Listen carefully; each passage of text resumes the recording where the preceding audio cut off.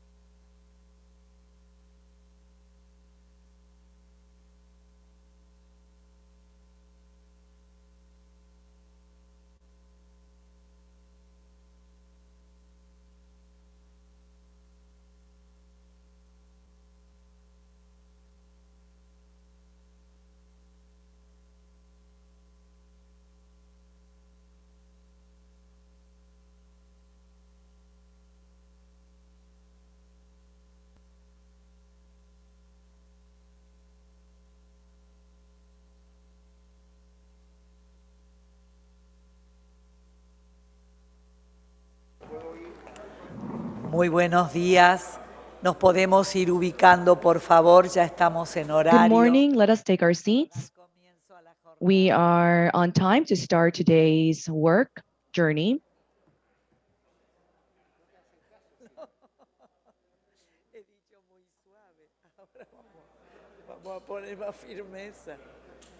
I think I need to be a bit stern.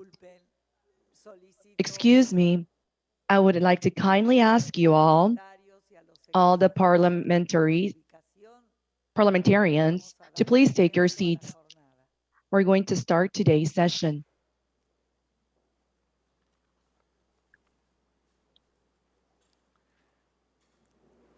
Muy buenos días. Good morning, everyone. I hope you were able to rest and that you're ready for today's session in this House of Justice and in the city of Panama. I would like to warmly welcome the speakers that we will have today who are going to accompany us in today's work. We're going today begin our second day of this Forum of Security of the Americas with the topic of criminalization of cyberspace. Today, in our first panel, we are going to have with us the private sector.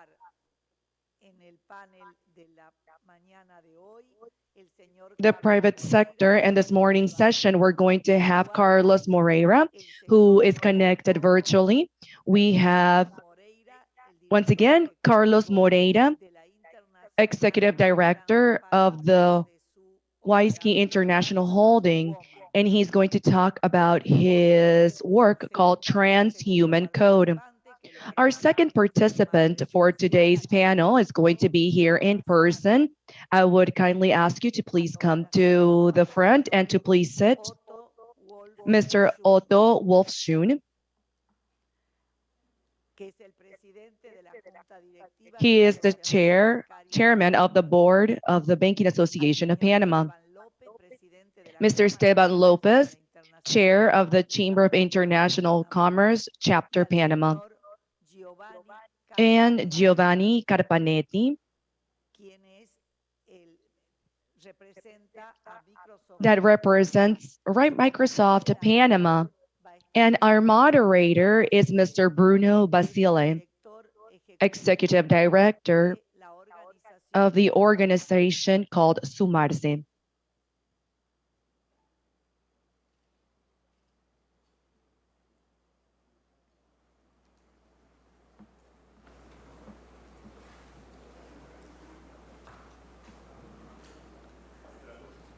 Muchísimas gracias. Adelante. Thank you very much. We may proceed with today's session.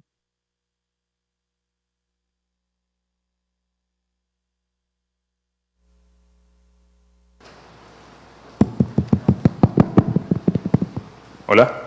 Perfecto. Muy bien. Hello, perfect. I think everyone is able to hear me. First of all, good morning, everyone. For me and the Sumarse organization that promotes sustainability of enterprises here in Panama, it is a great pleasure to be before each one of you and to participate in this forum. Today, we are the moderators of this panel. Today, we're going to have interventions of Mr. Carlos Moreira, Otto Wolfschoen, and Esteban Lopez, and Giovanni Carpanetti. This panel, it's within a framework of the private sector and is aligned with sustainability. Most likely you may be asking yourselves, when we talk about sustainability, are we exclusively talking about economic sustainability or social or environmental sustainability? However, we need to understand that sustainability is cross-sectional in a company or in any enterprise. Cybersecurity and the technological transformation that we're living today, it is part of this fundamental pillar called sustainability. And this new enterprise agenda that is focused on listening to interested party, focused on mitigation of risk and the creation of trust within all of the stakeholders, whether they're the investors, our coworkers, or our clients. In that sense, we have a very well distinguished panelist with us for this session. First, I would like to ask you all to address the audience with your welcoming remarks, considering the brief time that we have, and then we will quickly move to specific questions. So we are going to begin with you, Esteban, that you're right next to me. The floor is yours. Good morning. Thank you very much for having me here in the Latin American Parliament. Thank you very much, Konrad Adenauer Foundation and Crime Stopper. I have known the foundation now for a bit 17 years for the work carried out here in Panama. When I was a young Christian democratic representative, I have had some interaction with the foundation. I would like to briefly say what is the Chamber of International Commerce. This is one of the most important and prominent chamber globally. We're present in more than 139 countries. Currently, the Chamber of International Commerce has a permanent presence in the UN, and it was founded more than 100 years in 1919. The Chamber of International Commerce manifests through its national chapters and through working commissions. In Panama, our chapter was founded in 2004. And regarding cybersecurity and criminality and everything regarding blockchain and crime committed over the internet is managed by the Digital Department Economy Commission.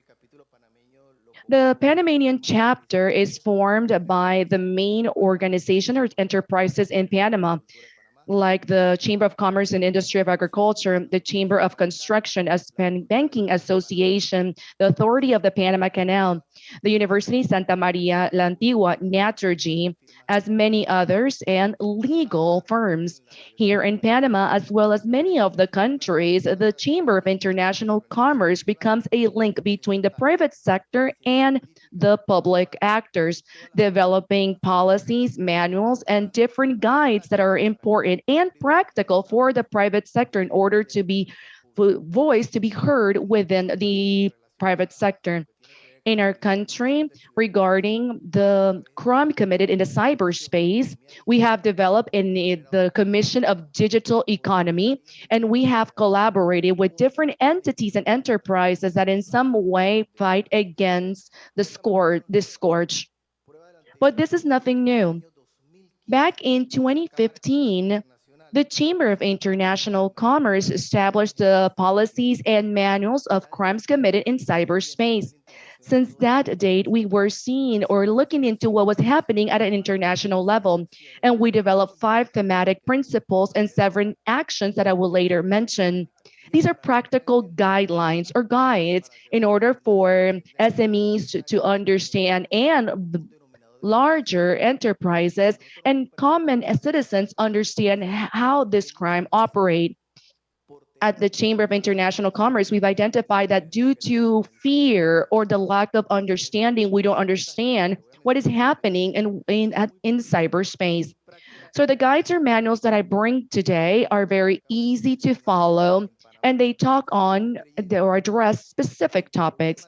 Here in Panama, in the Chamber of International Commerce, we believe that the way that we tackle crime committed in the cyberspace should start with training or the building qualities and skills and competencies at a local level with all of the different boards and associations of professionals and at the enterprise level.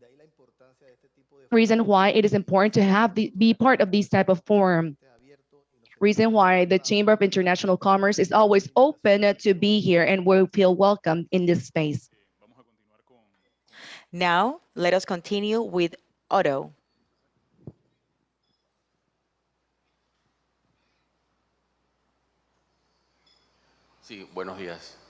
Good morning, everyone.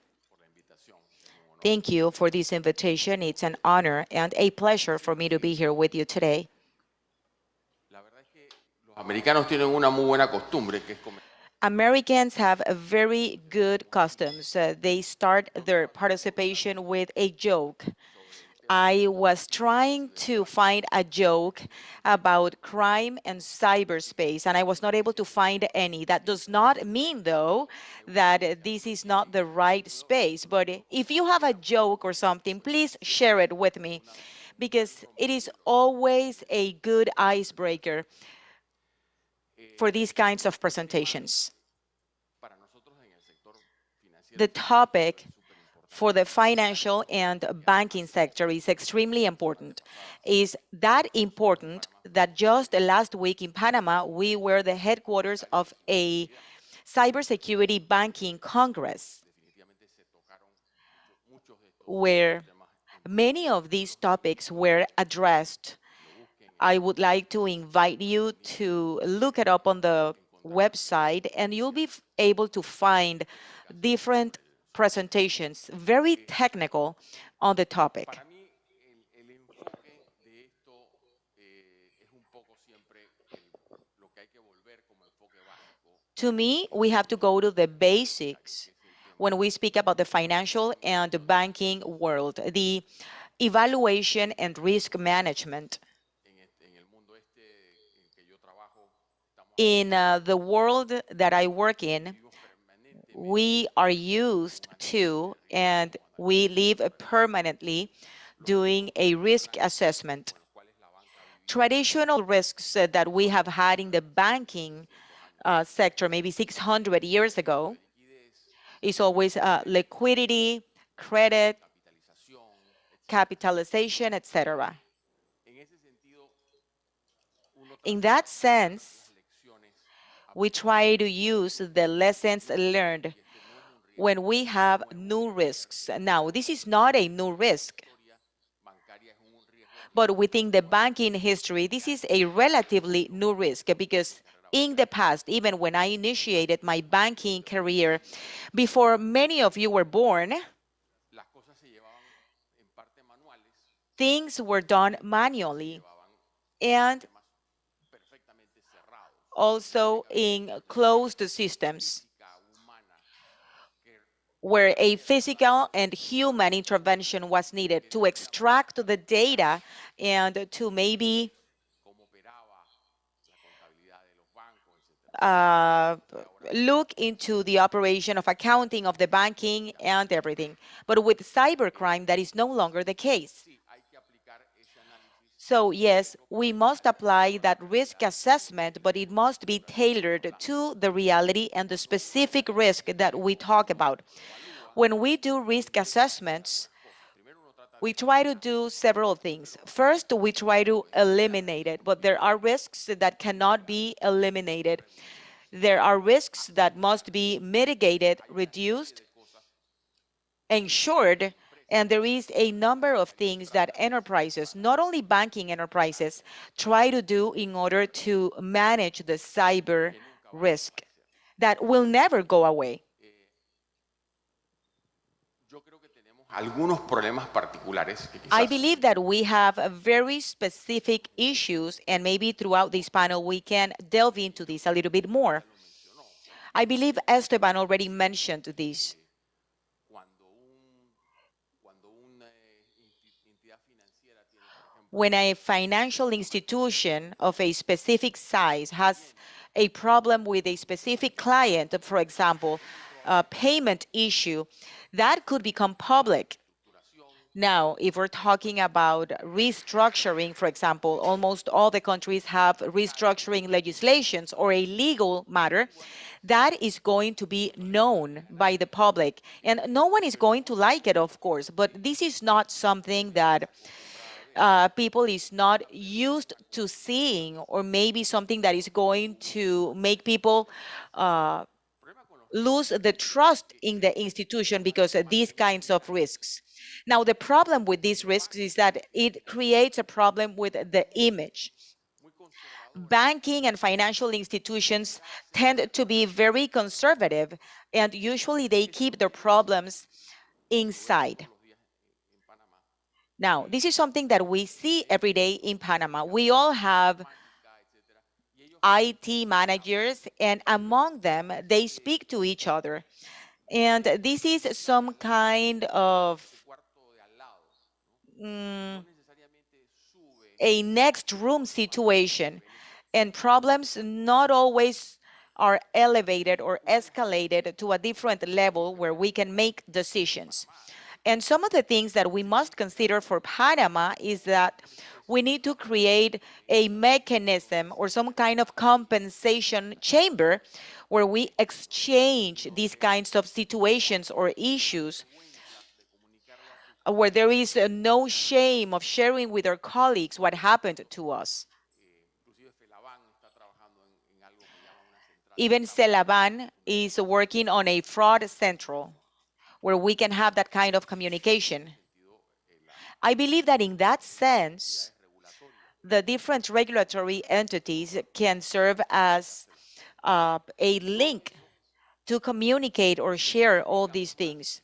And everything gets even more complicated because this is not a national security issue. This is an international issue. We do not know if hackers, well, maybe hackers that hack someone in Panama is going to be in Azerbaijan, for example, or they might be in a country that is completely outside of our jurisdiction, for example.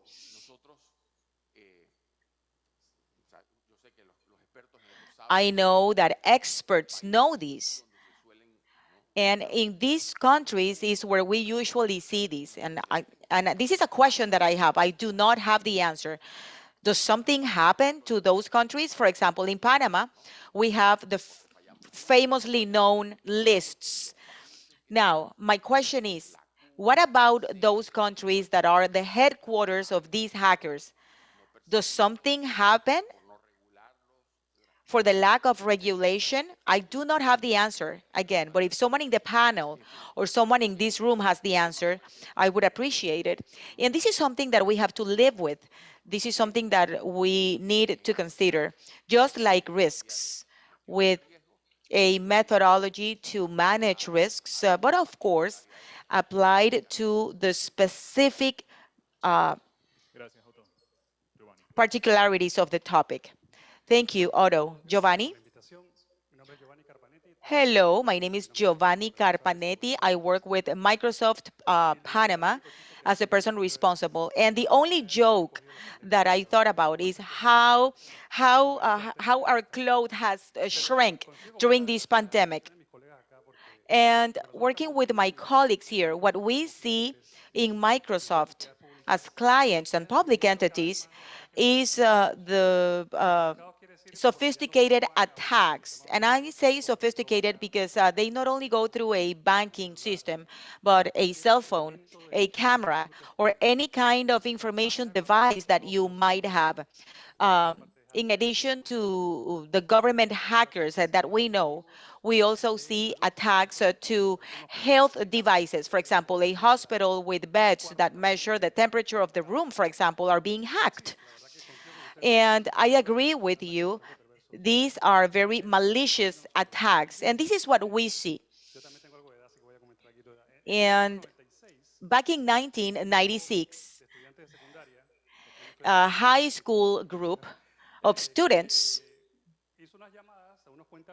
made calls to account holders from a local bank, and they would say, we are calling from the clave system. Something happened with your card, and we need the PIN number. We need the PIN number so we can restart your card. Back then, the clave system was just in its beginnings. Now, in 2021, we usually do security assessments for governments and enterprises, and we find that the passwords of the administrators is Bank 2021. That is the password. So what's changed in the last 25 years? Technology, people maybe hasn't changed. And I agree with my colleague, we need strategies so people can better educate themselves on cybersecurity. Cybersecurity is our responsibility. Technology keeps moving on, but if we have the same behaviors that we did 25 years ago, we are not going to achieve many things. On behalf of Microsoft, we have a digital crime unit. This is a group of engineers, lawyers, data scientists, data analysts throughout the world. And this unit supports governments, NGOs, government entities in the creation of policies to criminalize digital crimes. We also monitor bot networks and child pornography networks, child exploitation networks. We support NGOs that prosecute or go after criminals. So any of the NGOs or governments that need to contact Microsoft to help with this task, we are at your service. And going beyond what we have heard so far, you have heard about the metaverse. This is like the new trendy word. Before it was big data, now is a metaverse. And we do not see, because we have to deal with cybersecurity in the metaverse. And this is nothing that new in the sense that 25 or 30 years ago, when the World Wide Web started, there was people trying to send you fake domains from www. Now, instead of having someone calling you over the phone asking your PIN, you will have an image on a virtual call saying that this is your boss or the bank teller asking for your password. So the lesson is to learn from the past. If we already had these security issues in the physical world or the first stage of the virtual world, it's highly possible that it's going to replicate in the metaverse. Like Esteban said, we are not only the only stakeholders to have security for all. We ally with governments and competitors because we understand that security is extremely important. I do not know, or I do not have all the answers. I am willing to share my knowledge, and without giving names of my clients, I'll be able to help. Thank you, Giovanni. Now I would like to give the floor to Carlos Moreira, joining us online. Carlos, please go ahead. The floor is yours.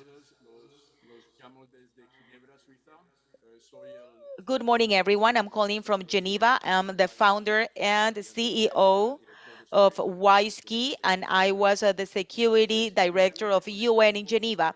First, I would like to speak about the topic. The presentation is Metaverse, but Metaverse is not only the hyped name in the market, but with the evolution of the Web 3.0. If we go back in history, Web 1.0 was created in Geneva by the CERB, the nuclear lab. And back then, I was in the UN. We shared the same data center, and the mission was to connect computers in a fast way in order to create what we know, a world where everyone have access with a link or URL and access the website without having to worry how to connect or where in the world you are. That was the revolution of knowledge. For the first time, we started gathering data from silos and we made it available worldwide. But back then, we realized one thing. Engineers working then, we identified that the digital identity of the human being was not introduced in the web architecture 1.0.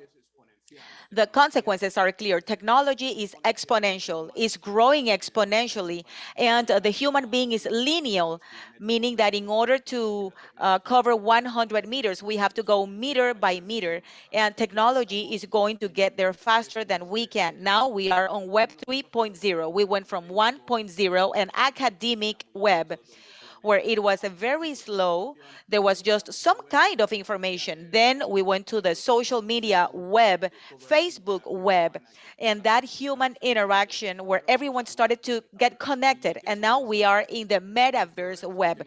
What happens here? The problems that we have in Web 1.0 are going to grow exponentially in Web 3.0.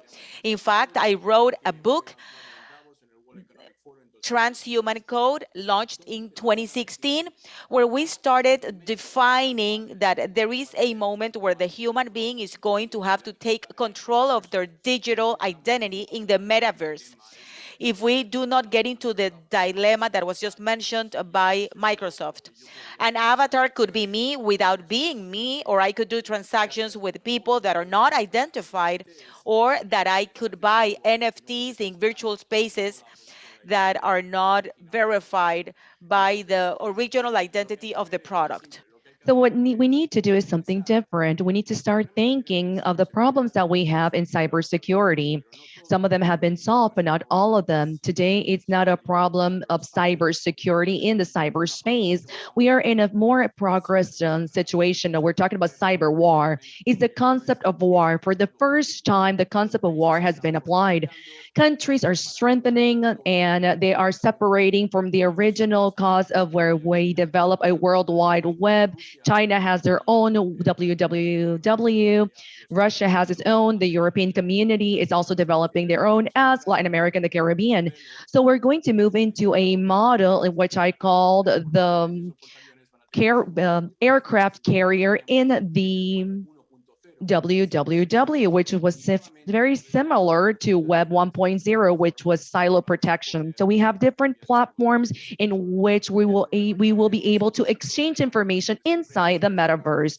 And the problem here is that it should not be the metaverse of one company. Metaverse is based on blockchain technology, decentralized technology, where anyone can have access to ledgers and be able to meet, create, sign a data objects or individuals in the blockchain. Therefore, the fact that we have an industry of $10 billion, which is an industry of these enterprises that have taken advantage of the deficiency of Web 1.0 and Web 2.0, in order to change the human being to a based on consumerism. Today, the companies don't see individuals as the value that they have as human beings, but as an individual that's going to buy and consume our product. So they perceive humans this way, then humans become an object or a product of these companies.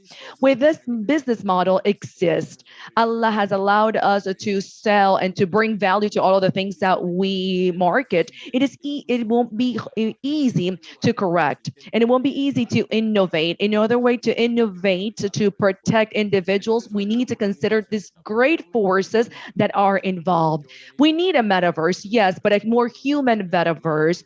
In the forum that is going to be held in May, we're going to have a deep dive regarding metaverse. Just last week, we had a conversation in Panama. I had a conversation with another country that we were talking about, well, we define the entry doors for the metaverse. And this is a great opportunity for those countries that are service countries similar to Panama, where we got fintech and blockchain, and that they're now becoming the headquarters of metaverse, or the opening doors to the metaverse. Metaverse should be completely decentralized. The concept of Facebook is stating that they are the metaverse. That is a problem because they already had the issues in Web 2.0, and their problems are going to expand exponentially in Web 3.0. People have lost trust and they don't in confidence. So there is a trust deficit right now. We don't trust in interacting with certain type of platforms. I was in the Vatican and speaking to the Pope regarding ethics and in artificial intelligence. In the metaverse, what is happening is we're bringing together technology. For the first time, we are in an era where there's an Italian renaissance, where technology has come together. AI, quantum, INT, and technology of algorithms. All these technologies for the first time are coming together and speaking to each other, and they're growing exponentially and creating the connection required to create another phenomena that is also exponential, which in accelerated, which is the individual growth of these different technologies. So we're in an era where the humans have lost control of this process, and this process is going to be controlled by enterprises that have algorithm systems and intelligence in order to make decisions. And we want to avoid this. We want to avoid a situation where humans lose control. We need to reposition humans within this metaverse architecture. I work with Microsoft, and we are going to integrate the DECA Core, which was an initiative launched by Microsoft and the Peace Association here in Geneva. One of the largest companies that respects human, and contrary to all of the different companies that I already mentioned that have a business model which is more centralized in the trading of humans. So here we're trying to find solutions for cybersecurity. Cybersecurity is an extension of a natural human instinct. It's a warrior instinct, an instinct that we see as we develop as a civilization, but in a cyberspace. One of the panelists said, how can countries that are under attack understand if something works or not? I can say that cybersecurity today, if someone today wants to attack you, they can go to the dark web, grab or buy a software that already exists, and download the models or the guides, and they can use this. This is very well organized. It's like an IP where hackers can access to malware that could allow them to make a living. That is what they do, and it's an employment creation system. If they're not able to be employed because they have certain limitations in the countries that they live, then they have found an industry that is very welcoming and represents billions of dollars. So my message is that Web 3.0 is going to bring new opportunities. It is a web that we will be able to decentralize technology. It is a web that's going to create value. We believe that the world that we live has been built by 200 million individuals that have thought, collaborate, and colonized. But now in Web 3.0, the number of engineers that are going to build that metaverse doubles. There's going to be a quite integration, and the only way for us to connect, to talk, and to see what we want to live in that metaverse then is by having this forum and talking to each other, sharing information, because we are about to start that. We are already on that fourth industrial revolution. Is going to create problems, definitely. Today we talk about climate change and the instability that we see. This could be resolved with the computing capacity that human beings have today. If we stop traveling and we stop consuming and buying things in an uncontrollable way, then we are going to have a better world. I think it's an advantage. I work with a lot of young adults. We've developed several NFTs, and we do a lot of virtual meetings. These young adults no longer have that need that other generations had of having things, to control things, to have a vehicle, to buy an apartment, to travel throughout and get to see the world. They do this through metaverse, and the experience or the emotions are almost the same without seeing the problems that our generations have seen. Thank you very much for allowing me the space to address the crowd.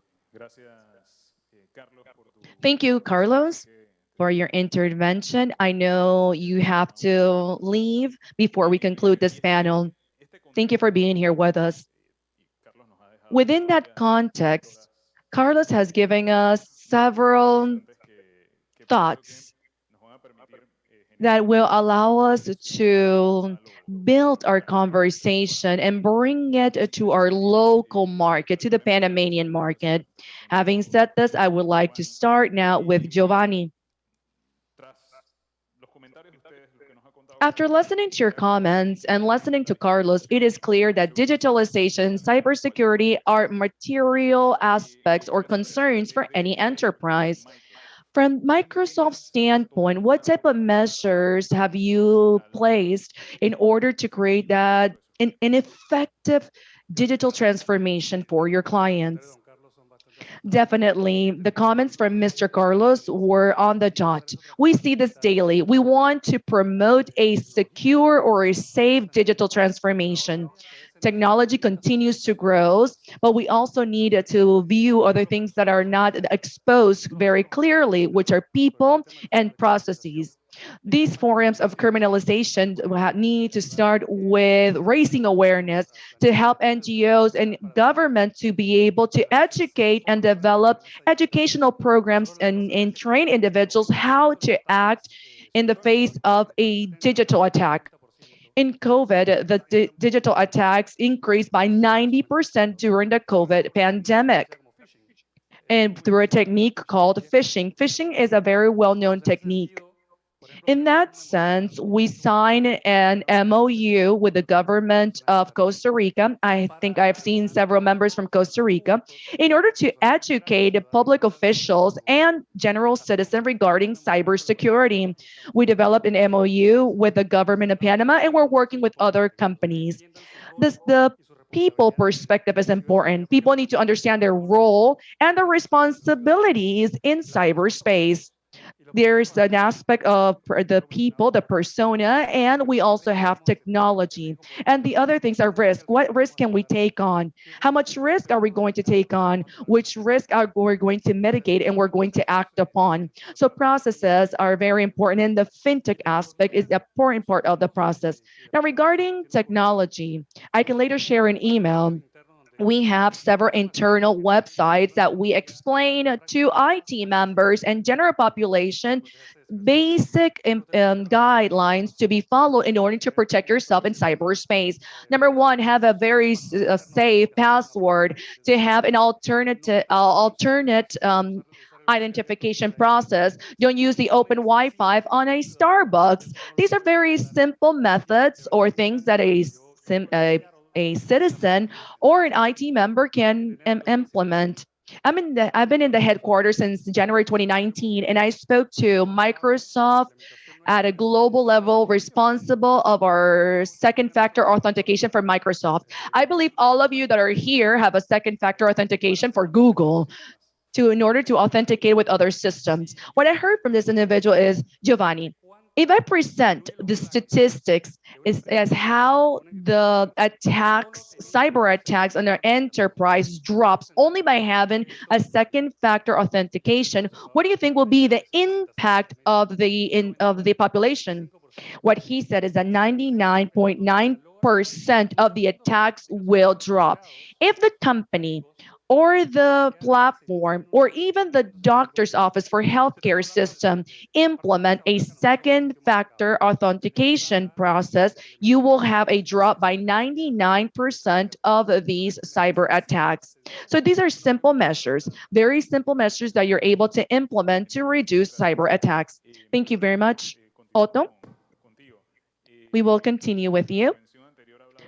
In your intervention, you talked about the evolution in the banking sector. In that same line, what type of measures are the banking systems or the Panamanian banking system implementing? First of all, I would like to say that I completely agree what Giovanni just stated. The persona element is very important. Education is another important factor. It is true that many of the bad things that we see is because people are not trained or educated in how to protect themselves. And in our world, in the banking world, where we have many clients, one of the main topics is that we need to continuously educate clients in how to protect their information, data, or things that are very simple like online banking. To use a password that's strong enough that it's not just your name or your date of birth or the year that you were born. We can even make out a cartoon out of this. The other topic is internal education within the private sector. We are currently in a panel with the private sector. We need to train the enterprises. We need to train our workers, because many of the things that happen, once it happened the first time, we impose controls. or we can create the controls. And many of these controls de algún empleado interno. have the participation or the engagement of an internal coworker. So we need to do that callback. What is a callback? What is an easy way to do a callback? This could be done with the number that was given to you on your email to where they tell you, I want to transfer $50,000 from my account A to the account of another individual. So if you're going to call that same number, these individuals will definitely going to deceive you. This is something that we can achieve with education, with training, and with experience. People will learn as well. But of course, educating our workers inside of our organizations and educating our clients is extremely important. There are technologies that have reduced this aspect significantly. For example, the credit card chips. When we didn't have them, and it was just the magnetic band or the magnetic strip, I can ask quickly, who wasn't robbed? I was robbed. Why? Because maybe, for example, you would use your card and a transaction would pop up maybe 2-3 months after that. And now with the chip, we are not seeing that many cases. And another thing that we have to do is to counter these things with technologies. And it is important to understand that we are always going to be a step behind, because in the bank, we have the anti-fraud departments, etc. But that is not our business. This is just part of the process of protecting our business. But just like Carlos mentioned before, there's people that make their living of this. So they always try to find a new way to rob us. So I believe this is a combination of these technologies. And as I mentioned in my first intervention, the cooperation and communication that allows us to learn from the previous mistakes, the mistakes that others have committed. Great, thank you, Otto. Esteban, now, from a guild perspective, an international guild perspective, tell us, what are the trends, what are the measures that we see? Well, thank you. I completely agree with everything I heard about. And I noticed that Carlos and Otto focused on education, educating people. This is what we are doing. You cannot imagine the number of enterprises that have no idea what cybersecurity is. A great number of enterprises managers that do not understand the language of a compliance officer, data officer, IT officer, and this is why we focus on simplicity. We try to explain in the most practical and common way to everyone what is the cyberspace, what is a blockchain, and what are those security breaches that could avoid a major problem. In the International Chamber of Commerce, we have the Arbitrage International Court. And this is my expertise area. This is why I feel out of my space, because I'm with a lot of experts. I am going to share things that have occurred. And even though a person has all the knowledge, we know that we all can make mistakes. In 2019, in an international arbitration, if you do not know, an arbitration is based on confidentiality. Hence, I won't be able to mention places or names or anything like that. In the hearing, one of the lawyers said,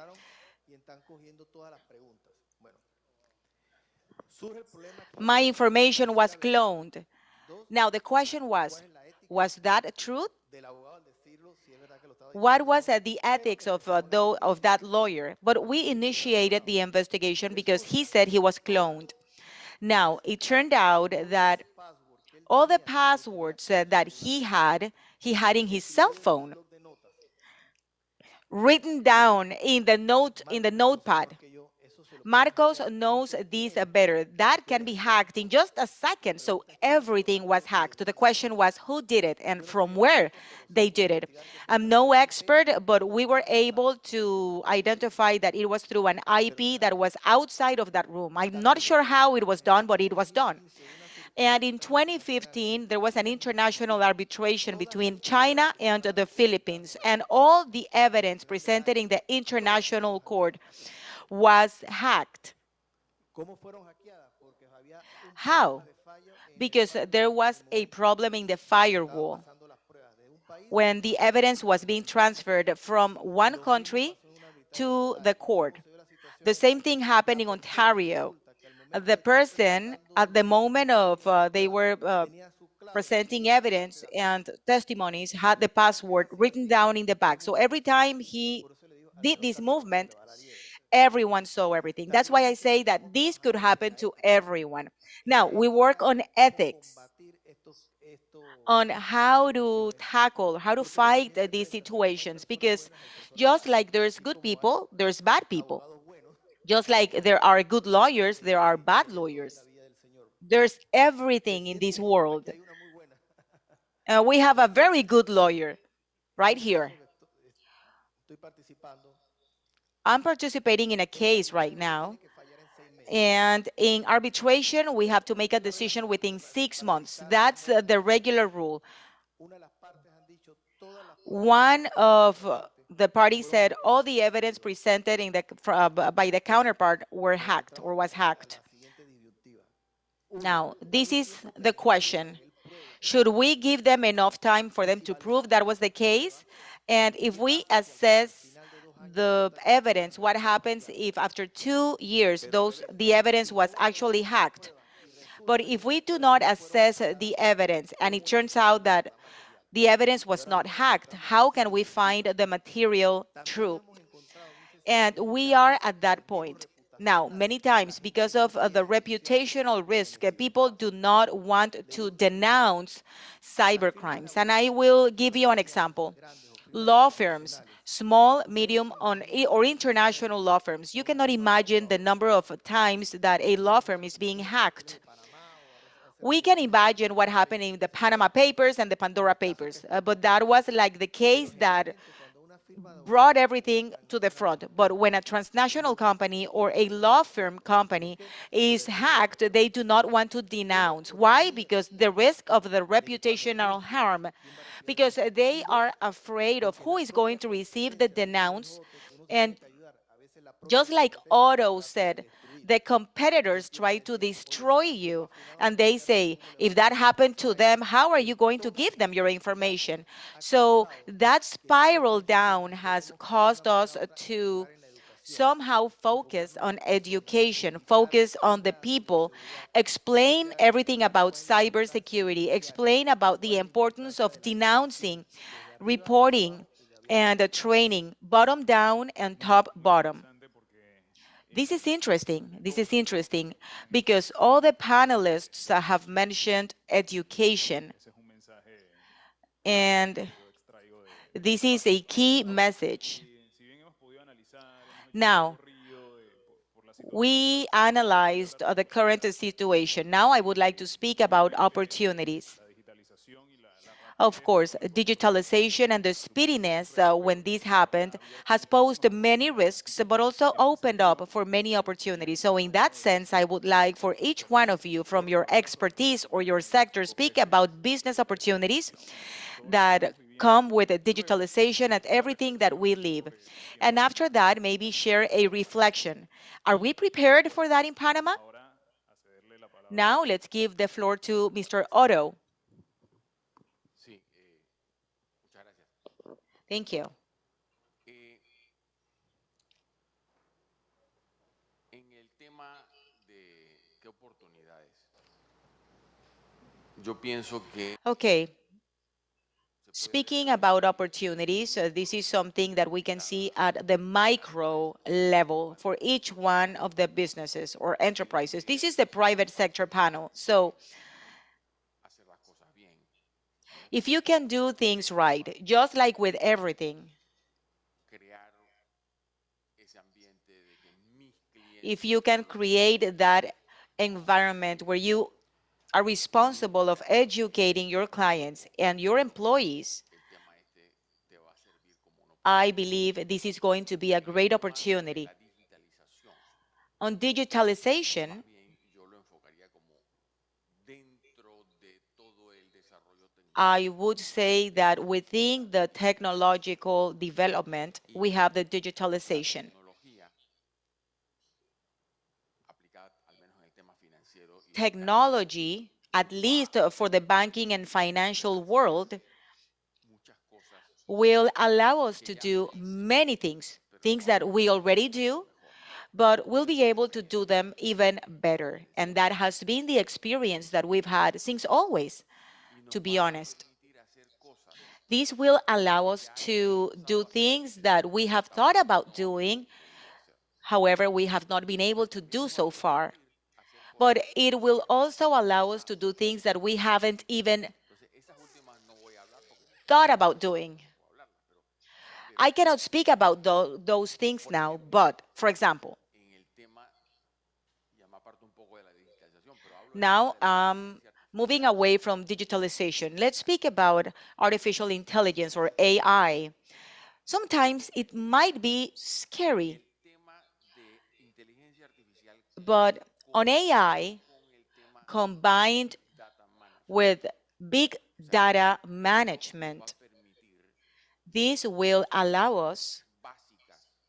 very basic things, Hombre, normalmente los bancos such as, for example, usually banks have a model or some kind of score pattern, and they decide, for example, this person qualifies or does not qualify for a credit card. y califica para una tarjeta de crédito, And this person qualifies for a credit card up to a $2,000 limit. 10,000. This other person qualifies for 10,000. This other person does not qualify at all. Análisis hacia atrás. And when we do a back analysis, we realize that we have false positives and false negatives, being that you assumed the risk and you ended up giving a card to people that were not able to pay. Gente que no le diste la tarjeta. But there's also people that were not given a card, and once you check their references, they have a very good credit behavior, and they got the card from another bank.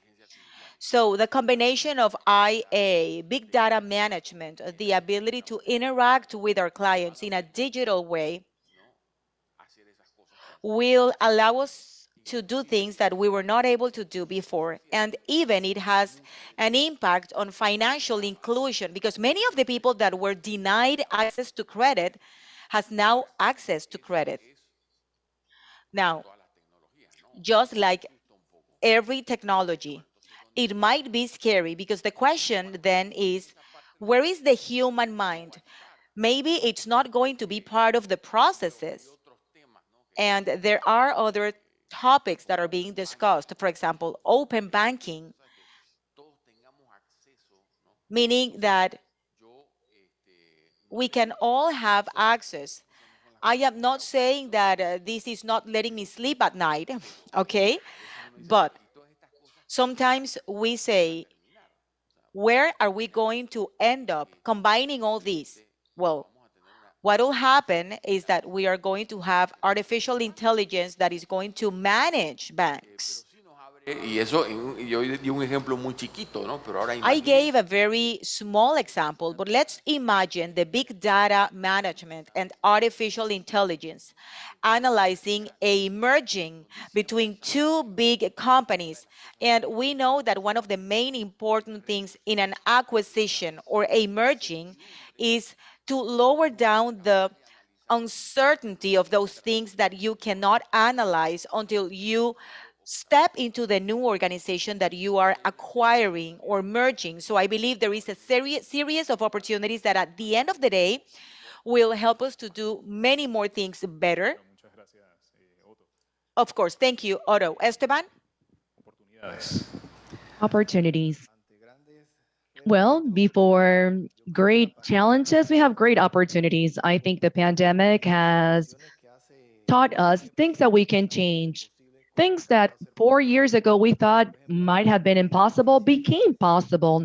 It was difficult in the past. Speaking from my standpoint as a lawyer, every time we wanted to trial an individual, we all had to be at the same place. But today, international arbitration could be done where you are in one place, the witnesses are in another place, the headquarter for that arbitration is in another country.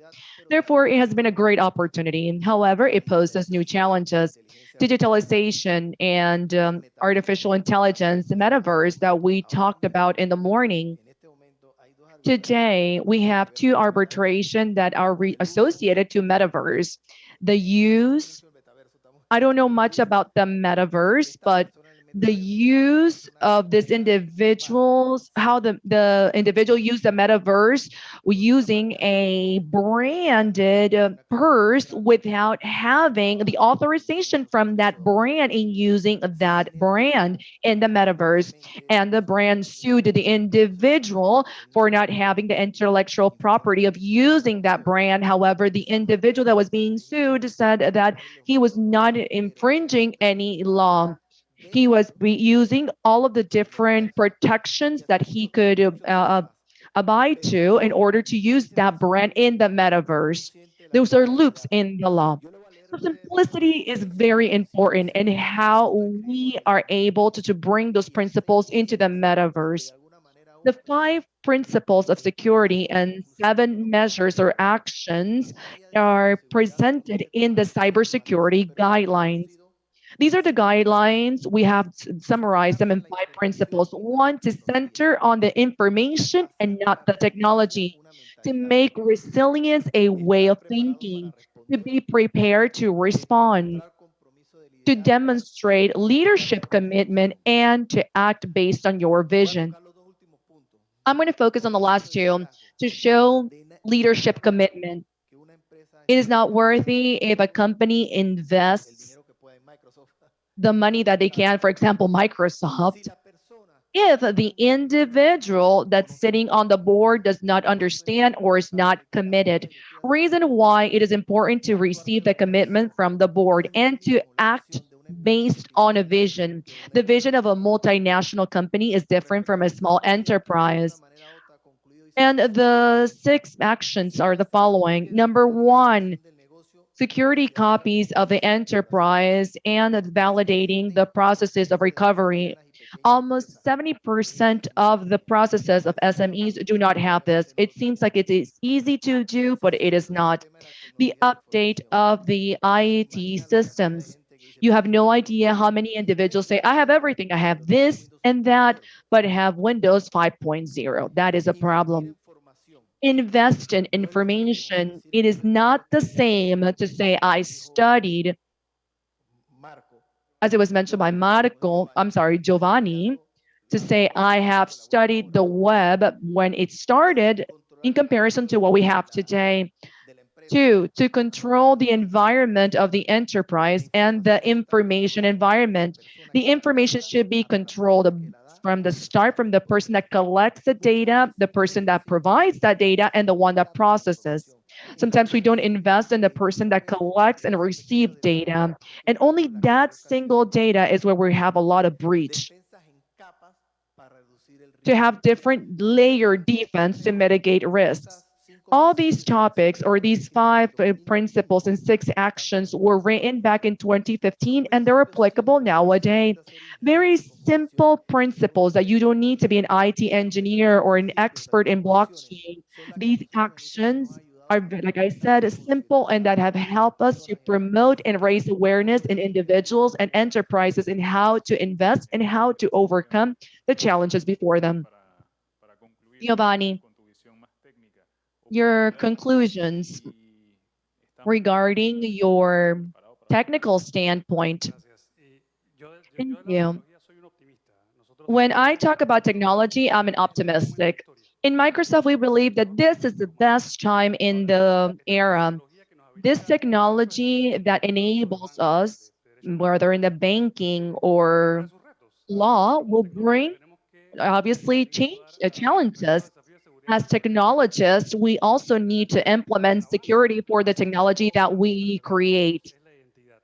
We need to be able to protect the basics, which is Los the ciudadanos, identity. las personas, las empresas Citizens, tienen que tener una individuals, identidad enterprise need to have a clear and defined identity pero que una that identidad needs to be bien definida. validated by Cuando second esa identidad está formada, los factors. escenarios que se When presentan this identity is nosotros lo vemos en formed nuestra or agenda. created, then we're able to have a bank in Guatemala Que presta plata a granjeros, that te ayuda offers a entender cuál es el loans mejor camino to para ti. farmers.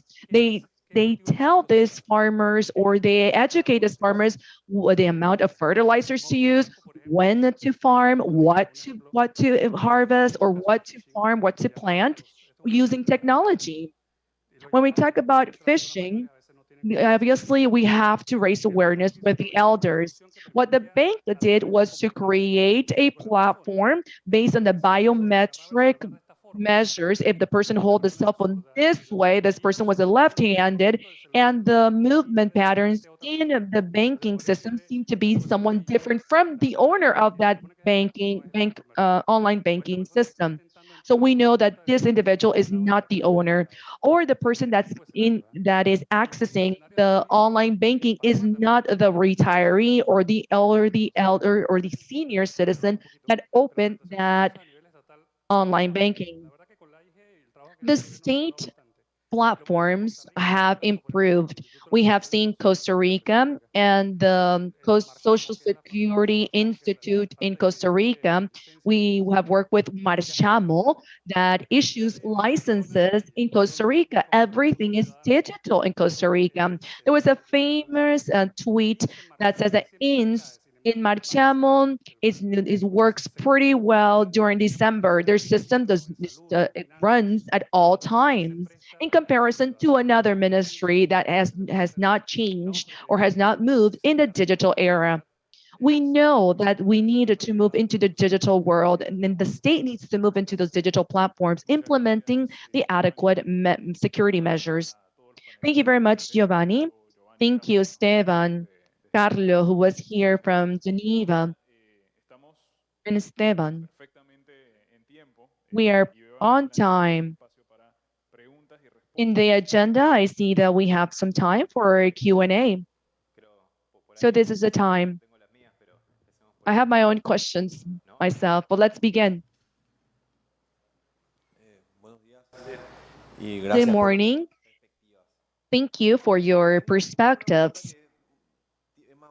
I have a question. It's more of a reflection, aware that it has a little bit of romanticism in it. I am convinced that this is a journey of business opportunities. This has opened a new range to industries and development and things that we are not even considering yet. But how do we create a path, a way for these opportunities not to be a business at a local area, but a business for the broader aspect? I come from a country where the banking system is not completely developed, and the development of financial systems and to have an inclusion to the banking system is very limited. How can we change this journey for it to be a journey of change and of opportunity and not a journey of obstacles? AI can definitely learn to identify risk and vulnerable risk and exclude these risks. But rather than seeing an opportunity of financial inclusion and prosperity and to open new doors, this is something that AI is limited. This was my reflection. Interesante la pregunta y muy buena, Very ¿no? well, good question. I would like to start saying that The first barrier to financial inclusion generally resides where I have two ways to see this. I have my biases. I would love that everyone be included financially. Those are clients. The first barrier to financial inclusion is poverty and informality. And we need to see this in a differentiated way. Evidently, the states can say you, the financial intermediary, need to include individuals, whether it's a good or a bad business for you. I don't agree with that. There could be some states that say yes, you have to do it, and it is part of your responsibility because you have a license of carrying out this type of business. Then you should be able to do this. I don't think this is the best way to do this. The problem is, how do we manage an individual that is so poor that the possibility to create business for the bank is very low, minimum, or even inexistent? Well, there's one way to do this, and the way to do this is to reduce the costs that this represents to the bank. And the only way to do this is through technology. An example, here in Panama, and all Panamanians will complain that when you open a bank account, you have to fill out. I was trying to create a word. It is a system that that you have to fill out many papers. It's more than 50 different forms, and you have to follow up. But with technology, we see an improvement. Now we're offering a product where you can open a bank account using a digital platform. So this is one way to improve financial inclusion and to make a user-friendly regulation, user-friendly for our end user and the banking institution. If you cannot bring a solution to the lack of income that will come with these populations, then reduce the costs for the bank.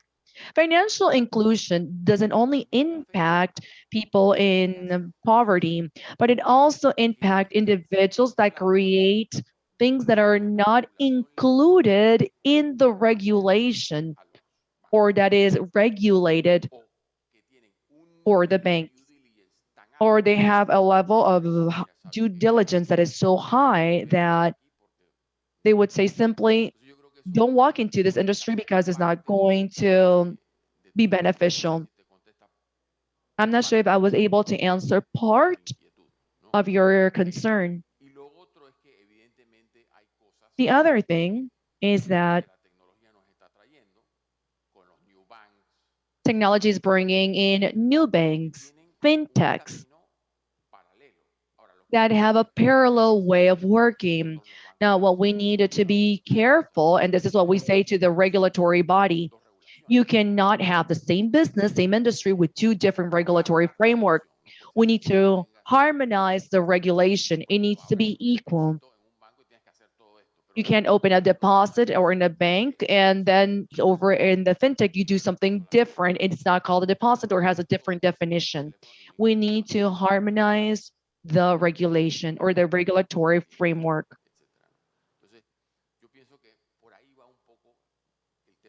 So I think this is part of the things that we need to consider when talking about technology, and to have a regulatory framework where individuals can use the technology in order to be integrated and for them to have financial inclusion.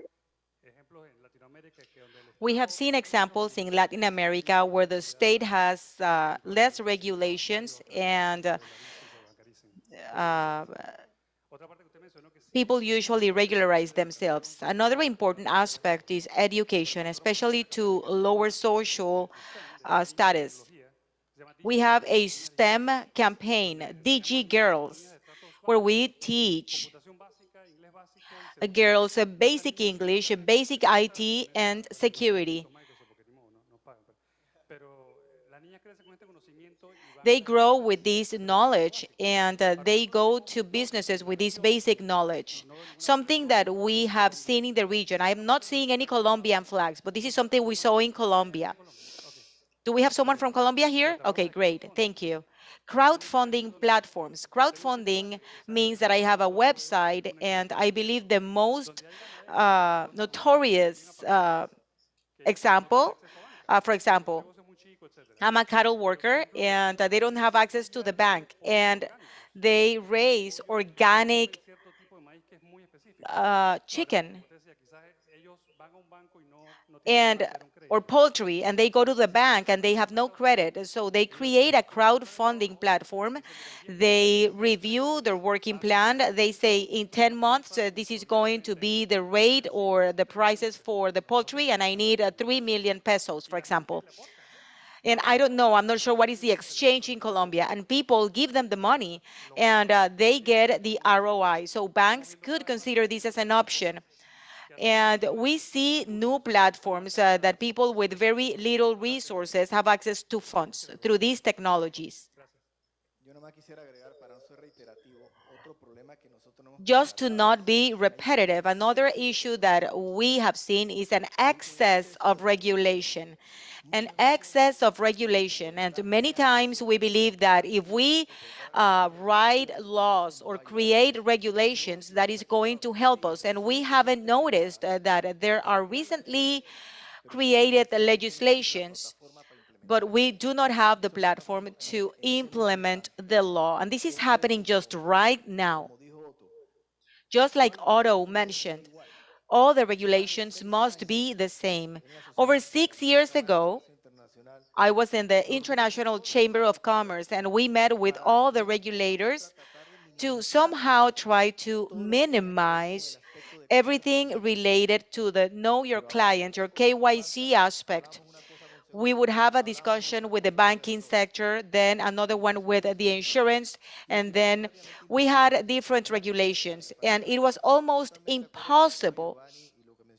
I agree with Giovanni and Otto. I believe that a great problem we have is regulation, excessive regulations that many times make more difficult for people of low educational levels or scarce resources to go beyond what they can right now.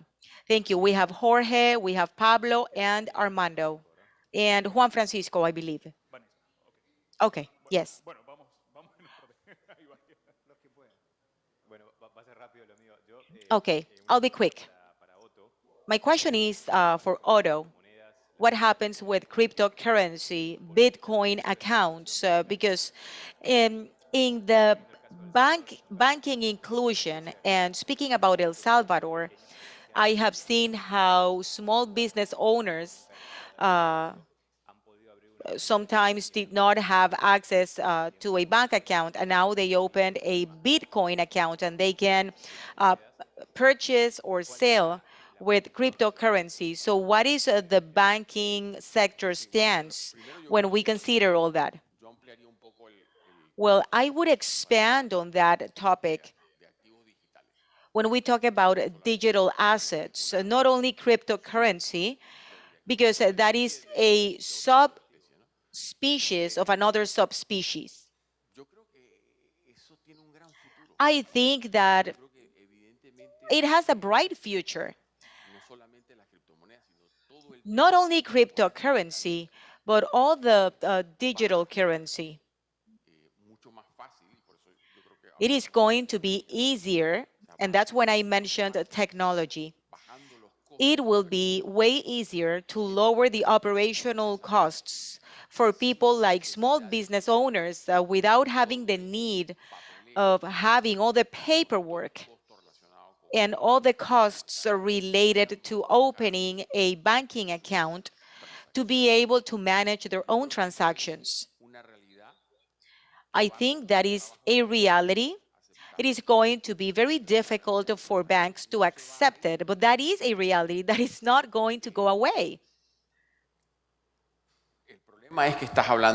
The problem is that you are talking about a currency And humanity has spent years and years to try to avoid that fluctuation in currency, because the fluctuation brings a number of consequences that we all know.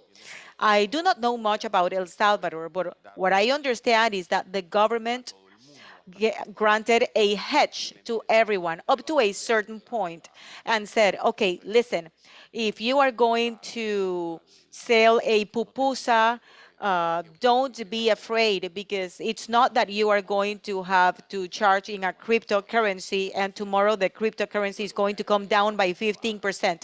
I can assure you that once you exchange that into dollars, because I believe that El Salvador uses the dollars as well, you will have a hedge. You have a hedge and you will have a return, and it will not be connected to the currency fluctuation. And for that, there is a great liability for the state. So we cannot do it in a limitless way, but I believe that is going to be part of the solution. All the payment systems that work with blockchain technology, allowing you to do transactions in an almost instantaneous way, that allow you to work in a direct way with people.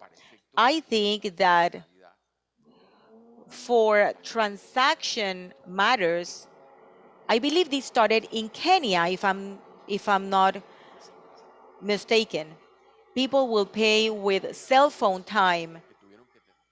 So it's not that they needed to create a different currency.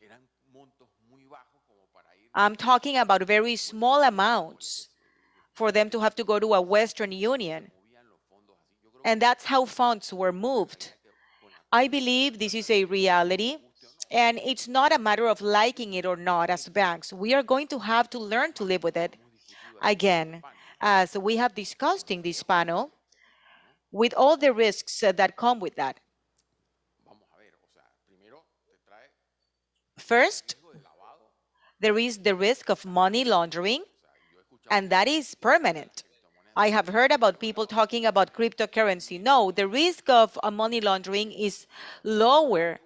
And I say, okay, well, there is a reason why hackers want you to pay in cryptocurrency. Otherwise, they would ask you to pay with other currency. But that is something that I would say we can find a way to mitigate, or at least to regulate.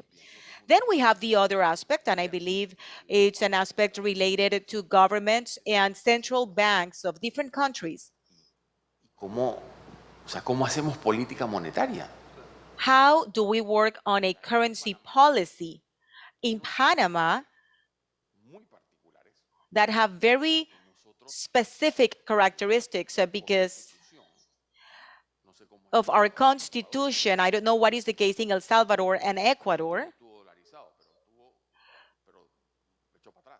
Argentina was using the dollars, but I believe they went back or they went forward. Depends on how you want to look at it. But by the Constitution says that we do not have a forced currency.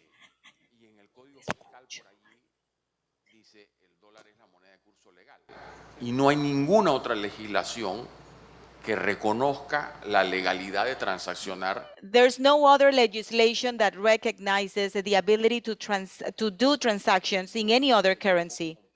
So I believe it'll be a little bit complicated to legalize cryptocurrency and put it above the euro, the franco, the yen, because none of them is legal.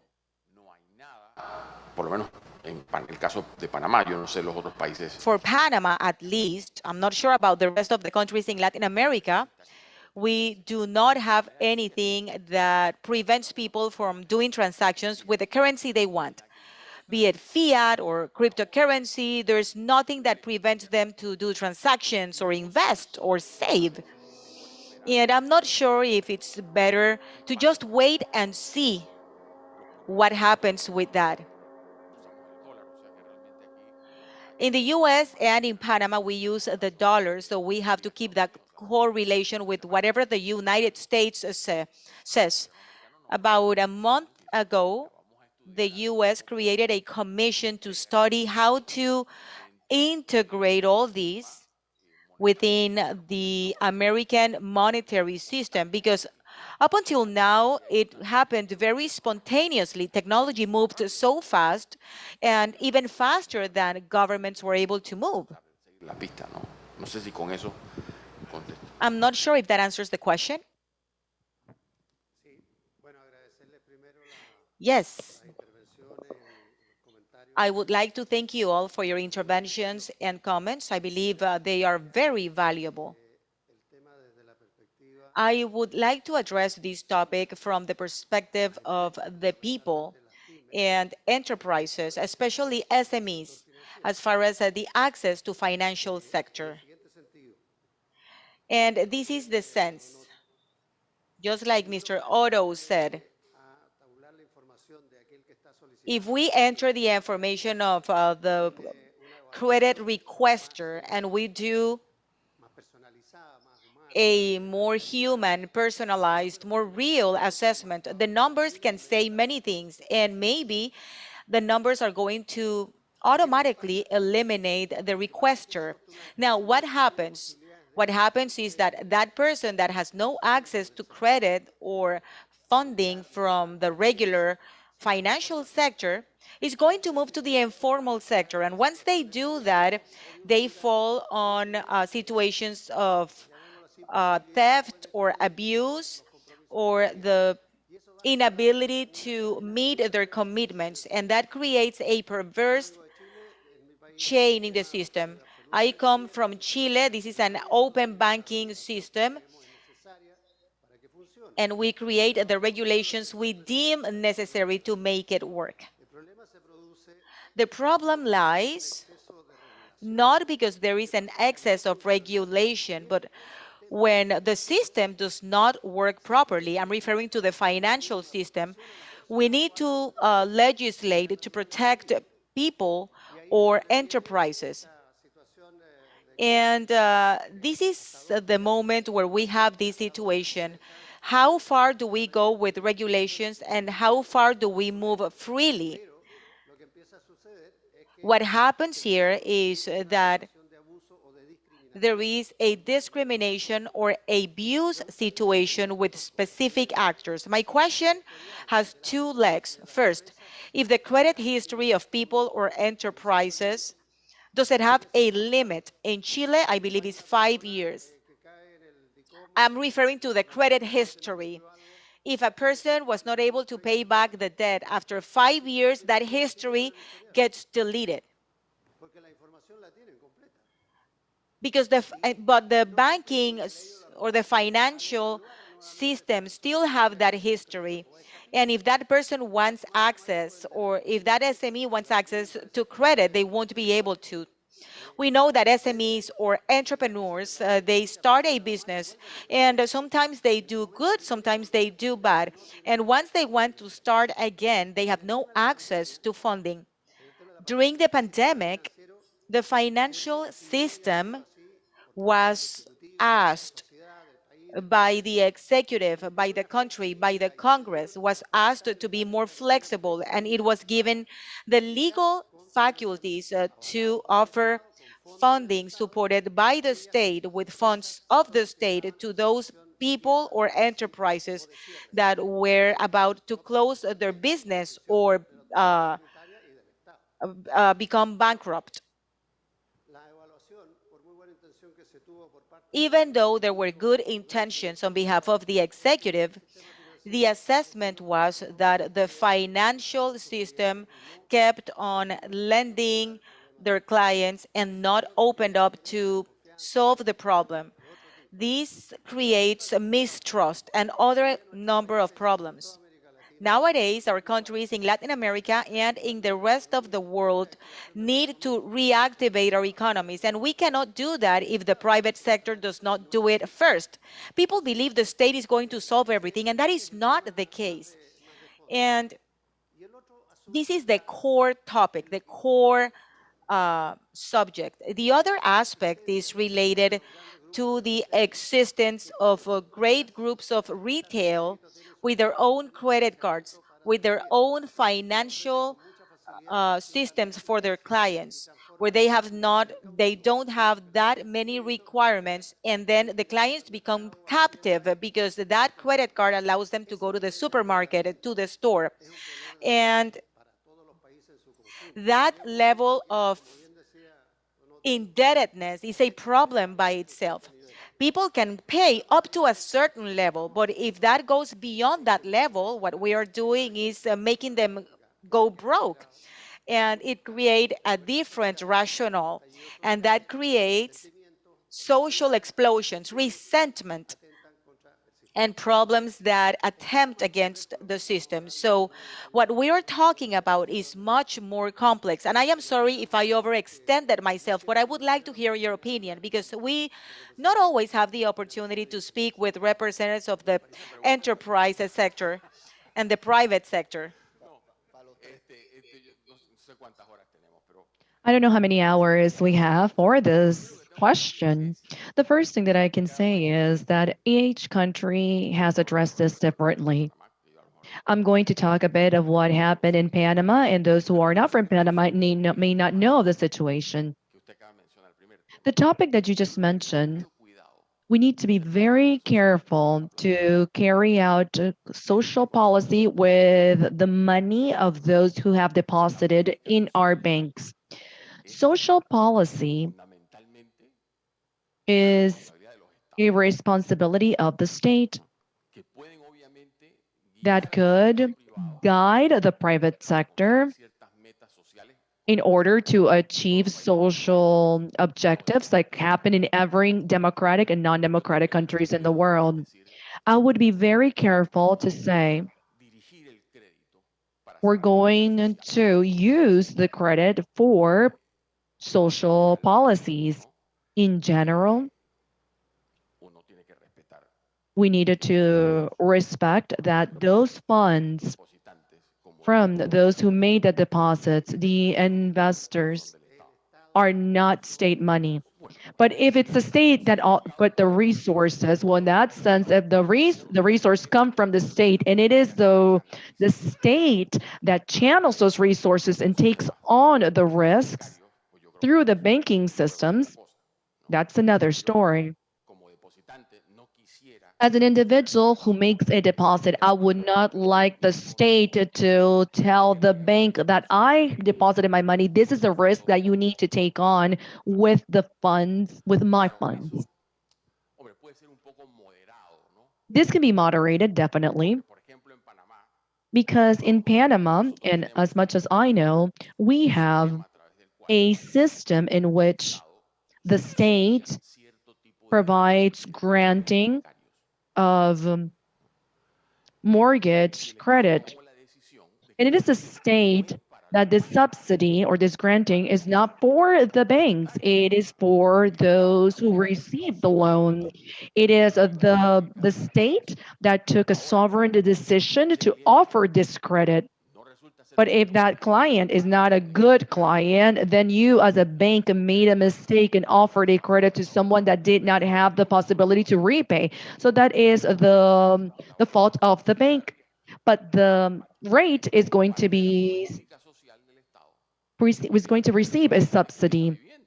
But in the state policy, we need individuals with a dwelling to have that power acquisition to acquire a property and to receive a mortgage loan in order to obtain that objective. Reaccionamos frente How we react in the face of a la pandemia. Bueno, the pandemic crisis, once again, here in Panama, tuvimos we had entre la moratoria legal y la moratoria regulatoria, a regulatory and a legal la moratoria deferral. We had the longest deferral, profunda y más amplia. the deepest and the most ample in comparison to the rest of the world. Tuvo un periodo de moratoria legal It wasn't just a period of legal temporary moratorium donde no era obligatorio pagar where it was not mandatory for you to repay and it was prohibited for the institutions to un año ask for the money. donde realmente al principio It lasted a year where the banks willingly, and then under a regulation, it was stipulated for the banks not to foreclose, not to insist. And as a regulatory system, the superintendency said, do not classify that credit as a bad credit. Así que te voy a dar un tiempo para que So I absorbas will give you some time for you to y absorb simplemente this para or take yo this creo on. que eso, ¿y por qué se pudo hacer eso? And why was this possible? Well, for one side, banks had the solidity to be able to withstand this. But during that period, there was not a single depositor that had to pay 100% of their interest rates, which had an impact in the banks. So in the end, each country had to come to a decision. Who's going to withstand the costs? ¿Qué hacemos, por ejemplo, dos cosas, ¿no? Now, regarding the other topic, one reference, Aquí son 5 años también. this is 5-year reference that is requested here in the banking institution in Panama. Sí, efectivamente, ¿no? O sea, si yo hace 4 años saqué If 4 years ago I had my credit reference, for example, for Esteban, and I have this in my file, and now I'm requesting a 5-year reference, then I'm going to have a term of more than 5 years. But that will also depend on the level of competition that we have in our markets. Why? Because a client that has good 5-year good credit, irnos al extremo, ¿no? and if we bring this to the other side of the coin, if we have one with a poor credit, Todos los bancos le van a decir que it is not a client where every bank is going to deny the credit. I don't know the level of competition in Chile, but we have 41 banks in Panama with general license, but they do not all participate in the same market niche. a lo mejor ese cliente que tiene But maybe that client that has had a 5-year good credit standing, but a couple of years at the beginning, he had a problem. Maybe out of out of the 41 banks, maybe 5 will consider to offer that credit. But if we didn't have 40 banks and we only had 3, maybe none of the 3 would consider this individual for a credit. al tema de So it goes beyond qué tan consolidado puede how goes beyond the aspect of the level of competition and how consolidated those banks are in the market. The other aspect are credit cards for enterprises.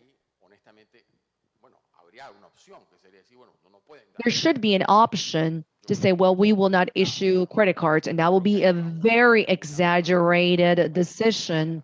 It goes back to financial education. The easiest thing in the world is to spend money. And when you have a small little plastic card that you can use, pero bueno, it becomes even easier. alguien te tiene que But someone needs to be able to control that. And that person that needs to control after the age of 18 is yourself. That is the person that should control. pienso que lo que It is easier said than done. We need to educate individuals and let them know that this is just not just a fire and forget, a preocupar de lo que tienes que where I'm no longer going to be concerned of repayment. el último tema que es el tema de las pymes. The last topic regarding SMEs, Las pymes tienen SMEs dificultades para conseguir, do face difficulties in having access to credit, pero sabemos que son súper but we do know that they are very important in the system. I have had experience offering credit to SMEs, and my experience was very poor. que los clientes fueran My experience wasn't bad because the clients were bad. It was bad because SMEs have certain repayment characteristics that are different from formal enterprises. SMEs have a entonces nosotros nos encontramos single que money pocket, the money pocket for the owner and the money pocket for the company. Once we offer credit for someone that would sell empanadas. And let's not talk about profitability. Let's talk about the risk. In the first month, that individual will have problems with the engine of the vehicle that will help him commute and sell the empanadas. And it doesn't mean that that vehicle was simply used to commute and sell his product, but he uses it for his daily life activity. So that month, unfortunately, he won't pay because he had to repair the engine. Y no te digo, But it goes me da pena beyond porque me that. da vergüenza. I don't Porque sé que no repay, puedo pagar. and I don't tell you that I won't repay because I feel ashamed that I don't have the possibility of repayment. Que yo So no the te puedo topic responder, here pero yo sé is que a con la topic in which I do regulación not have an de answer estos negocios to. formal, But with formal regulation, like a formal enterprise with 750 employees and audited by a recognized accounting auditors, then I know tiene que tener that una it will be regulación different. diferente. SMEs needed to have a different regulation, or maybe entities that will be that have the capacity to be able to offer credit to SMEs using a different mindset, understanding that yes, it could be a good business. However, it's not a business of how we measure the profitability of a banking institution. Maybe certain countries have answer to this, maybe providing differentiated support. And I bring this to the table because we need to go back and review these different challenges that we have. I want to build on because I just noticed Bruno looking at the watch. There are two things important of what you just mentioned. And we have carried out several studies. The only way to reactivate the economy is not through the state, it's through the private sector. Number two, there is some type of discrimination against, not against SMEs, but against the informal economy. These individuals who have informal economies, it is very difficult for them to have access to credit. Why can't they have access to credit? It's because to have access to credit, you needed to abide to different regulations. Here in Panama, we have a very unique situation. Just 6 or 7 years ago, and I know this by hand, very close to me because someone shared this with me. They carried out a business where they offered credit through a phone system. The amount that they offered as a credit was no higher or no larger than 100. And they started this business. When we went back to the regulation, it stated that this individual, it's not receiving money, so it cannot be regulated by the banking. We need to wend it to the Chamber of Commerce because we wanted to explain to the Chamber of Commerce that we need a regulation. And what called our attention is that the best payers are those from informal economy. We're talking about loans of no higher than $100. But there is discrimination, of course there is, and we're working on this. And the only way for an economy to be able to refreshen and reactivate is through the private sector. Many times there is a fine line between public policy and just being a politician, and that is a problem. Muy bien, entiendo, son las 10:58. I understand that it's 10:58. Más muy rápida para We have another question that we can swiftly answer. I would suggest to ask all the questions one after the other, and then you just answer. No, I'm just kidding.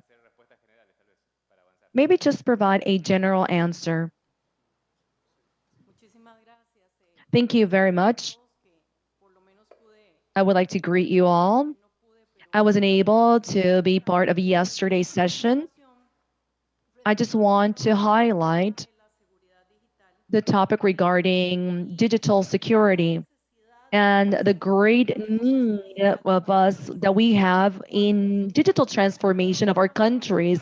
When we talk about digital transformation, we usually link this to digital security.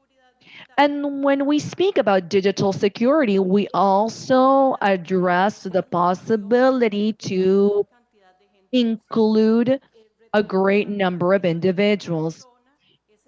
I go back to the aspect that the most important factor is the human factor, and we cannot break that linkage.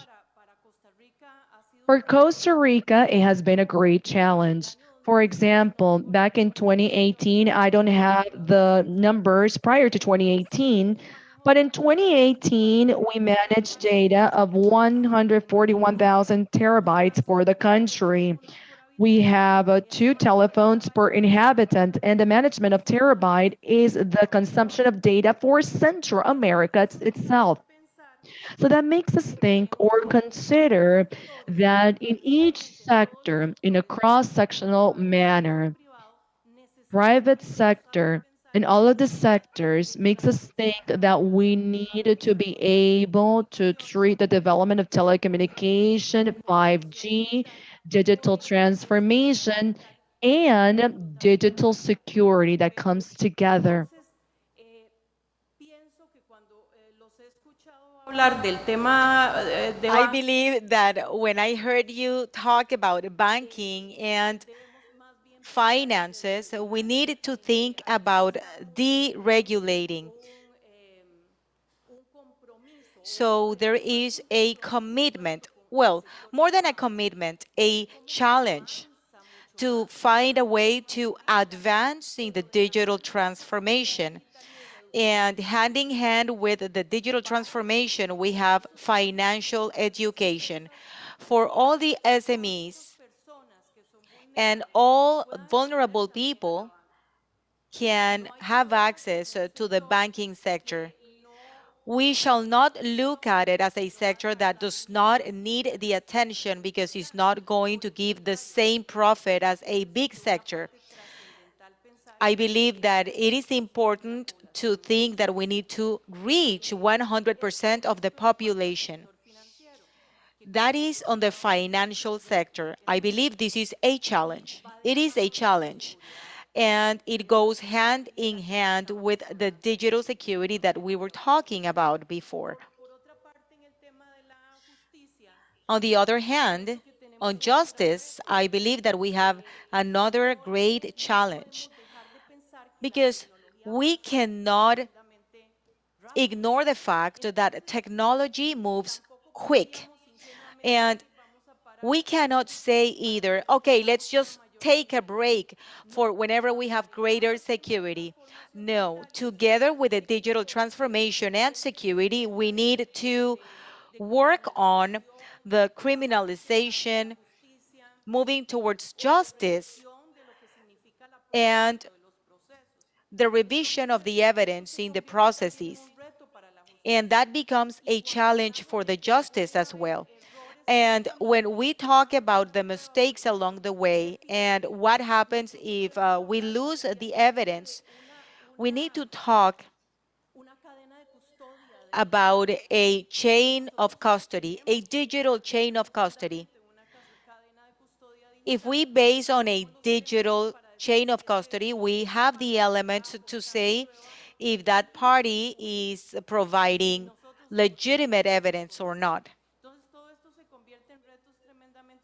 These are extremely huge challenges. And I just wanted to add my comments.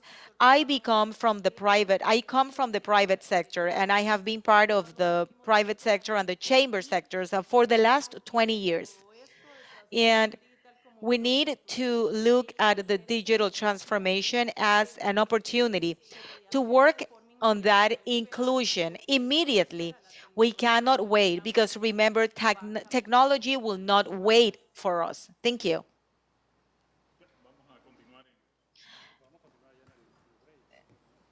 Okay, let us continue. Yes, one last question. And this question is to take advantage of the opportunity that we have a Microsoft representative. I've had the opportunity to read about the digital crime unit in Microsoft. And starting from the base that Microsoft is a great company with a different technology, security, and service products, Microsoft handles an important number of telemetries. How can the DR receive support from these specialists that will help to prosecute the cybercrime? Thank you.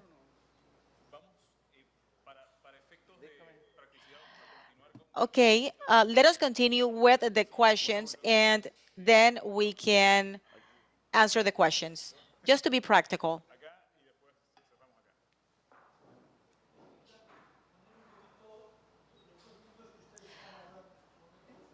I'm sorry, interpreter cannot hear.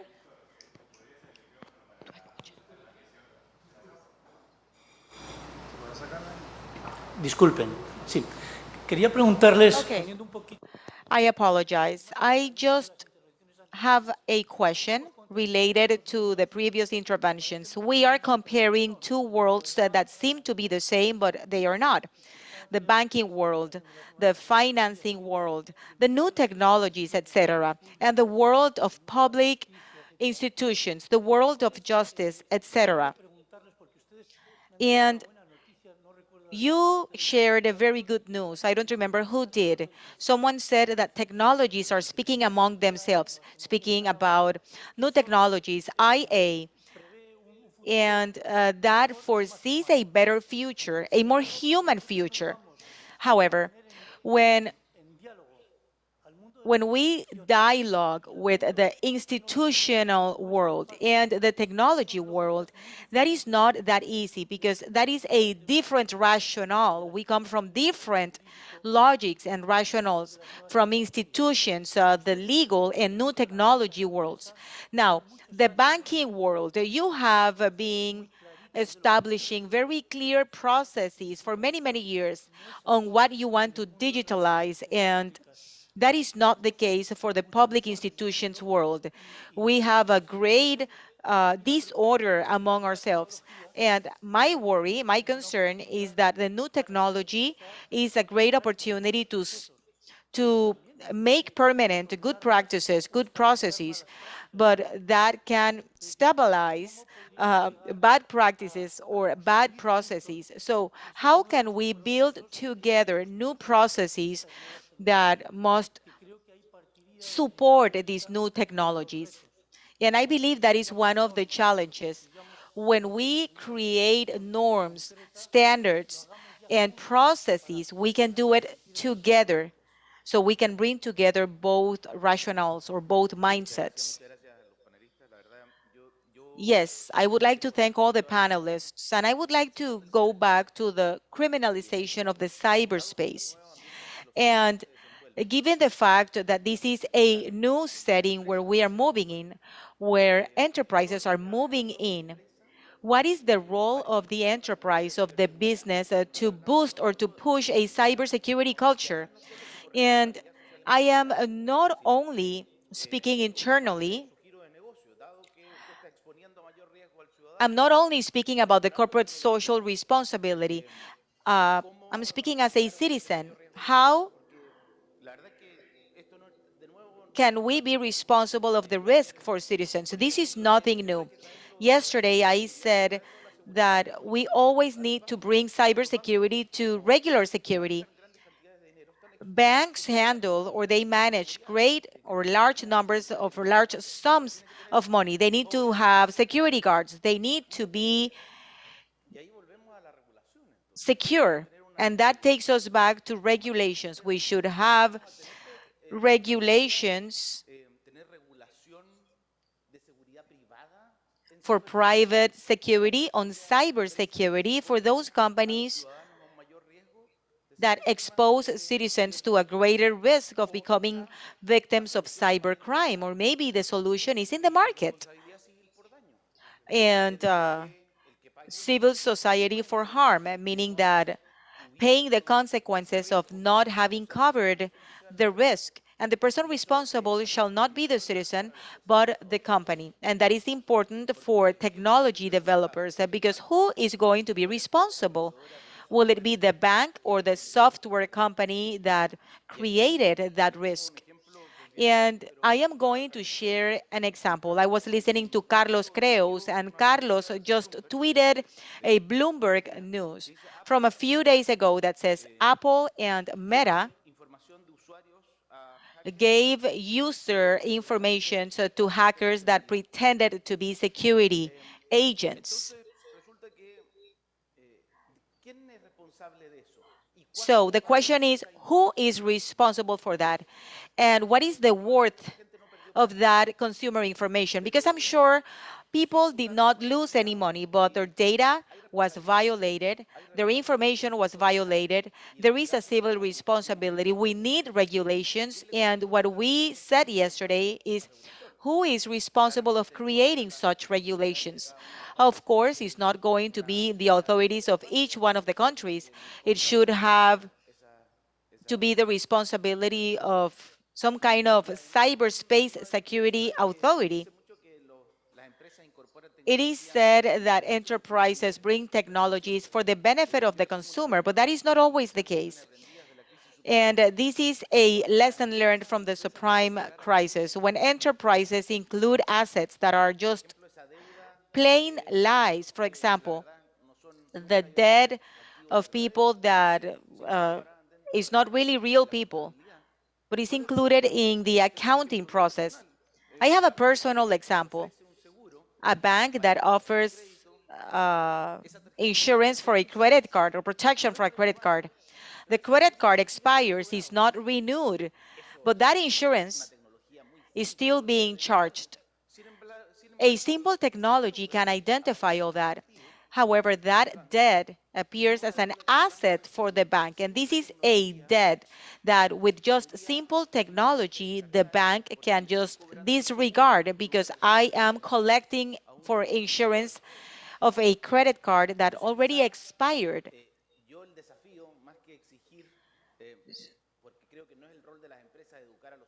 I believe that it's not the responsibility of companies to educate citizens, but I believe that companies must assume the responsibility. If they bring in technology, they bring in risk for consumers, and that risk is the company's responsibility, not the citizen's responsibility.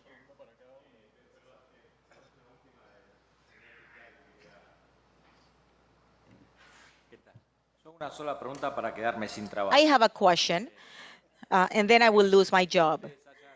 Because I did not hear that you said that you go to the state and to the legal power to solve any kind of issue. So what are the cases that you process or go to the state to for the criminalization? That is my question.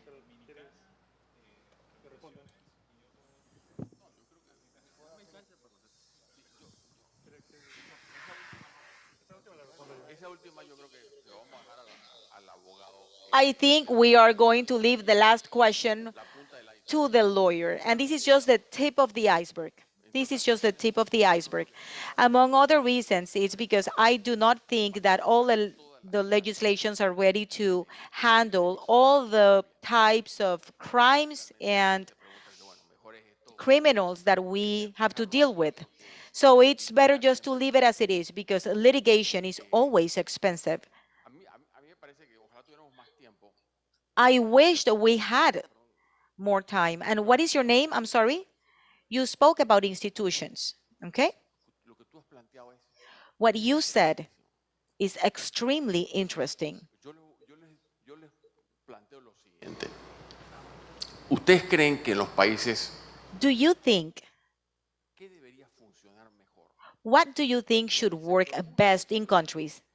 The private or the public sector? I would go for the public sector. The public sector should work better than the private sector. In my world, in my ideal world, in my ideal country, the public sector should be the best manager, the best administrator, the most efficient, the most capable with the state-of-the-art technology. And then the rest can come after the public sector. Now I go to my colleague from Chile. Puede hacer un regulador si nosotros What can a regulator do if we, that work in the private sector, with more flexibility, because I do not know how law is in other countries, but here it is said that public officials can only do what the law allows, and the private sector cannot do what the law prohibits. So if we are in the private sector and we have that level of flexibility and we are so behind in so many things, what can we say about regulators? So we are in Parlatino. Here you represent the legislators of all the Latin American countries. And as a citizen, I speak right now, not like the chair of the banking association. I'm speaking as a citizen. Why a high percentage of new legislative initiatives in Panama, at least in Panama, are to tell the private sector, this is how you should function. Because this is how we can develop the country faster. Okay, so where are the laws for the public sector to work better and more efficient? For example, is my home is a mess. Why am I going to criticize my neighbor's home? Now, I'm exaggerating. I'm not saying that the private sector doesn't have any qualities. Okay, there are so many things that we have to improve, of course. However, I believe that the first thing is that the public sectors should work with the highest level of efficiency, transparency, technology, enabling. And this is something that you mentioned, the IG. It's not that we are not doing anything. And this takes us back to the fact that, yes, we need regulations because there are things that are so complicated that we cannot just not have regulations. However, who is going to create the regulation? Who is going to monitor the regulations when the public sector cannot even handle the load they already have? So I would introspect in the public sectors to find a way to make them better. Política que hay alrededor, etcétera, With all etcétera. the political burden, et cetera, I believe that it is a very important task. That is why I'm bringing this to the table. It is fundamental that in our countries to start thinking about these things. I don't want to continue speaking because this is not a political conversation. I can give you the information from the Digital Crime Unit. Back in 2015, we started seeing new bot networks and attacks nationwide, and even attacks among nations. So what is the level of jurisdiction that we have over this? We have attacks that impact us in the USA and Latin America, and we have our headquarters in the USA. We wanted to create disruption in the technology that is used by those attacking networks. Maybe the emails that they use, whether they have a physical infrastructure. Some of the data centers that we have around the world, we can bring in together a legally sue them in order to be able to get an answer. We have the newellium, strontium, gallium, which are networks from Korea, North Korea, Russia, and China.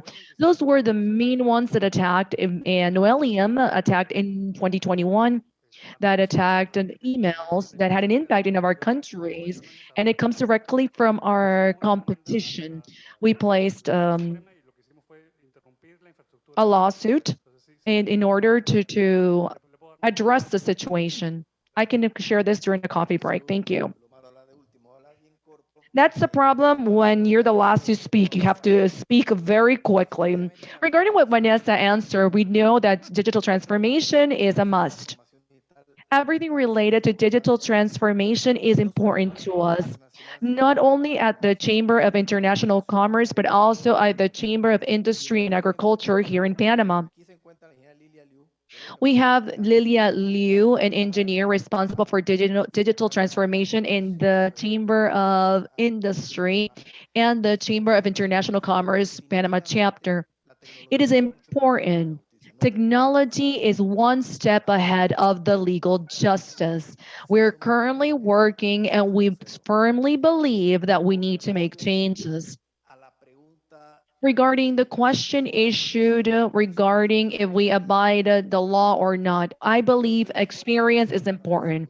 I am not the best example if we're going to abide to ordinary law because my area of expertise is international arbitration. Law needs to abide to arbitration. When we talk about criminal law, we have the former prosecutor of the nation that is able to address the audience regarding this matter. But we need to also adhere to international conventions. For example, the Budapest Convention regarding criminal matters, we needed to do this. We needed to be able to be covered under a legal framework.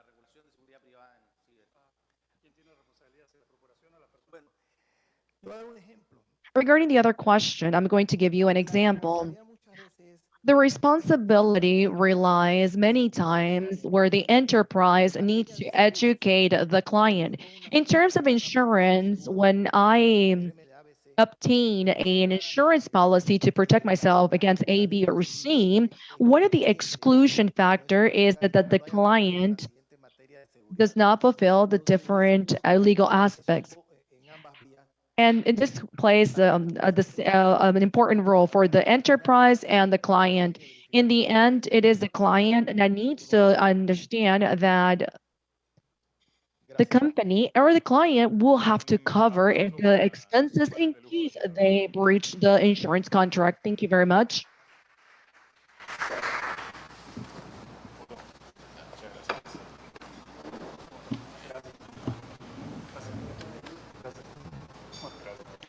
Bueno, sin duda, este panel ha causado Without a doubt, this panel has awakened our audience. There is a lot that needs to be said. Thank you very much for being with us this morning.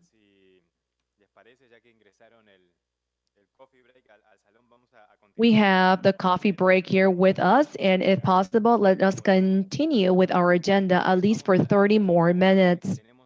We're going to move on to our next panel that's titled Citizen Participation in Cyber Safety.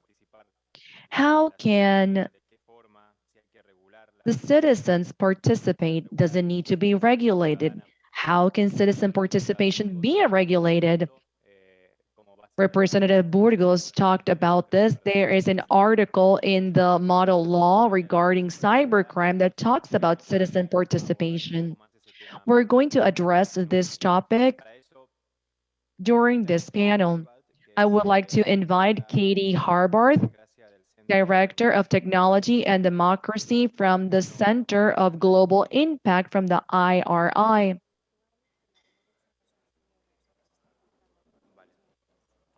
ella va a estar virtual, se va a conectar. She's going to be connected virtually. She hasn't connected yet. We have Leah Hernandez, that due to a personal situation, she has connected virtually. We have Maria Esther de Martini,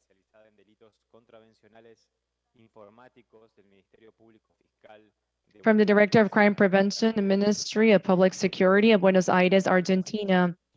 Maria,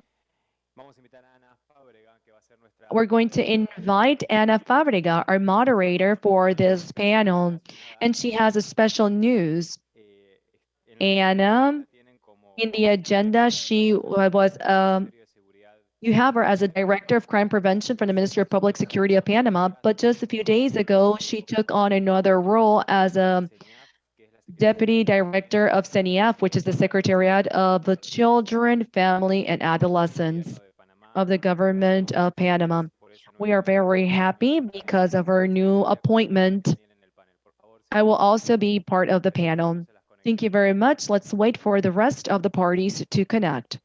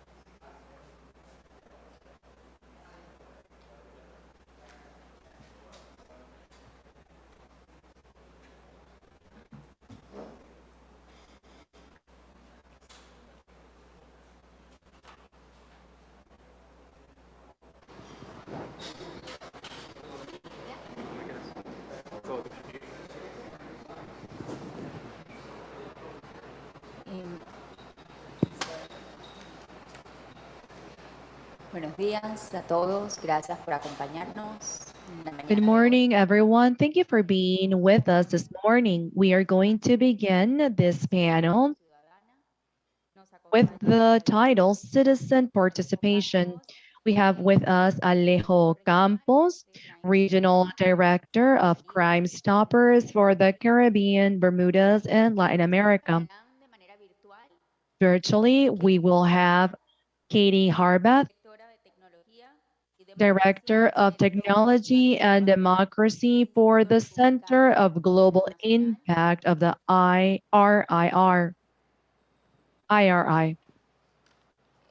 También nos está acompañando de manera virtual el día de hoy. We will also have virtually Leah Patricia Hernandez. Leah is the Executive Director of the Panamanian Institute of Law and New Technologies. And we have with us Maria Esther de Martini. Maria is the representative of the Secretariat of Specialized Crime and Computing Problems in Buenos Aires, Argentina.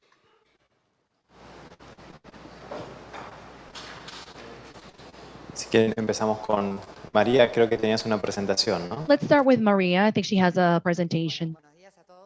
Good morning, everyone. My name is Maria Martinez, Secretary of the Computing Department and Crime Security of Buenos Aires.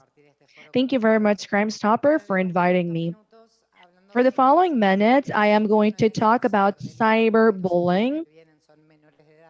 It is not considered a cybercrime because of the subjects in this aspect or this crime are minors, but it has an impact of thousands of boys, girls, and adolescents around the world, impacting their personal development and the development of their character.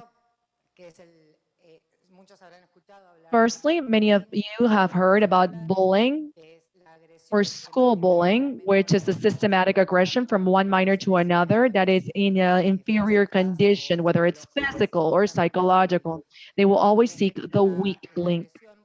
This type of aggression could be physical, shoving, hitting, verbal, with insults and aggression, excluding them from their daily activity. What we highlight in cyberbullying that is that this aggression is carried out in the virtual platform. Here, we do not need the symptomatic or the repetitive aggression because by simply uploading in the virtual world an aggression or an insult, it will in just a single time is going to have a repetitive impact in the life of the individual. It also has another element which is very important. This aggression could be carried out in an anonymous way, creating an additional layer of fear on the minor because the minor does not understand who he's receiving this aggression from. School bullying is carried out within a specific period, very well defined. It has a start and an end. It could be during the recess and usually with the people that are around the individual who's subject to bullying. In cyberbullying, we have participations of different members. This could happen anytime, any day, whether it's the weekend, during school days, or vacation period. It also included different individuals that do not even understand or know the individual who's being subject to bullying, inviting to have passive or active members. One where the active can let an adult know what is happening. In cyberbullying, we also have witnesses that move from being passive to being active when they forward or they like the posting or to even comment. They are in some way promoting or to expand the aggression. Reason why it doesn't have a fixed time frame. It can reach many individuals in a very short period, even individuals that do not know the victim who engage in this type of activities. And like I mentioned, the durability of the aggression. In terms of consequences, we know that school bullying, we do see the impact in the victim. They can be hurt. He goes away to cry or reacts to the bullying. But in cyberbullying, people tend to isolate themselves or to mask what is happening due to shame. Cyberbullying can be carried out in different ways. It could be an aggression, a comment, or it could also be the posting of intimate images, not necessarily sexual content, but intimate content that could come have been taken from a party or a meeting, something that is used against the individual to be that's going to be subject to that bullying and to make fun of that person. It creates isolation, and that isolation also creates problems in their eating habits, self-inflicting actions. And like I mentioned, this is carried out in minors. Reason why it is important to consider that it's going to have an impact in the self-esteem, their character, and the individual's development. There is a drop in their grades. Decíamos de el anonimato provoca que The desconfíen fact that this is anonymous creates mistrust from from their friends. They do not know who is behind this aggression, and they are always in a constant state of alert because of two reasons. First, because they do not know when that aggression might arrive, and second, because they do not know who is behind that. It generates anxiety and levels of panic that could lead to self-harm and, on extreme cases, suicide. Like the case, or the three emblematic cases, Audrey and Daisy, and Amanda. I am quickly going to share these examples. Maybe you heard these because this was one of the first cases cases of suicide. She was the victim of a grooming, school harassment, and cyberbullying. Amanda was from Canada, and in 2009, she started using the social media to connect to people. She becomes friend with a person. They start a relationship, and right in the midst of this relationship, later on we found out, or it was found that this person was 32-year-old man, and he started asking for intimate pictures. Later on, this person threatens her that if she doesn't send a private video dancing, he was going to publish the photos. If she doesn't send the video, and this person publishes a picture of her breast in a Facebook group. In that group, this person includes all her friends and family members and people from the school institution that she was going to. Because of that, she tries to end her life. She drinks bleach, and then she is hospitalized. She moves out from the state. After that, Amanda continues using social media, and she becomes friend with another person. She starts a relationship online, and this boy tells her that he has a girlfriend, but they could be friends. She accepts, but then she falls in love. One day, she gets a message from someone asking her to come out of the school. And then once she comes out, she meets with the girlfriend of that boy. She's beaten up. And then she hides, and then she's found by her father. Then there is another suicide attempt. She goes to the hospital and she recovers. Then she changes school by the third time. And the picture of the man that published her breast published the pictures again. Remember, these started back in 2009. From 2009 all the way through 2012, she suffered harassment, aggression, extortion. And from these from this person and coercion from all her friends. And before she ended her life, she recorded a video in YouTube. You can find it still. And with those pieces of paper, she tells her story. She never shows her body, she never shows her face, and she doesn't even speak. She communicates through these notes. A month after the publication of this video, she ended with her life. Then we have the case of Audrey and Daisy. Audrey Pott and Daisy Coleman. This is a documentary you can find in Netflix.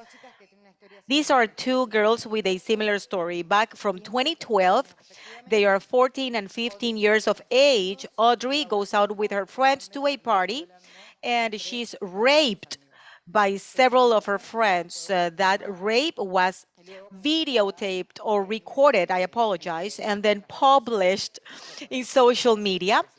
And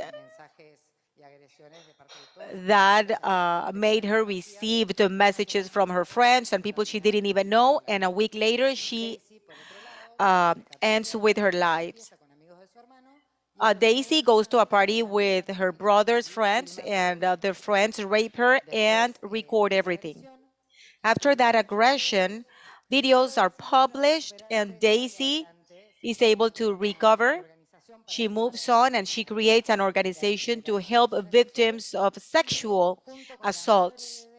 And with Audrey's mom, they create this documentary where they expose everything, what happened, family testimonies, friends' testimonies, because this is not only suffered by the victim, but also by the family members.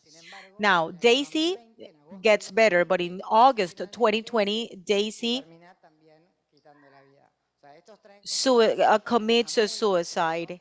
And this has long-term consequences and many times with irreversible damage. I want to share some statistics with you.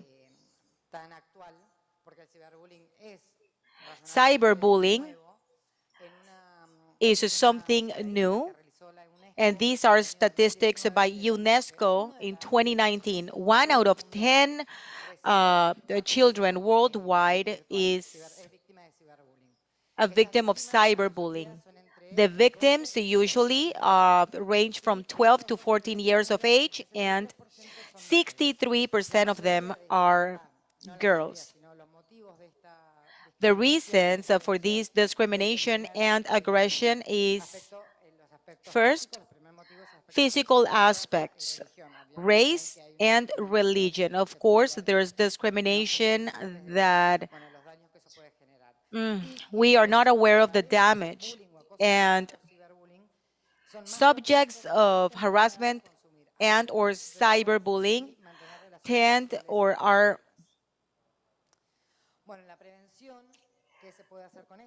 usually are at risk of having premature sexual intercourse and drink alcohol. We have the Kiva case in Finland. This was one of the first systems utilized and applied, eliminating 80% of cyberbullying and school bullying. And the other was reduced by 20%. Then we have the TI from Spain and the bullying no way from Australia. Kiva system, I am going to focus on this with the greatest outcome at a global level, and it works together with the three pillars: children and adolescents, school institutions, and parents working together as a team. Bullying can be tackled in a safer and so everyone knows the problems. Because if the parents are not aware of the situation, the same thing happens with school institutions. Terminando las recomendaciones, nosotros desde la Fiscalía de la Ciudad. Okay, on recommendations from the prosecution's office, we have prosecutors to school. We go to different school institutions in the city, and we speak with parents and members of the school and with the minors of school age. And we want parents or teachers to pay attention to a change of behavior or attitude. Usually, as I mentioned before, they lower their grades, they become isolated, they become quiet, and we must pay attention to that change. And once you identify that, a safe space must be created and follow up on that. It requires a follow-up because this aggression, the humiliation persists through time. It is extremely important. We must teach them that their values, the values they have in the real life, in the real connections must be used in social media. Sometimes people feel that because they are anonymous, they can do things that they wouldn't do in the real world. Behind the screen, we have real people, and we must be aware of the seriousness of our actions. We must be empathetic or sympathetic, and we teach about the values. And something we recommend, whenever we use devices or phones, make sure you do it in common areas in the house, not in your room behind closed doors. That way, we can monitor our children, not in an intrusive way, but also giving them their space to have their freedom online.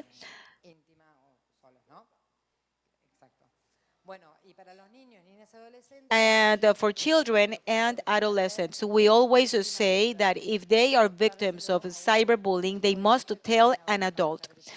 And of course, if they are victims of grooming, of child sexual exploitation, or any other cyber crime, they must always tell an adult. Their social media must be private. That is fundamental, because otherwise anyone can follow them. They will sharing their lives, images, and someone mentioned this yesterday. Many times, parents say, don't talk to strangers, the usual, don't speak to strangers. And here they speak to strangers all the time without knowing that, they accept someone because they have someone in common, okay, a friend in common, but that doesn't mean that person is your friend. Even though you have a friend in common, you are not cooler because you have more followers. And for them, it is important to be popular or not, and that is important in their development, but we must explain all that. And everything you do in the virtual world has real consequences. Behind that cell phone, there is a real person that suffers, that feels pain because of your actions. And just like in the private world, don't do in the virtual world what you wouldn't do in your real life. You would never leave the doors open in your house and let everyone come in, let anyone get into your car and see where you are vacationing or where you're going. And this is just a call not only for virtual crime, but also for kidnapping, extortion, theft. You let them know, you share exactly where you're at what time, with your friends, and this is very dangerous. People just share their location, and if you help, if you like, or if you retweet, or if you share a publication, you become part of that aggression. Without that, cyberbullying wouldn't exist. And wrapping up, I like to close with this quote: education is the most powerful tool that you can use to change the world. Nelson Mandela. Thank you.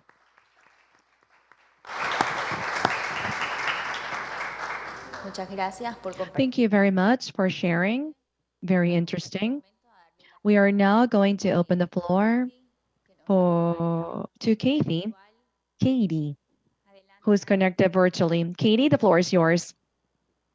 Hi, thank you so much for having me today. I hope you can hear me okay. If not, have the tech people chat me and I'll try to take care of it.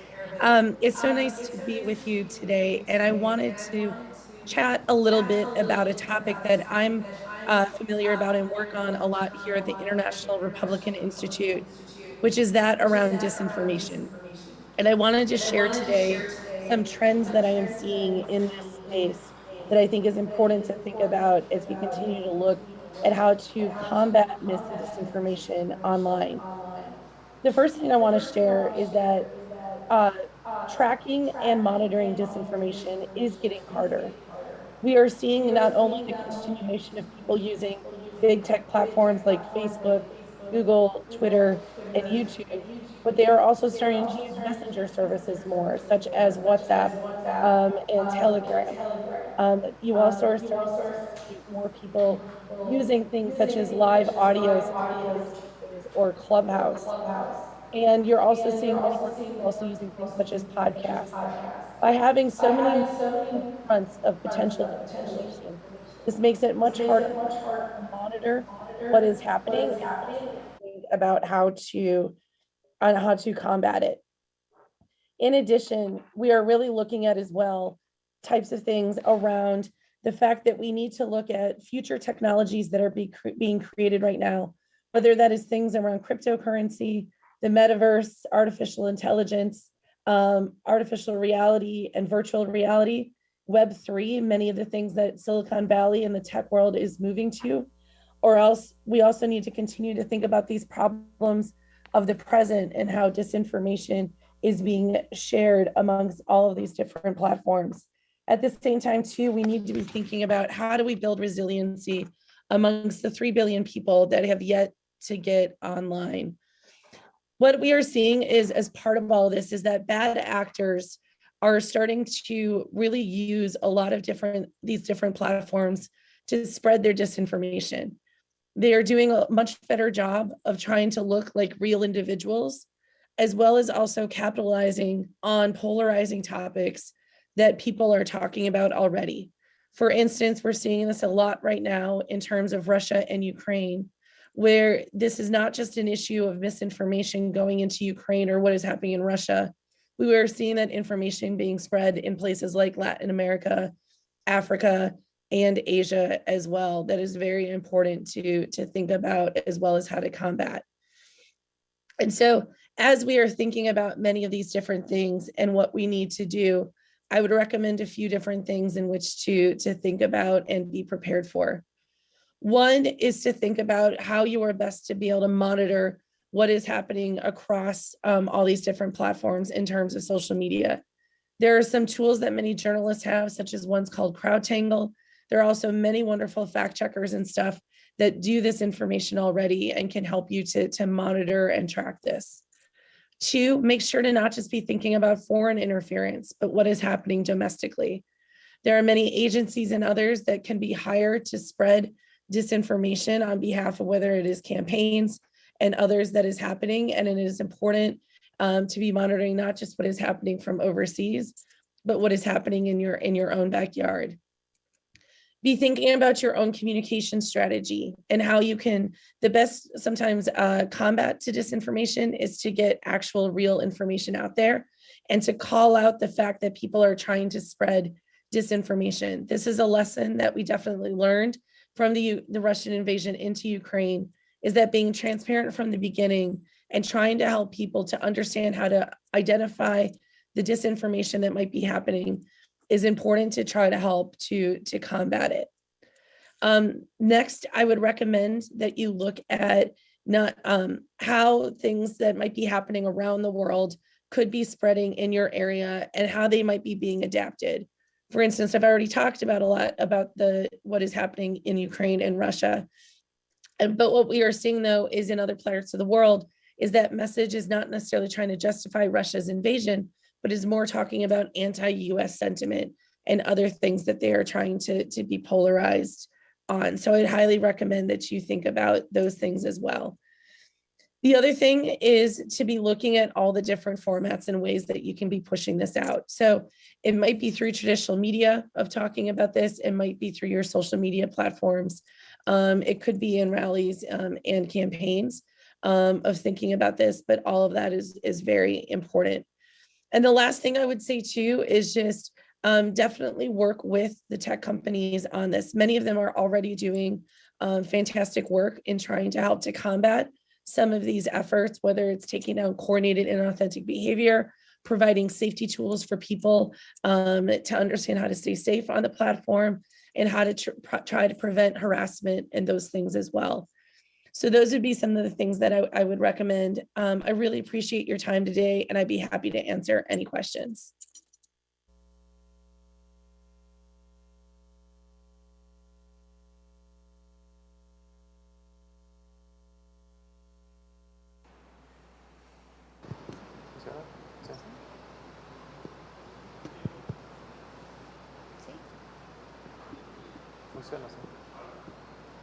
Thank you, Katie. Thanks for your intervention.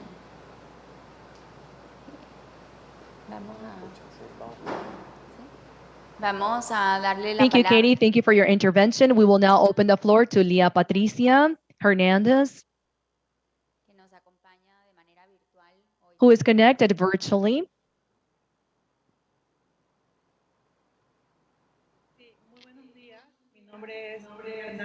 Directora ejecutiva de IPANDETEC, una organización sin fines de lucro basada en la ciudad de Panamá. Unfortunately, there's a lot of echo. One moment, please. I work for IPANDETEC, the Panamanian Institute of Law and New Technologies. We focus on a digital right in Central America. From our organization and the work that we have carried out for more than 10 years now, we are aware that the creation of spaces of dialogue is important, where we are able to hear the different stakeholders regarding what we are doing in order to combat the criminalization of cyberspace. The previous panel was talking about the private sector, but it is not solely on the responsibility of the private sector, but also the public sector. We need to create awareness, and we can work with the civil society in order to raise awareness in our citizens regarding different threats that we have in the cyberspace. Threats that unfortunately in many of our countries are not very well classified. Reason why it is almost impossible to monitor and to collaborate with the authorities in a legal context. Here in IPANDETEC, we believe that the cybersecurity in Latin America has different levels of evolution. From a study carried out and finished in 2021 regarding the state of cybersecurity in Latin America, we were able to have significant outcomes that we were able to identify that it varies from one country to another. For example, Panama, that has an infrastructure in telecommunications that we do not see in other countries in the region. This country has a level of maturity that is very low in terms of cybersecurity. And the different attacks that this country has because of its strategic geographic position, because of the ports and the multinational organizations that we have here in the country, and the maritime in a way, as the Panama Canal is very important for us to develop a infrastructure that could better protect that cyberspace. As we look into other countries, we know that the state or the phase in they are in the level of maturity changes. From the civil society, we believe that only working together, we are able to achieve more. As civil society, we raise awareness. However, to raise awareness, we need to work with the government and the private sector. It is the government that should promote the adequate public policies regarding cybersecurity, and the private sector, because many of the enterprises from this private sector do have the solutions for this. cybersecurity is not only to have a cybersecurity policies, is not only to have cutting edge technologies. This is just part of the problem. In order to tackle the problem as a whole, we need to work together. As the work that we carried out at elementary level, high school level, and how we educate SMEs in order to people to be respectful for that civil and social security culture. We need this in our countries of Central America. Focusing specifically on the company that I represent today, we understand that this is mandatory. We believe that it is important to continue to collaborate hand in hand with the public and private sector, along with civil society. We needed to train and to provide the tools at a very young age at elementary school regarding how important their personal identity is and how they're going to share their personal identity and information in different cyberspace. Most of the victims of cyberbullying do not have protection. Many of those who are subject to cyberbullying are minors, and these minors need to be protected. Therefore, let's give them the tools and knowledge and this build capacities in order for these minors to be prepared in situations of cyberbullying. Here in IPANDETEC, we do provide training of what we call the culture of privacy, which is culture of privacy should not be limited to the state to dictate these courses. We know that private culture starts with prevention. Prevention that goes hand in hand with what you share or to stop sharing, what you upload or download in a cyberspace or through digital mean. And what you want to promote or not in a digital platform. We provide different tools and programs freely for individuals to be trained in how to better use and to identify if they are dual identification. Simple things such as two-factor authentication will decrease the problem. So these are just small steps that we can all do as citizens in order to see the difference and for our countries to evolve and mature in terms of cybersecurity. Remember that this level of maturity does not solely rely on the state. It's combined collaborative work with public sector, private sector, the technical communities, the citizens, the technological entities or bodies are very important because they have the know-how. Reason why we need to have them in these type of forms, because they have the know-how of the AI and the metaverse. I am open to receive any questions regarding the work that we carry out. Thank you very much for giving me the opportunity to be part and to represent the civil society of Panama.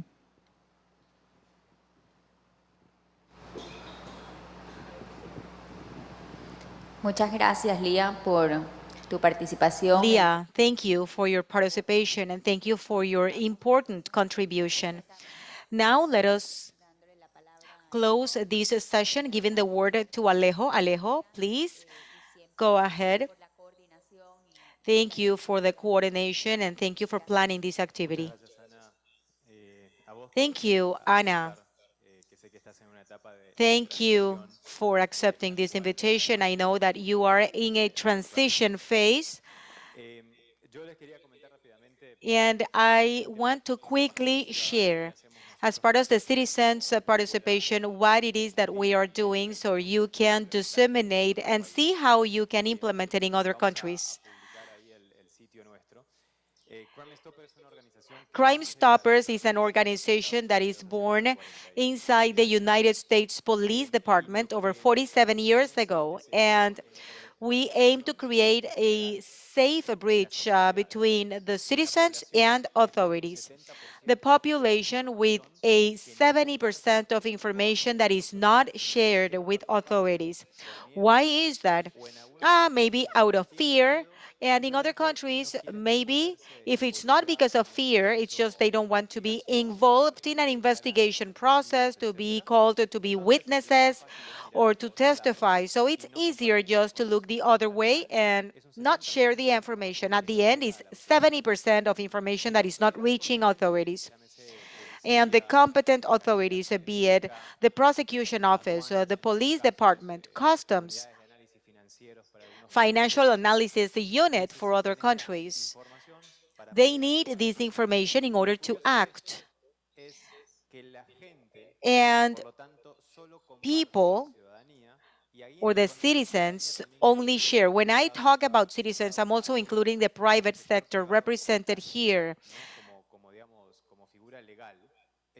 not as a legal entity. They do not share that information, and this is something that was clearly stated, because they fear the harm of their reputation. And now in that 70%, I'm including a natural person and a legal person. So they only share 30% of the information, and the citizenship or the citizens ask the competent authorities to solve 100% of the insecurity problems they have in their countries. So really, the balance is not that great. We have different anonymous denouncement platforms for citizens or the private sector. And can we enter the platform for Panama, please? This information reaches the competent authorities automatically. We are using digital tools and the cyberspace to turn it into something positive so people can share information. I call it a denouncement. I have a lot of lawyers and prosecutors here. Of course, we call it denouncement to be easily understood by citizens, because it is easier for citizens to understand that this is a report, that this is intelligence, this is information. That's why we use the term denouncement. Now, if we can go to the link that says denounce or report, these are all the crimes, possible criminal facts or actions that are happening. And for each one of those crimes, there is a specific form with specific questions, and those questions were created working with the specialized prosecutor's office or the competent specialized authority or the police department. They work on the questions, and we ask the authorities what it is that you want to ask this informant if you had it in front of you. And each authority has its own form.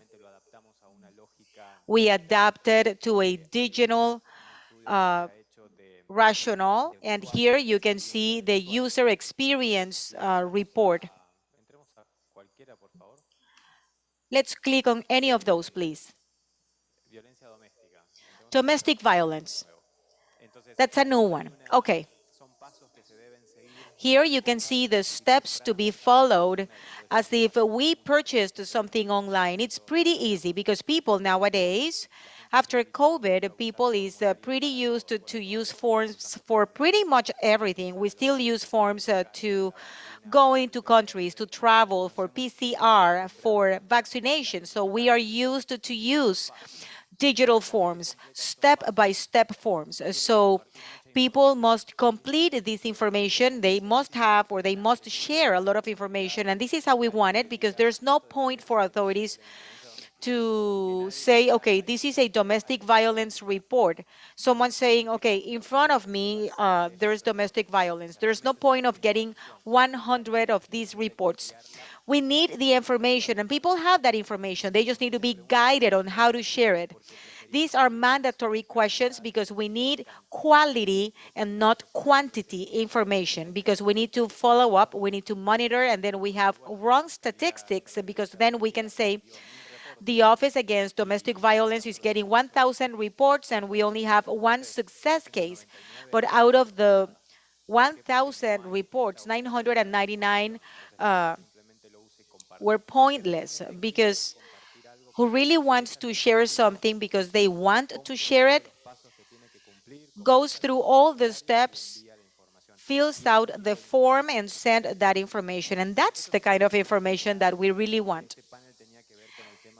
This is how to use the forms. The panel is on the citizenship participation and how the citizens can participate, can be part, can engage in these actions. And in most of these forms, I believe this is something I mentioned yesterday with the prosecutor from Argentina and the deputy from Paraguay at dinner. In all these forms, we have the first question: who is the suspect? We need the name, the last name. You share whatever information you have on the suspect. The social media on the suspect. Does the suspect have Twitter, Snapchat, Instagram, whatever you know they have? And people enter that information. And this is something that we have in almost all the forms. For example, when we talk about drug dealing, in what social media the drugs are being sold. E-commerce is being used to sell illicit commerce. And there is another question that links and asks in what social media the product is being sold. For example, smuggle cigarettes, beverages, alcoholic beverages, medication.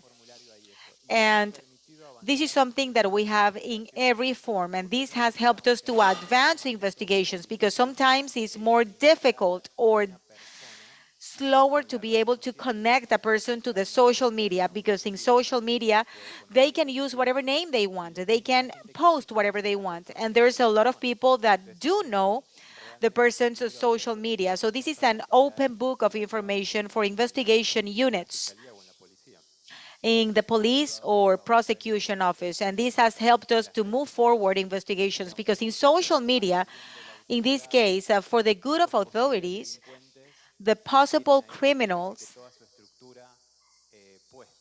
have almost their entire structure. We just need to follow up and we can get access to that. For human trafficking, more victims are being recruited for human trafficking through social media, especially through Instagram or Facebook, where people are being recruited and then they become victims of social media. There are a lot of coyotes, depending on the country, that usually work on illegal migration and they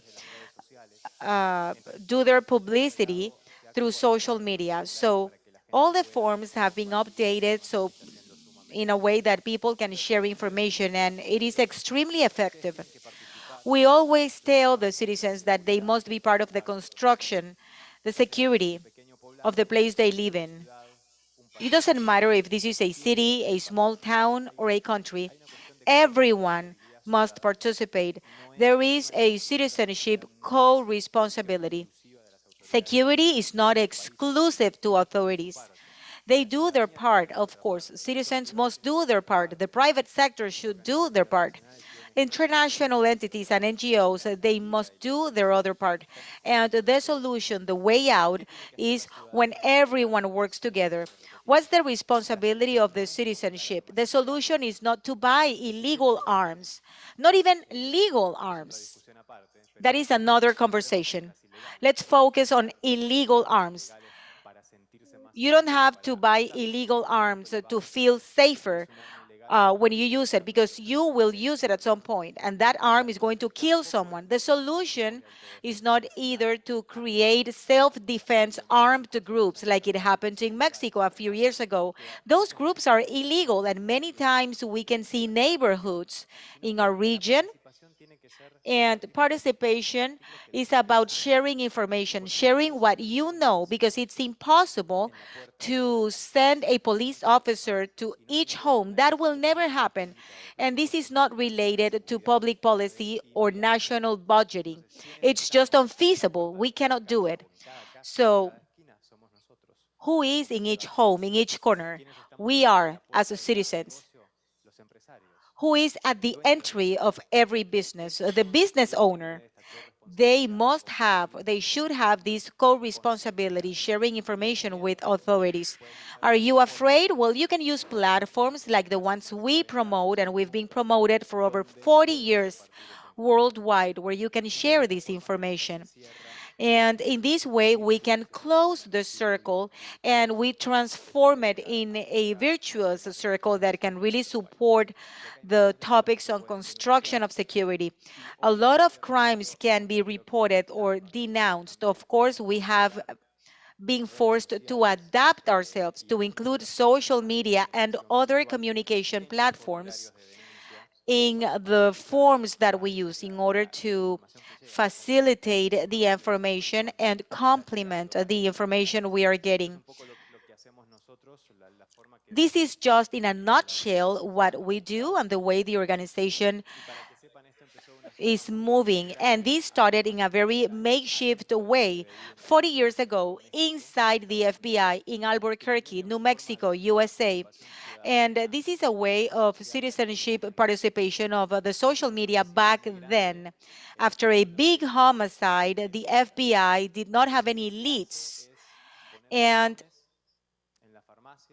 they placed boxes in the pharmacies, in the corners, in different places, and through social media or communication means, TV, radio, they ask people that if they have information on the case, to please share that information anonymously. They didn't care who shared that information. They just needed the information. When they opened the boxes, they found the necessary information to get to the murders. And the most important aspect of this process is that a great deal of information was discovered.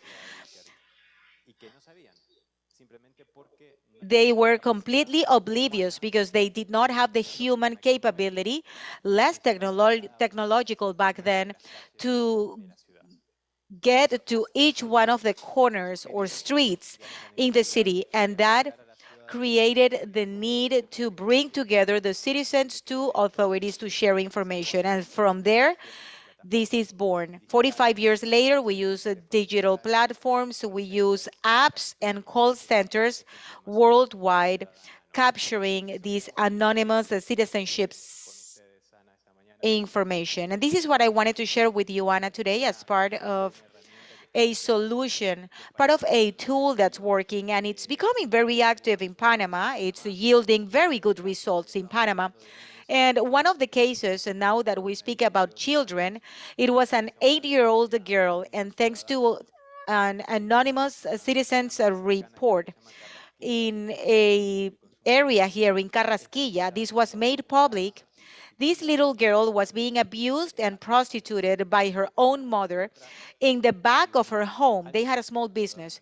And an anonymous citizen started sending the information, and it even sent a video.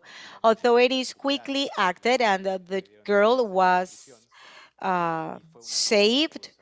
The mother got 16 years in prison, and that was a life that we were able to save. And these kinds of reports are the reports that really bring a smile to our face, because reports of smuggling, money laundering, drug dealing, this is something that can save someone's life, in this case of a little girl. And I believe that we should not waste that opportunity. If we have information that could save someone's life, it's not ethical, it's not just, it's not human to just keep that information. We have to share that information.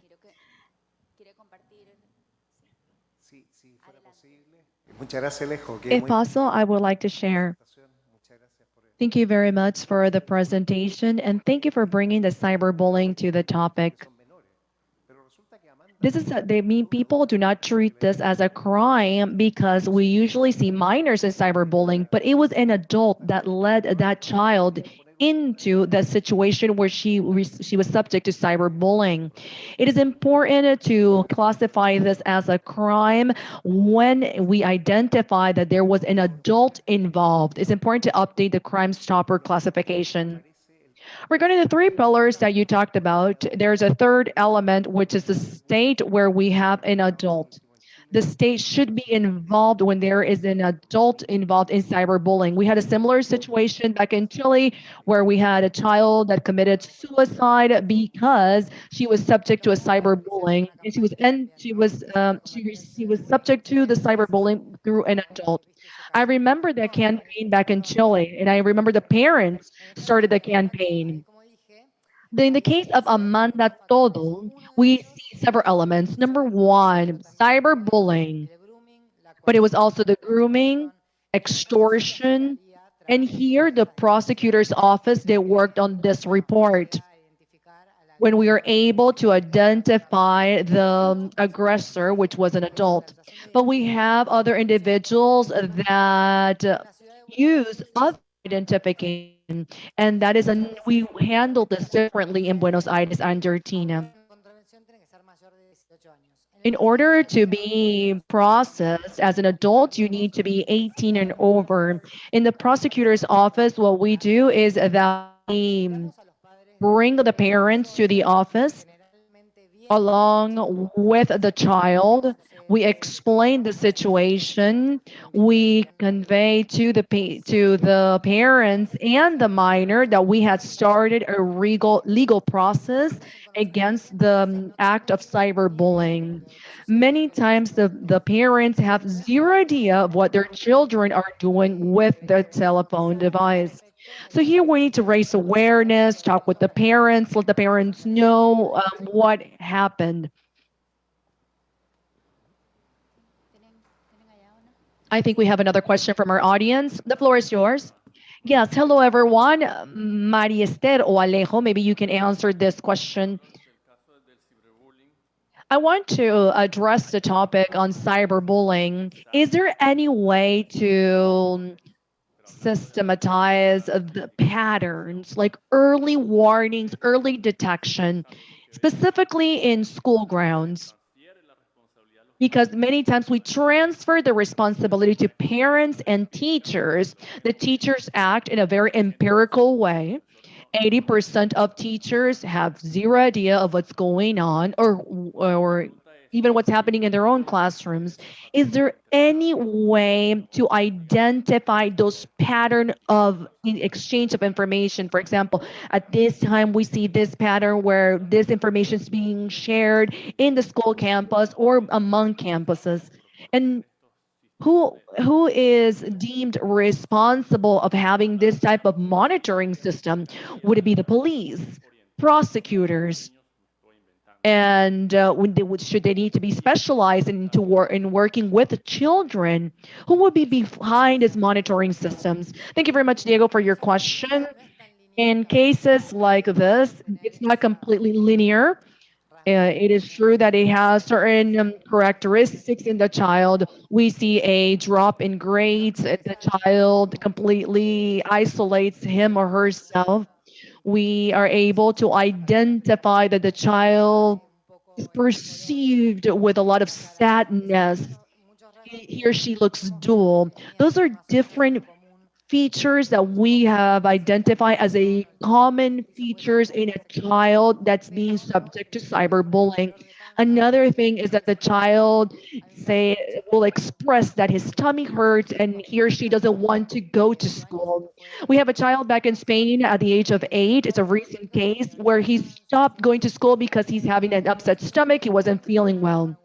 Indirectly, you will find a signal from that child, and the parent needs to be able to interpret that sign or signal. The education ministry, working along with the educational institution, needed to be able to develop or draft a program with different providing guidance in how to act in face of some situation like this. In Michael Hammond, there is a school where they implemented a cyberbullying program or a program to tackle cyberbullying, and they have seen an enormous drop of cyberbullying in the school. And they don't work only with professors or teachers, but they also work directly with parents. They interviewed the author of the program in this school, and what they have identified is that the parent of the culprit of cyberbullying takes some time for them to accept that their child is the person who is inflicting this type of harm. But it is also important to work with the perpetrator, the child that is committing the cyberbullying act, because many times they don't understand the harm. In the US, we have something called Crime Stopper Kids. It's basically what I presented to you today, but it has a different format. It's more like a or a children format.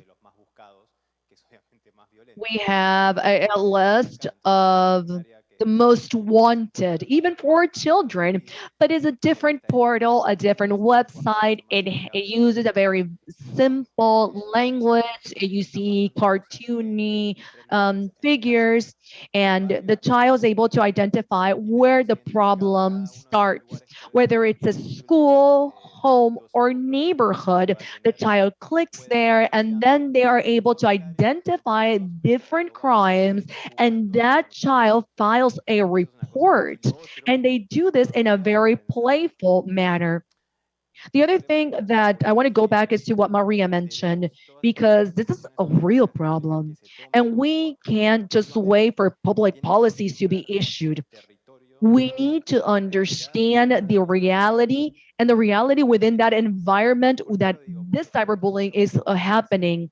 All of the symptoms that you just detailed and listed of a child that is subject to cyberbullying in the Latin America, or the Latin American triangle, has a different name.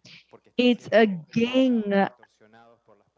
It's usually given the name of gang activity, because the child feels threatened, the child feels intimidated, and they don't want to go out because he or she feels that he's going to be attacked by someone, even though the attack is from a different source.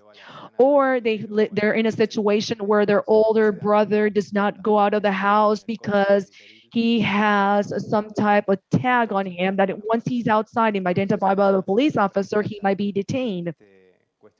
So this is all related to gang activity. Many children are being pushed and obligated or forced for them to walk into school carrying cocaine or different type of drugs. And these are the children that will later threaten the principals and the teachers of the educational institute. I think Mr. Chang wants to address the audience. Thank you very much, Anna. Good afternoon, everyone. When I hear all of your experiences from Maria Esther and so on, I remind myself the importance of drafting public policies in order to tackle this cybercrime. But beyond the public policies, we also need to change our focus, which should be saving the life of that child. Yes, yesterday I spoke to several representatives at the table, and I said to them how difficult it is when we are appointed into a public position. How do we bring these realities that we see in our neighborhoods, our families, and how do we bring this in the drafting of public policies? If it is difficult for us as adults, it's difficult to accept when we are subject to cyberbullying. Imagine the coping system of a child or an adolescent. It's harder. So we need to come together, work together, collaborate in order to be able to tackle that cybercrime and those who are actors in the cybercrime, whether it's in a passive or an active way. The ministry that I represent, we are responsible of developing a good digital culture. Number one, it's important to identify if we have any programs from different countries, from any countries that could later share their lessons learned from any guide that they have for good digital culture to share this with other countries. Here in Ecuador, where we have certain areas or zones that don't have access to internet, we send these individuals to places where there is internet access, and we train them in how to use the internet adequately and how to protect themselves. And by doing this, we are creating a digital culture, or a good digital culture. We would like for Ecuador to also be part of that system of denouncement or filing complaints regarding cybercrime. Yes, in Buenos Aires, in the province of Buenos Aires, the Ministry of Education does have programs to combat, or not to combat, the school harassment or cyberbullying, because this is very new.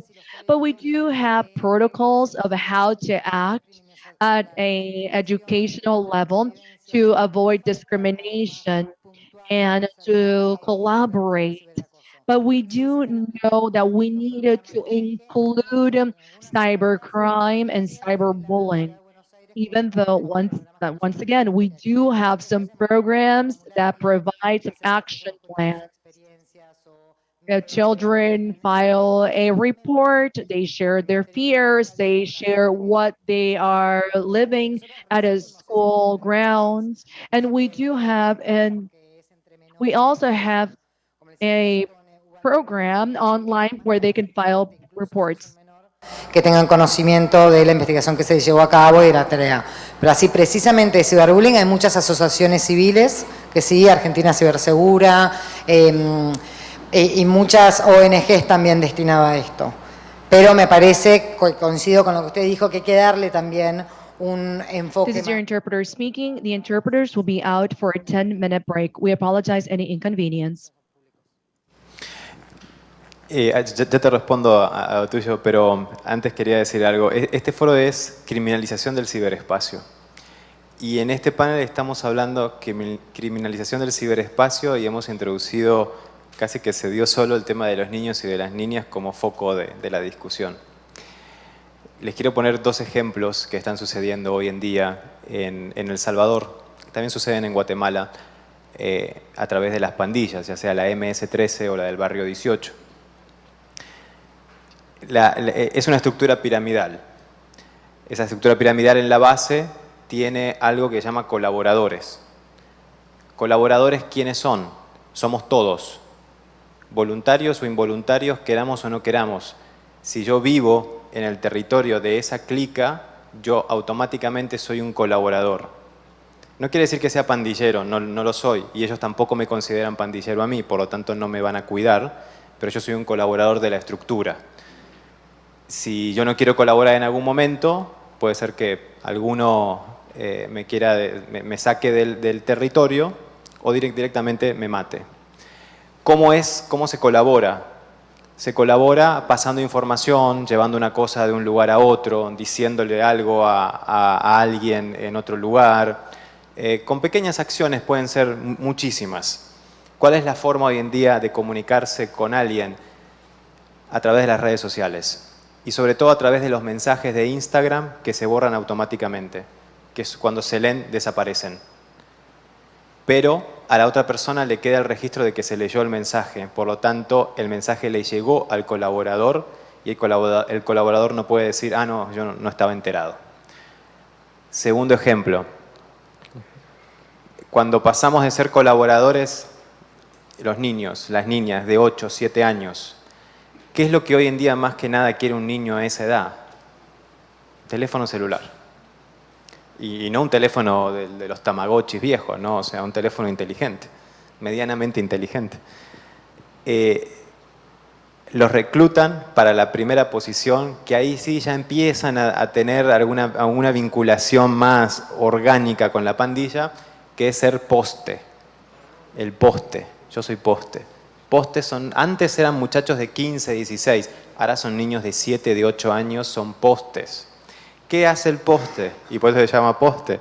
Está en la esquina o donde haya un poste de luz y avisa. avisa de todo lo que pasa, y si va la policía, avisa. ¿Se acuerdan antes en la Edad Media, sí, en la Edad Media creo que era, aquel sistema de alertas que tenían, que encendían una fogata y entonces iba la otra fogata, la otra fogata, la otra fogata, hasta que llegaba al gran señor feudal el mensaje? El poste hace lo mismo. Entonces, en un territorio empiezan a avisar lo que va pasando antes que, digamos, la policía o alguien que no es del territorio, cantidad de situaciones, ingresen al territorio de la pandilla. Y lo hacen a través de un teléfono e Instagram. Crean una cuenta falsa en Instagram para ese niño, que además el niño empieza a utilizar Instagram con otras cosas, pero además a través del chat de Instagram van haciendo los anuncios, hey, patrullero entrando, ¿no? En otros códigos que tienen, pero así lo van haciendo. ¿Y cuál es el problema después de eso? Además, que estos muchachos, 7, 8 años, empiezan a hacer eso, empiezan a usar ese Instagram, de a poco empiezan a cargar todo lo que hacen en ese Instagram. A los 10, 12 años, 13 años, un poco más, dicen, bueno, esto ya no, la verdad yo no. Esto que yo veía en la televisión de ser pandillero, este negocio no es así. O sea, ¿dónde están los autos? ¿Dónde está la plata? ¿Dónde está la buena pistola? ¿Dónde está la buena vida? Que es mentira. O sea, es mínimo el porcentaje de pandilleros que tienen una buena vida. El resto viven en forma miserable. Entonces dicen, ya no quiero ser más parte de esta estructura. Con suerte, si alguna iglesia evangélica los agarra, pueden entrar a un proceso de desactivación, con suerte. Pero el problema es que han cargado todo su historial criminal en su Instagram. Y son niños que dejaron la escuela, tienen un historial criminal, ya tienen están puestos en alguna investigación, ya no tienen vuelta atrás. Porque además no tenemos un sistema que los absorba, que de alguna forma los perdone o los transforma, digamos, que los vuelva a reinsertar en la sociedad. No tenemos eso. Entonces, todo eso hoy en día está pasando en las redes sociales, en este ciberespacio. Ecuador, con gusto, estamos, viceministro, estamos en eso con el gobierno de Ecuador. Si quiere después conversamos, pero estamos en eso para este año, tal vez a final de año, abrir la oficina en Ecuador. Sí.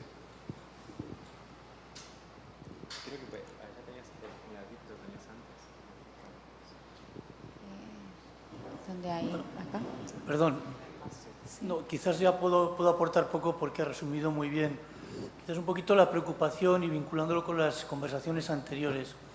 Lo que estamos hablando de varios planos permanentemente. Estamos hablando del plano de la prevención, del plano de la protección o del plano de la atención propiamente dicha a los adolescentes, en este caso a los niños.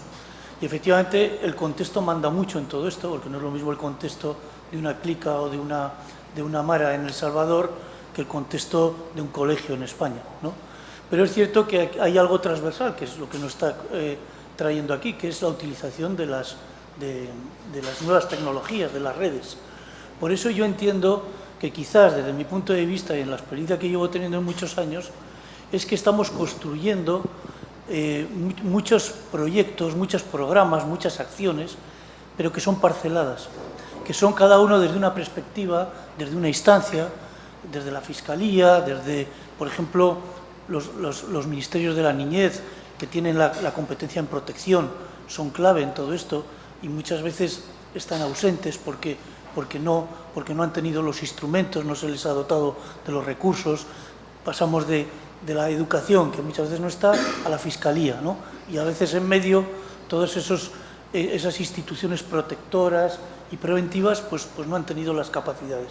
A mí me parece que, insisto un poquito quizás, la importancia de empezar a reconstruir, a identificar primero y a reconstruir juntos.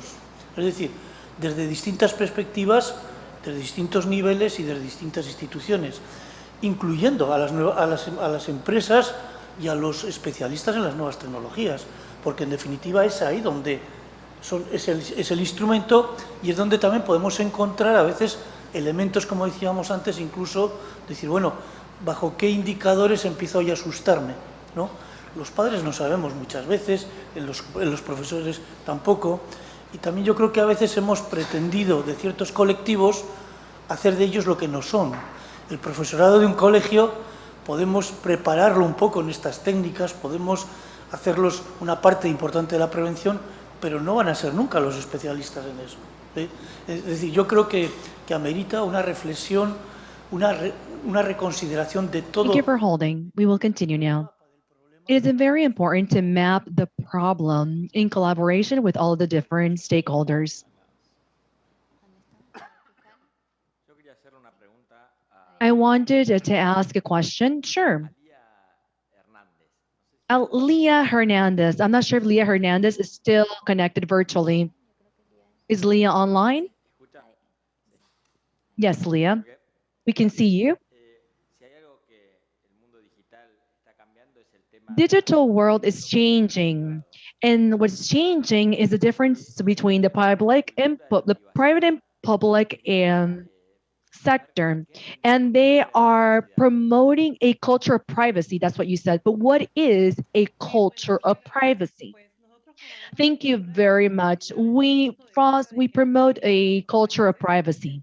In many of our countries, privacy is regulated as a fundamental right in our constitution, but there are other countries that don't have this. Recently in Panama, they passed a bill which is a protection of personal identity, which is just a guarantee or a safeguard of that private protection and right that the individual has. We train, we offer seminars and workshops to those vulnerable sectors of the society or multi-sectoral groups in order to promote that culture of privacy, where we raise the problem, which is what are you doing with your private identity or private information?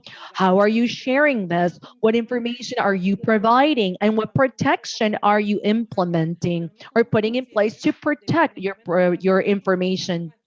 Many of the things that we are not aware of is that when we provide our information to an individual, an application, a company, many times our information falls in third parties' hands and we don't know how they're going to work or use this information.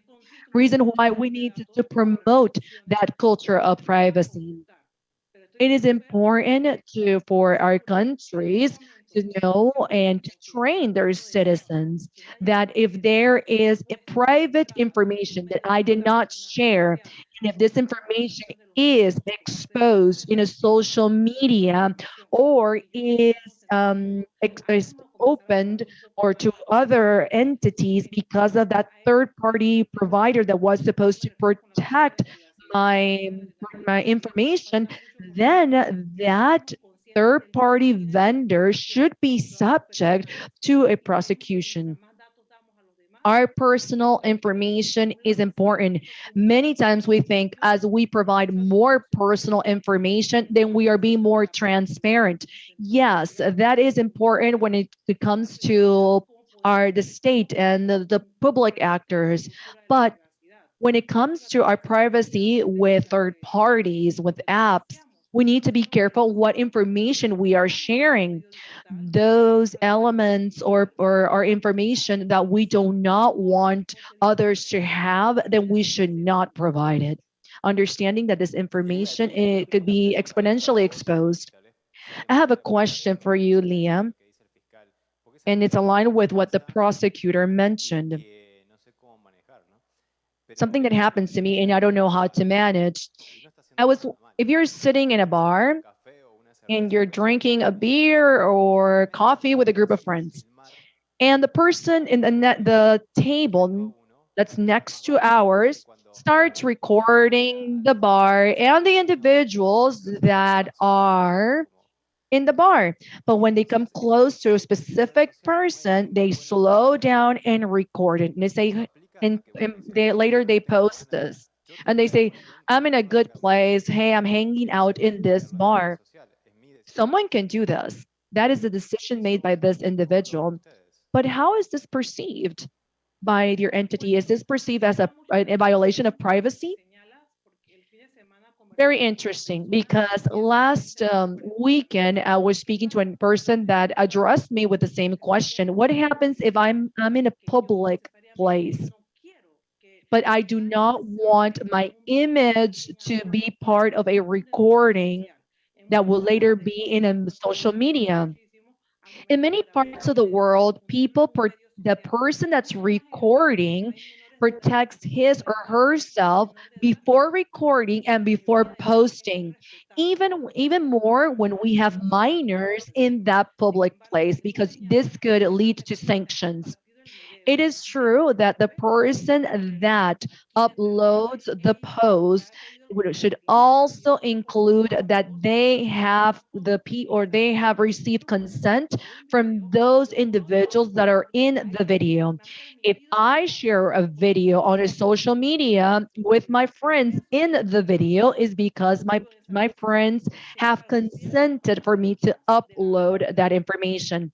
But if there are someone behind the video or behind the picture, we are not concerned about protecting that individual's privacy. Therefore, we need to start considering this in order to promote in a very holistic way that culture of privacy, or simply don't share the video. Remember back in the time where Facebook would share a video or a picture or a video, and you would tag as many people as many people possible that are part of that image. But many people do not want to be in a social media. Reason why now Facebook has changed the regulation, and in order to tag someone on a picture on Facebook, that individual needs to grant authorization for him or her to be tagged in that picture. If you're in the background setting of a video or in a picture, that is your image, and you decide who you grant consent to post, use, or comment and make public of that image or video. If someone posts this, then that means that this individual does not understand that this could be deemed a problem by using your image. It is your image, your picture, your video, which you did not grant authority to be posted publicly on a social media. So these are things that we still need to raise awareness. And that is what am referring to when I talk about a culture of privacy. As citizens, many times we don't understand the impact and the outcomes of our actions. We need the involvement of the regulatory bodies, and the citizens should be a bit empathic regarding this. If someone uploads a video or a picture of myself on a place where I did not want anyone to know that I was there, or dressed the way I didn't want anyone to know I was dressed this way, then we needed to avoid this when we record or when we take pictures of other people without having their consent or authorization to later publicly post. Everything that has been shared this morning has been very interesting. What was lastly mentioned regarding a policy of privacy is relevant when we consider minors, where situations like this, where a minor is recorded, and if the video becomes viral, we do not know what type of impact it might have on that minor.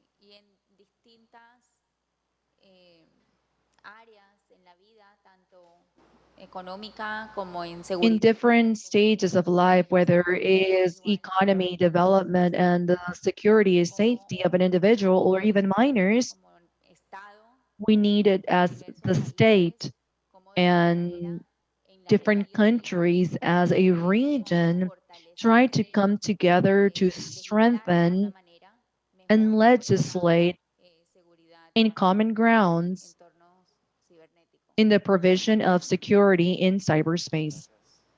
Thank you very much. Gracias, Ana. Gracias, Thank you, María. Anna.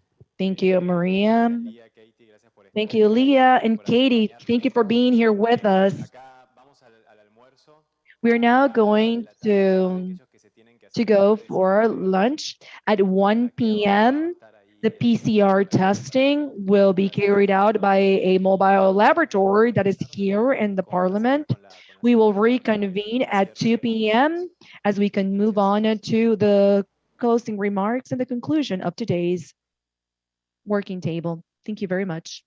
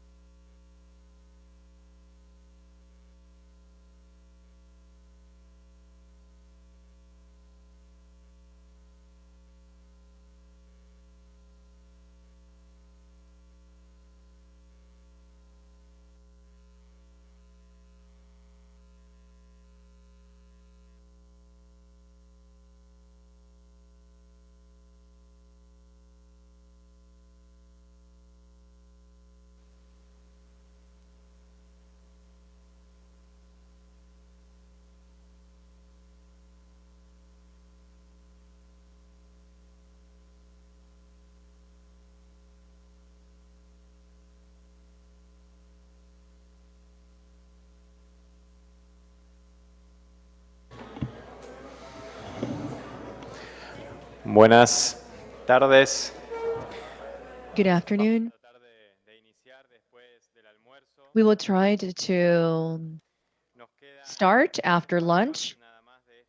We only have 2 more panels to go before we close today's agenda.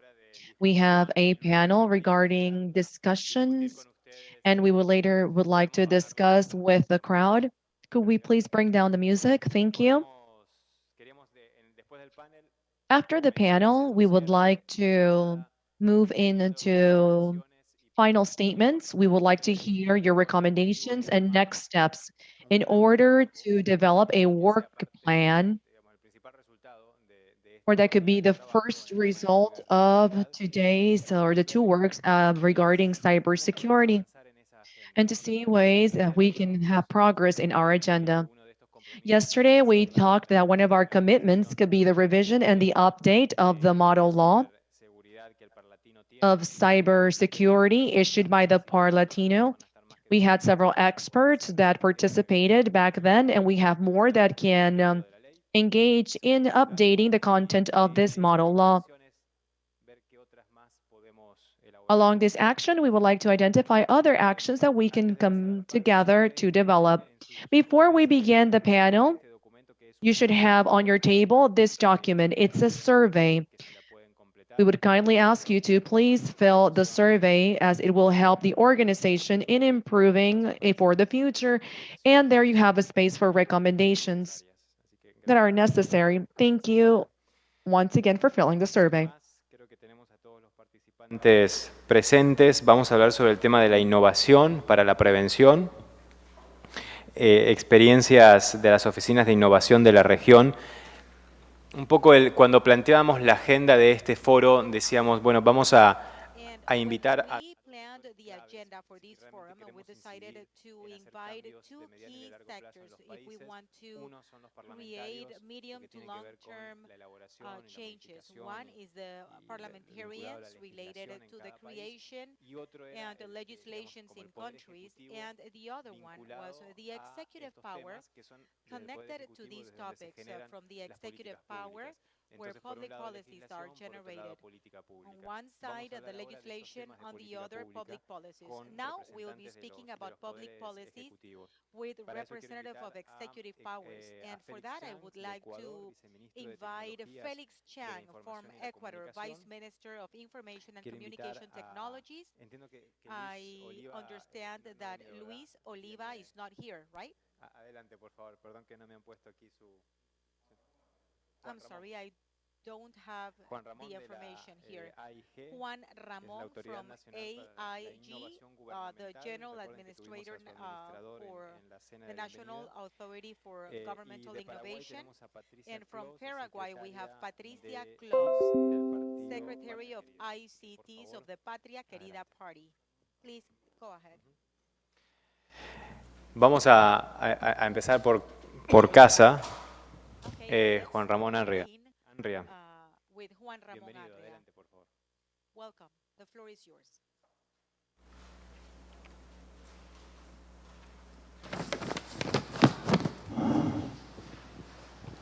Hola, buenas tardes a todos. Hello, good afternoon, everyone. I would like to thank you for the invitation for being part of this panel on innovation and cybersecurity during this period of pandemic, especially in the last times. In Panama, what we lived throughout the pandemic in innovation is that we have created digital transformation systems that have helped the entire Panamanian society to face the pandemic as such, with all the problems that it brought. As many other countries, the pandemic caught us off base, and we already had plans to work on the digital transformation of the government processes to support the citizens becoming more digital. Having said that, during the pandemic, we have created a great number of apps that support all the governmental processes and are accessible to citizens. In addition Cada to trámite that, digital, cada sistema digital, every además digital de venir system, acompañado de nuevas innovaciones y nuevas in addition prestaciones of para cada having uno new innovations and de los sectores de la sociedad, viene new acompañado con benefits for all the nuevos sectors of the nuevos society, retos en it seguridad, also viene comes with acompañado con new nuevos security riesgos y estos challenges, riesgos with viene new acompañado con risks, nuevas and these risks vulnerabilidades que also si se bring llegan a new materializar, vulnerabilities entonces that if they ever pueden become afectar real, de manera directa la operación de un país. it could affect directly Entonces, the en country's el intermedio, operations. nosotros como país veníamos In the desarrollando interim, as a la country, actualización de la Estrategia we have Nacional de developed Ciberseguridad, the la update of the cual National la Cybersecurity previa era de Strategy. 2013 y actualmente tenemos una The old recién one was from completada 2013, en el and año the most 2021, fue publicada updated en one diciembre, was la published cual December 2021, incluía, o la cual, mejor dicho, cubría 4 pilares and fundamentales, which siendo el included primero 4 fundamental la panels protección a la or privacidad de los pillars. datos, First, que the dicho sea paso, Panamá tiene escasamente protection un año to de estar data or en data ejecución protection. de la Panama ley de privacidad de los datos, has been entendiendo que executing the los datos legislation of son data la privacy, privacidad de los datos, mejor, understanding son parte fundamental that del data derecho de las privacy personas is a a su fundamental aspect privacidad, of especialmente people's right to privacy, considerados derechos primordiales. Entonces, and they are considered esta ley de privacidad de datos, que viene a ser impulsada también por la Estrategia Nacional de Ciberseguridad, key es vital rights. para la confianza This del legislation ciudadano is crucial for the y que sea trust of the implementada o que citizens, sea desplegada a través de todos los sistemas and it de should be innovación, todos los sistemas de deployed transformación through digital, all todos the los digital sistemas transformation que se systems, están all the desarrollando, que se innovation han systems implementado being antes, developed and durante y después de implemented pandemia. before, during, and after the Luego, pandemic. el segundo pilar más importante, que The es second most básicamente important pillar el tema is central, es the disuadir y core castigar el topic: comportamiento criminal en el ciberespacio. dissuade and Es decir, punish contar the criminal con las leyes activity in the apropiadas acordes al cyberspace, meaning cibercrimen y having que the puedan right llevar a cabo legislations la for tipificación, en cybercrime, primer lugar. En so segundo, we can work poder on the lograr hacer classification of the crime, number one, la persecución and del then ciberdelito to y llegar a procesar a los prosecute the ciberatacantes. cybercrime Como bien and saben, prosecute cyberattackers. el ocio As you es all la madre de know, todos los males y durante la pandemia hubo mucho ocio. Y dicho esto, como bien sabemos, los países fuimos todos afectados grandemente por este problema, ya boredom que eso se brings transformó a lot of en bad amenazas things, a and todas we las had a lot of issues innovaciones, because a that todos los became a procesos threat digitales que to se all están the desarrollando. innovations Se and ha visto digital incrementado processes being developed. significativamente los We have ataques seen cibernéticos a an todas las plataformas e important infraestructuras, increase of tanto cyber nacionales attacks to como all the críticas, national críticas and gubernamentales, critical críticas privadas, and que ponen governmental structures contra la pared a cualquier país, a cualquier gobierno, a cualquier estado. Entonces, that entendiéndose corner que any country, la any state, infraestructura crítica que también fueron understanding atacadas that son the aquellas critical que infrastructures sin su that operación were normal un attacked país were se ve those that afectado without its su normal comportamiento. operations, a country Entonces, will be como los affected. hospitales, las I'm potabilizadoras referring de to agua, las hospitals, transmisoras y distribuidoras energéticas, entre otras. Entonces, energy companies, han among habido un others. incremento significativo durante la There's pandemia de been an este tipo de important ataques, increase como of son these el kinds phishing, of es el número attacks, uno. like phishing, Ahora which is a number los one, phishings también están en aumento. and Y phishings bueno, are así also significativamente increasing, los gobiernos han sido atacados también and governments are also mediante being denegación de servicio. attacked Entonces, si no contamos con las legislaciones through the acordes, different es muy services difícil generations. And if we do lograr not have the right enjuiciar este laws, tipo de it's going to be atacantes. very Ahora, difficult to process también es these kinds of importante contar attacks. con una legislación It is also important to have coherente de manera a internacional, coherent cosa de que los legislation, países an podamos international legislation, intercambiar no solamente las so that experiencias, sino countries también can los exchange sucesos not que están only ocurriendo, experiences, but puesto que es also muy everything fácil that's happening, defender because el it's plano extremely terrenal easy to a través de un protect ataque fronterizo, the pero el physical Internet aspect through no a goza border de dicha attack, frontera. but internet does En not cuestión de have segundos, borders. los In ataques son just a capaces matter de of desestabilizar a seconds, todo un país attacks y can son transfronterizos. destabilize a Entonces, de country, ahí es muy and importante las attacks actividades can que be se vienen borderless. desarrollando So como it is países, important apoyados muy de to cerca work con together la on Organización de activities los Estados with other Americanos, que countries, working with the han estado siempre muy OAS as dispuestos well, apoyándonos como naciones always a mejorar willing las to estrategias de seguridad support e us to implementarlas improve en todas las estrategias de security innovación y en strategies todos los and procesos que estamos implement them haciendo. through all the También como, processes and además, innovation el tercer strategies. pilar de nuestra estrategia es And fortalecer the la third seguridad y la pillar of this resiliencia de la strategy is infraestructura to crítica, que build como bien up les mencionaba en resilience. momentos anteriores, As I sin el mentioned funcionamiento before, acorde o if we apropiado do not have de the ellas, appropriate functioning pues of la vida such, normal sería afectada de manera directa.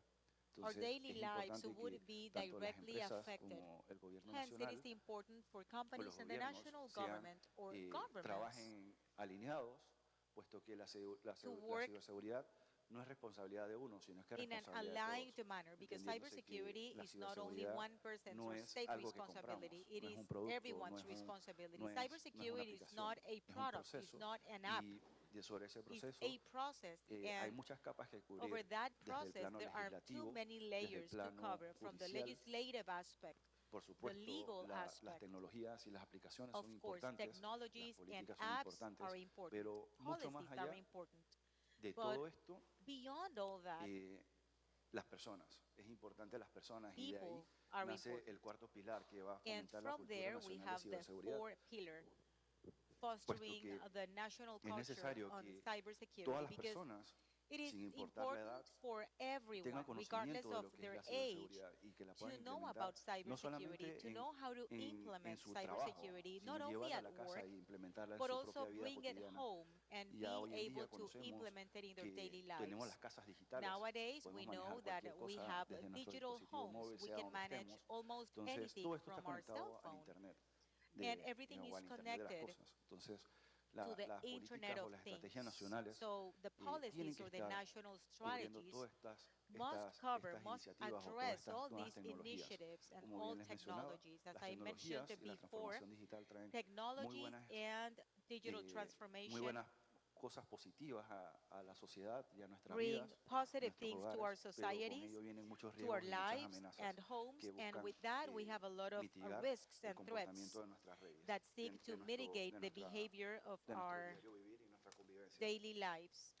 Es importante también It is reiterar que also la important ciberseguridad to debe convertirse reiterate en that parte integral de la cybersecurity cultura y de la must be mentalidad nacional.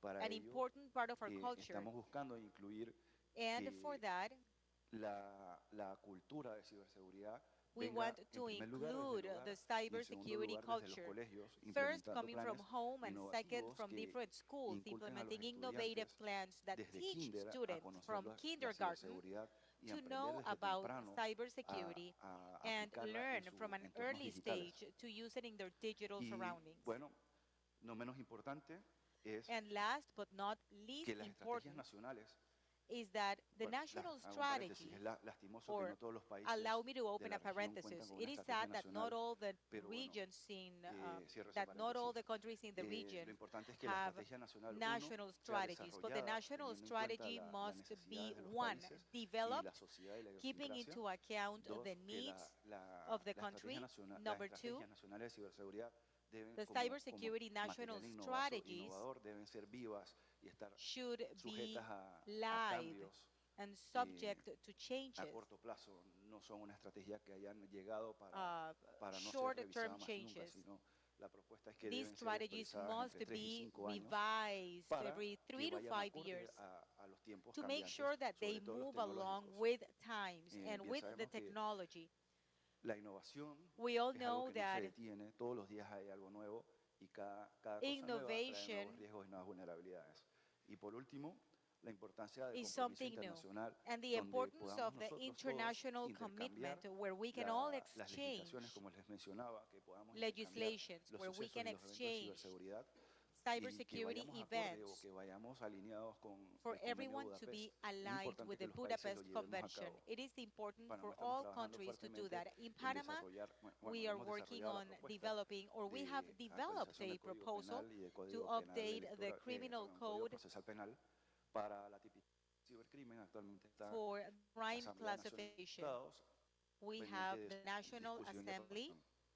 El pending punto es que approval. sí, tenemos que tener todos los The países point is that una legislación. among all the Podemos countries that we should have a por este legislation, convenio de Budapest and by doing de so la we can be ciberseguridad y adopted cibercrimen. by the Budapest Convention Y on cybersecurity entonces, una vez alineados, and podamos intercambiar cybercrime. And todo lo once que estamos aligned, we aprendiendo can then en exchange cuanto lessons a learned cibercrimen, puesto que es as un far tema as que está cybercrime, because en this apogeo, is está a muy, subject muy cambiante, muy dinámico. that is trendy, is Y ever en changing, and base it's a pesar de extremely que no tenemos, dynamic. And even digamos, though una legislación aprobada, we por lo do menos not have hemos an approved adelantado ya legislation, como we at lo least habrá dicho have advanced, el fiscal just Ricaute like el día de ayer, Mr. en Ricaute entrenamientos, mentioned yesterday. y los We have entrenamientos tienen que advanced ser on acordes trainings, and a trainings todo el plano judicial, should be puesto que consistent to the normalmente lo que se ha legal visto en otros países como sphere, experiencia because what es we que have lanzan una ley seen de in other cibercrimen countries is that they create a cybercrime actualizan el Código Penal y legislation, el Código Procesal Penal, and pero resulta ser que los fiscales, the ni los criminal jueces, ni code, los however, abogados the tienen idea de lo que están justices hablando sobre las or terminologías the lawyers y have los no el modo de idea of the procesamiento y manejo terminology. de los datos. Así que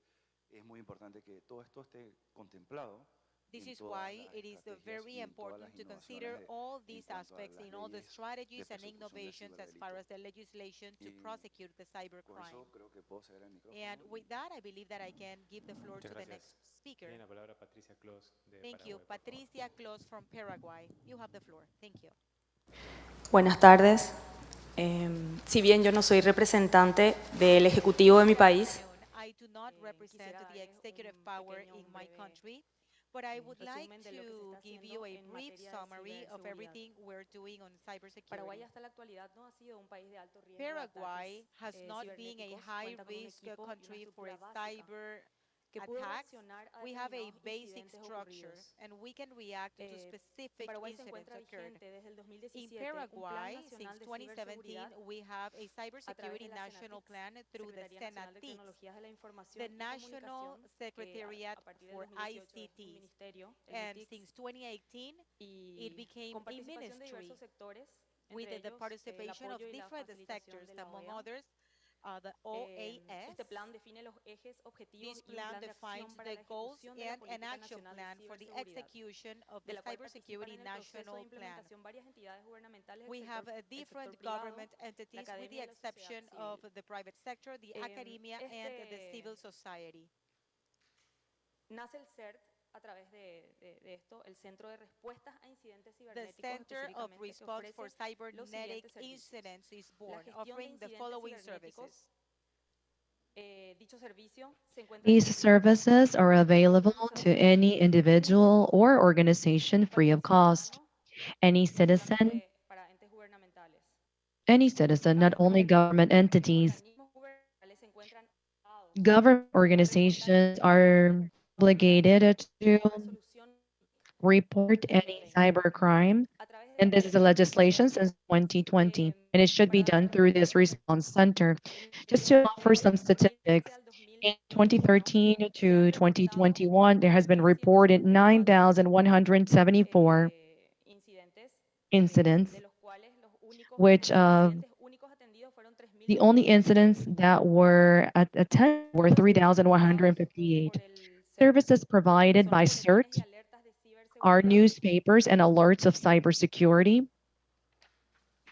también la auditoría and the audit vulnerabilidad of vulnerability web. of web systems. This service is offered only to government entities. También los ciberejercicios We also do cyber drills where we work with the government entities. A lot that has been spoken in this forum is the training of our citizens.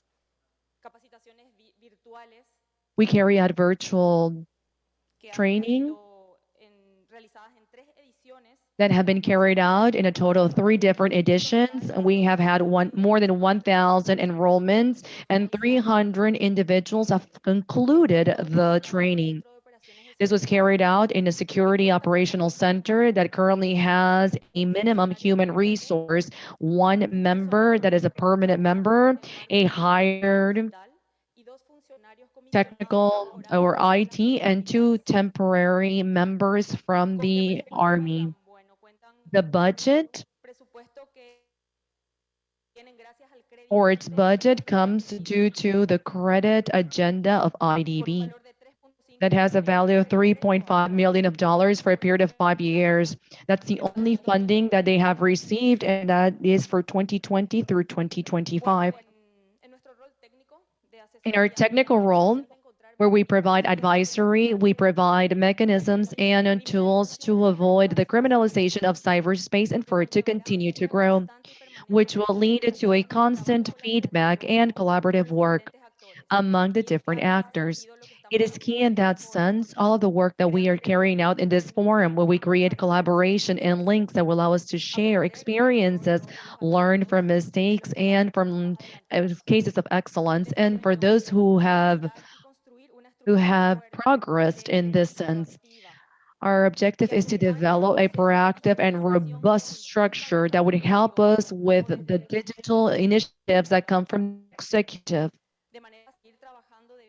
We wanted to continue working in in combating cybercrime. Thank you very much. Muchas gracias. Thank you. Tiene la palabra el ministro de Ecuador. Adelante, por favor. Muy buenas tardes con todos. Representative from Ecuador, thank you very much. On May 12 of 2017, servers from Europe were affected and they needed to encrypt their information and they had no access as administrators of the system. In October 2018, there was a criminal organization that affected a Windows company, affecting many countries. Besides this, incidences from what I mentioned help to understand the severe impact that cyber attacks have in the economy. Reason why it is important from each one of our governments to create public policies against or that could combat the cyber attacks or cybercrime. None of us is too strong. We need to come together, and these forums serve as a platform for us to be trained, to debate, and to provide feedback. But beyond that, to create collaboration arms in order to combat this type of crime. In a digital world, the world that we live in, the attacks happen constantly.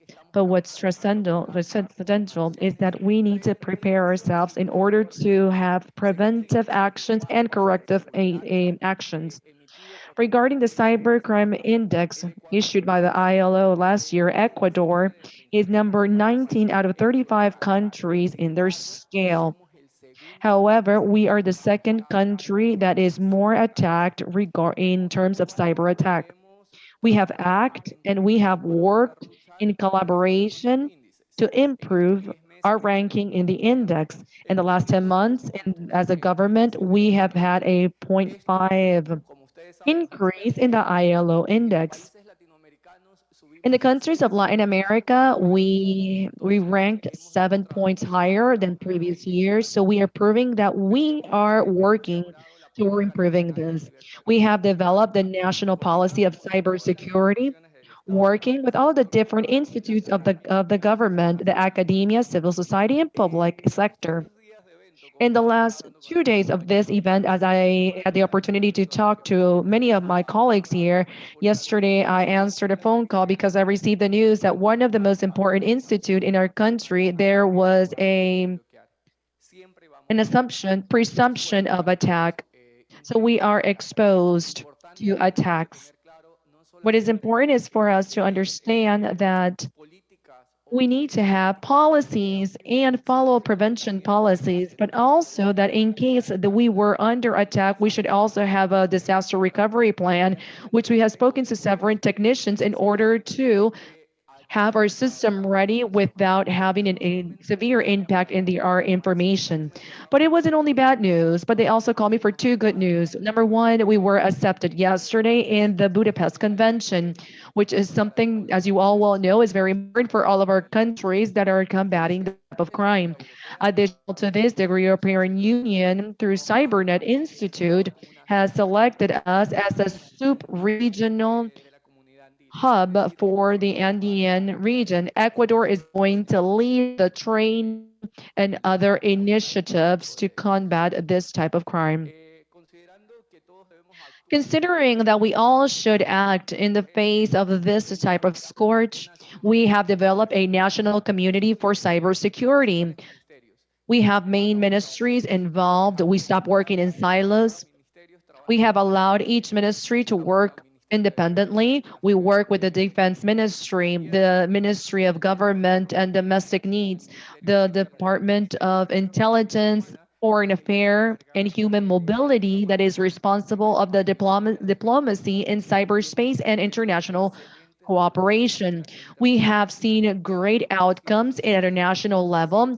We have improved our CECIRT and SOP, and we are currently seeing that by working together during this period, we have also detained a total of 46 detainees of criminal organizations and 14 operations that have been held during our period. We've been working at a government level in the development of a law at a government level. I like the word compliance because many times we want to say we comply, but we need to comply fully. Otherwise, we're not complying. We needed to provide specifics that need to be followed by each one of the ministry, even at the executive level. We as a ministry go to the site in order to understand if the policies are being abided or complied to. And as you're able to see, many times we are perceived as babysitters because we wanted to be able to identify that each one of the entities or ministries in the government are functioning correctly. We have trained, and I think this is mandatory for all of us. If our maximum authority in our countries do not know or do not have the know-how of these type of crimes, and he or she does not raise awareness, then we're not going to see a priority. We have involved all of the different authorities at the presidency level, all of the head of states and all of the ministries and directors of ICT and security. We have undergone a total of 8 trainings, and we have trained thousands of members of the public sector. Cybersecurity and risk for IDB 2020 has shown that Ecuador has a formative maturity. That means that we have had some progress in our development. We haven't achieved this by ourselves. We have worked with international entities in an in-person scenario. The OAS, the World Bank, and the Embassy of the U.S. has helped us developing and drafting policies to improve the telecommunication and the cybersecurity of our country. We have received international training from the European community, which is called Cyber for Debt, in order to promote cyber resilience and cybersecurity in our country. We have received the training from a lot of experts at an international level. But why are we so concerned about cybersecurity? Even in the long term, we are a small country. At the end of the day, we all have the same risk, regardless of the size of the country. As I mentioned before, we are leading. I don't know why, maybe because of our currency, political aspect, etc. We are the second country that is highly attacked within our region. Maybe those are the causes. However, we are moving into digital transformation. As I heard Luis spoke, I was seeing the resemblance of our history. Panama's history is very similar to ours. During the COVID pandemic, I don't believe the COVID pandemic complicated the technological aspect. What it did was to visibilize what was happening at a technological level. And this has shown that we need to have controls in place. Currently, we have a public metaverse. In the public metaverse, we are working in developing an agenda of digital transformation. We are also the leaders of LILAC of digital transformation. In our country, we are already working on digital identity, public information online, taxes online, digital signature for transactions, buy and sell, payments online, through a payment gateway. So all of our state entities will be online. We're also working on digital commerce. One important aspect is open data, not only for corruption, but also for productivity. where all of the data from the public entities is present online so the citizen can understand what information is required to initiate a new enterprise. We have virtual healthcare systems also. This public metaverse, we have one single password to be able to have entry in the public entity, and we have one portal. In terms of innovation, we talk about IT government. What does IT government stand for? It means that one institution will be the creator of everything. Public procurement is going to be done through one single portal. We will improve security. The deficiency that we currently see in most of our countries that we're not able to procure the updates of our softwares. And if we have corporate prices, then costs will drop. Just an example, in 5 institutions, they paid almost 60% more if they bought individual licenses for antivirus and the update of Office. In face of this reality and understanding that technology will continue to progress, we need to update the knowledge, our know-how. We're currently developing the organic law for the protection of data. We're in conjunction with other countries. Everything that we are creating, we socialize it with the academia, other professional association, and the general citizens. We're also training our citizens on cybersecurity through a program that raises awareness, and we already incorporate this in the academic pensum at a educational level, at all levels, even university level. As I mentioned before, we have 888 points of encounter, which are cyber spots. For those citizens that don't have access to internet, they can go to these places. We are bringing the government or the state closer to the citizen. That's why we have a little slogan that says more Ecuador to the world. We have been very close to being efficient in combating cyber attacks. However, we know that this continues to grow. And the proof of that is that we are here to get the training, and everything that we have learned through this workshop is beneficial, not just for Felix Chan from the Ministry of Telecommunication and information technology, but on behalf of all Ecuadorians. The knowledge that we acquire here is a knowledge that's going to cascade to the rest of our citizens through the bills. Yesterday, we heard many presenters that talked about the legal aspects. And as I mentioned yesterday, I'm just simply going to copy paste what I learned today, and I'm going to bring that to the benefit of my citizens. Thank you very much. Thank you, Vice Minister. Before moving to conclusions, I would like to invite our colleagues. I believe that your contributions in this last phase is going to be extremely important. Si alguien tiene alguna pregunta, algún comentario para... If we have any questions, if we have any comments to our colleagues in the panel, please feel free to do so. Muchas gracias por la exposición extraordinaria. Thank you for that wonderful presentation. My question is for Ecuador, considering that you are the second most attacked. The experience with the European Union. The European Union is developing or carrying out efforts to have regional centers. One is the competency center. There was an internal competition in Bucharest, the capital of Romania, and it was going to be the cybersecurity competency center in the European Union. With the last visit, I believe that the Cyber Fourth Deb, what was your experience? Because they belong to the European CyberNet. And how was that collaboration?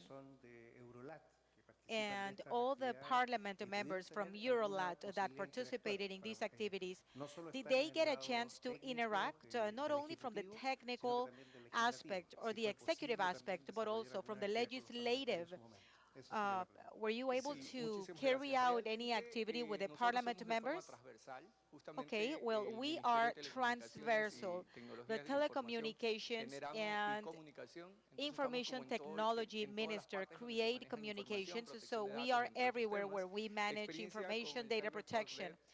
The realmente fue muy experience with the interesante Cyber porque nos Bet llevaron was las extremely prácticas, interesting estamos, ni because siquiera they fue shared with virtual, us fue best presencial, practices and donde it was vimos a on todos los site. poderes, el We brought ejecutivo, el together all the legislativo, el powers, judicial, executive, incluso the el de control social. legal, Efectivamente, legislative, cada and uno va a social tener sus control power, and obligaciones each one en of them temas will de have their own ciberataques, no es depende obligations. del poder, The no, cyber attack no does solo nos not atacan al depend on the ejecutivo, power.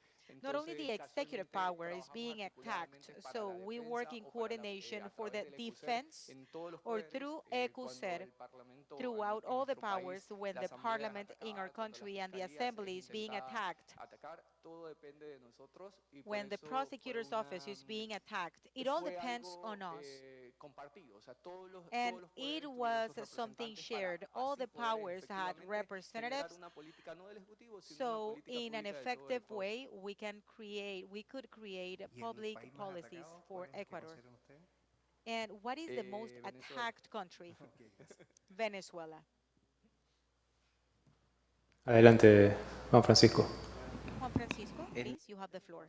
Algo que nos pasó a nosotros en la On discusión, innovation, something that happened quizás to una us discusión más in our jurídico discussion, maybe it pero was more quizás a innovar también en las criminal técnicas de legal investigación discussion. asociadas a We must innovate on the investigation los techniques sistemas associated to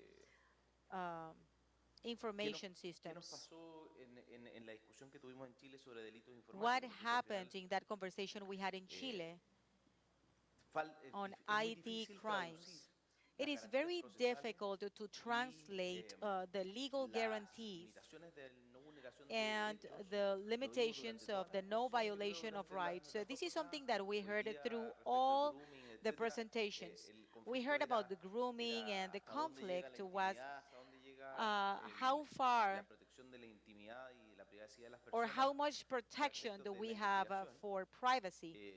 Y And I'm nosotros, solo referring for investigations. And para ponerlo como anécdota, nosotros just sharing an en la discusión de anecdote, delitos informáticos discutimos si es que in el the fiscal podía cybercrime dentro de una discussion, investigación we simplemente solicitar wanted los to datos know if de the prosecutor suscriptor could ask de que for está the en el convenio information of Budapest, the de un teléfono, por ejemplo, o subscriber de un aparato informático of para a saber phone si ese IP or a a qué aparato device just to corresponde know y si es que tenemos registrado el nombre o el where the identificado la IP persona que es belongs dueña to. o And que if we es have the name usuario of the de ese owner determinado or IP. the name of the user Fue of una such discusión IP. importante porque This de was a nuevo ahí very caemos important en la conversation dependencia because, de again, las empresas we de depend telecomunicación, on muchas companies, veces el proveedor telecommunications company, many de times internet, el the proveedor de internet telefonía, el provider proveedor or the en phone general provider de la or tecnología es el que the te tiene que technology habilitar para poder provider is desarrollar the one that simplemente should primeras enable diligencias de la us investigación. to Entonces no sé si es work on que the ahí hasta investigations. dónde So y yo sé how Félix que far, tú estás and en I know, telecomunicaciones, Felix, entonces that you hasta work in dónde telecommunications. So my question is, las comunicaciones se ponen al servicio de la prevención e investigación de how can we la put investigación de los delitos telecommunications to the informáticos y service eventualmente la of the investigation ciberinteligencia, of es decir, cybercrime and at hasta the same dónde time podemos cyber usar la intelligence? información o innovar, How far can we que algo innovate or discutíamos how con el far can we fiscal use this information? And this is ayer, something that cuando we nosotros spoke to escuchábamos lo que Baso hizo yesterday. Panamá con la When we heard información about y con el what análisis de Panama Big did Data with de la information and the big pandemia, data analysis se of the acerca pandemic, muchísimo a lo que todos this comes entendemos por very close inteligencia. to what we understand Entonces, and know as intelligence.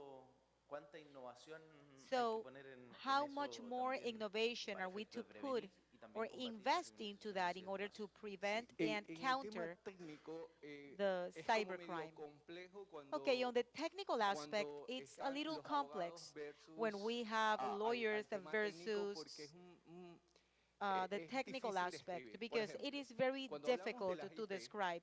When tendríamos we que speak hay about un tema que, bueno, IPs, aquí los que estamos acá somos los técnicos, que se llama DHCP. We are the technicians. There's something that we call DHC that creates IP addresses every time you restart. They are dynamic, hence you cannot create unless you configure a fixed or permanent address.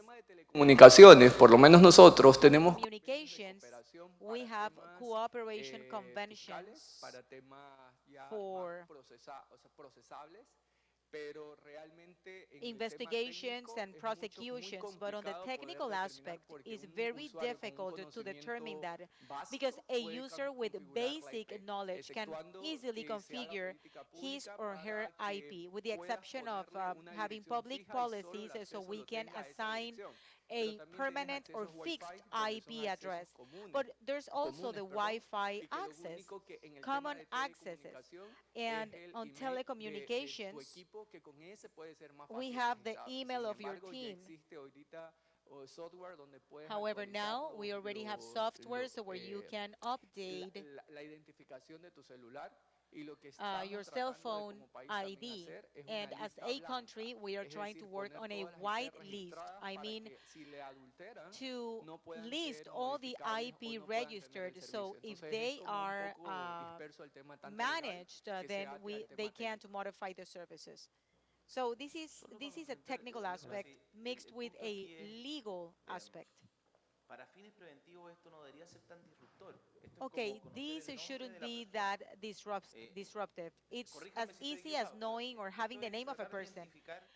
I mean, we try to identify because we do not have a physical person. So if I have an image, for example, from a security camera, going back to my example, if I had a camera security image, I have the image of a person.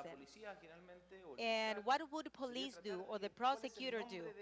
They would try to identify the name of the person in that video, right? So this is something similar. I have data, I have an IP address, I have an email, I have whatever. So this is the first evidence of who was involved in this criminal or cyber crime.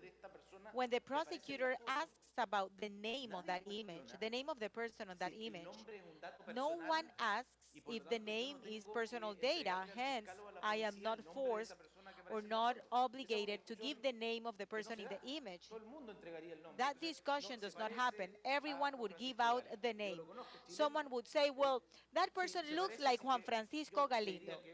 Okay? So I would say that it could be him. Now, if I go and I ask and I say, well, I have information that this email address or this IP number was close to have records or a history on a cybercrime, and my question is, who's behind that IP address? And you can see the difference. Do you have a legal authorization to ask me that question? So I see that there are technological barriers that create some doubts or fears when we ask for information. This is almost like requesting a phone book or the yellow pages. I look up a number and I look up the name and the address. Okay, on the mobile aspect, when it's SMA, is more simple. How can I identify a phone with the SMA? Unless our technicians know something different at the site level, which is the internet level, it's much more complicated because it is configurable. It's easier to identify on SMA, and we have explicit standards that can be opened and shared. But if you use an email, for example, a Gmail or a Hotmail, what you'll see is the public IP for that device, for that entity. Si me permiten agregar, en Okay, cuanto if you allow me, coincido en primer lugar con Félix I y con lo agree que with está Felix planteando el señor and Juan Francisco, pero what Mr. es mucho más allá Juan que solamente Francisco is cómo se ha saying, but it expuesto. Por goes ejemplo, beyond desde el lado de that. las telefónicas, from asignar un número de the teléfono phone companies. está en teoría Assigning a regulado y phone solamente es number cuestión de is aplicar la regulated, regulación. and it's Por just a matter ejemplo, of applying the si yo voy a regulation. comprar For un chip example, if GSM, I purchase an un SM chip de chip celular, para no ponerle or nombre de a tecnología, cell phone en Estados Unidos, chip, yo tengo que in the entregar mi United pasaporte, tengo que poner States, mi I firma, tengo que need entregar mi cédula to panameña sign, I y need to tengo que give brindar my un sinnúmero de identity, información. Entonces, and I eso need to hay que give de verdad aplicarlo, information. porque And normalmente this están must be comprando applied los because chips de usually celular y quizás no están cell tomando phone control de chips los are being datos. bought and Entonces, they are not keeping control of esto the data. permite que haya otro tipo de vulnerabilidades This que no allows son for asociadas a other una kinds tecnología of como tal, sino a un vulnerabilities proceso that que are se llama not SIM swapping. associated Nada to me a impediría a mí, en un país technology. que no tenga el control No aplicado, one is going to llegar y comprar prevent un me celular, to el purchase a número cell de phone SIM in a different country with a SIM de card Felix Chang, por ejemplo, y yo empiezo a hacer from Felix Chang, llamadas o and then accesos I a start Internet making calls usando el or nombre de él, going pero online puse un using fraude his a través name, de SIM swap. but I'm committing Eso por fraud, un lado. En for cuanto al example. seguimiento del IP, As far as un the hacker, bueno, IP mal llamado tracking, hacker, en verdad los hackers son a hacker, estudiosos de tecnología, en verdad se llama cracker, hackers are people that el que hace that movimiento study fraudulento o technology. black hat So hackers. those that do Si fraudulent lo van a seguir por un activity, IP, they entonces are called ese es el peor de los crackers. hackers. So Un hacker if they sencillamente no do va a it with dejar an huellas. IP, that's the worst hacker. Así que Okay, a usar el hacker IP will quizás sea never leave a thread algo quizás or a básico print. inicial, pero no es algo que en verdad te vaya a dar una This is información not de la something that will persona que te give está you atacando. information about the person that's doing the Precisamente por lo que attack or acabo de decir, no va committing a the dejar attack. trazas. Entonces, además, They are como decía leaving no Félix, traces. el proveedor de celulares te va a dar So the una cell dirección phone IP. provider is going to Eso give lo más you an probable se va a llegar a IP solventar address. con, Of con, course, el, that is going to con be la red 6, la red 5G, donde ya va a haber mayor solved cantidad de with the direccionamientos y 5G ya no vamos a ver network, las direcciones que conocemos como and IPv4, we sino la versión 6, que en will teoría deben see haber version suficientes IPs number para 6, satisfacer las and we should necesidades have mundiales. enough IPs to Pero cover caemos the sobre la primera worldwide premisa. need. Si al But cracker we fall on the o first hacker premise. If the cracker or lo van hacker a trazar is a través going de la to be dirección IP, entonces traceable through the definitivamente es IP address, un then amateur. he or she is an Entonces, sí, amateur. hay que buscar implementar So las we soluciones que must ya hay find y las tecnologías and de implement seguimiento, the pero que solutions that en already efecto sí sean exist, but make productivas. sure that El IP they are trazarlo es productive. muy fácil It's enmascarar yo el very mío easy to y decir trace que an estoy IP number. I can mask mostrar el my IP IP number de Rumania, por and ejemplo, y estoy display en an Panamá, IP from pero antes de Romania, mostrar for el IP de example. Rumania he saltado But before I por do that, España, por I Inglaterra went y así through 15 Spain, países más England, hasta and mostrar el de 15 Rumania. other countries until No sé I si me displayed explico. the IP from Romania. Gracias. Kenia Porcel.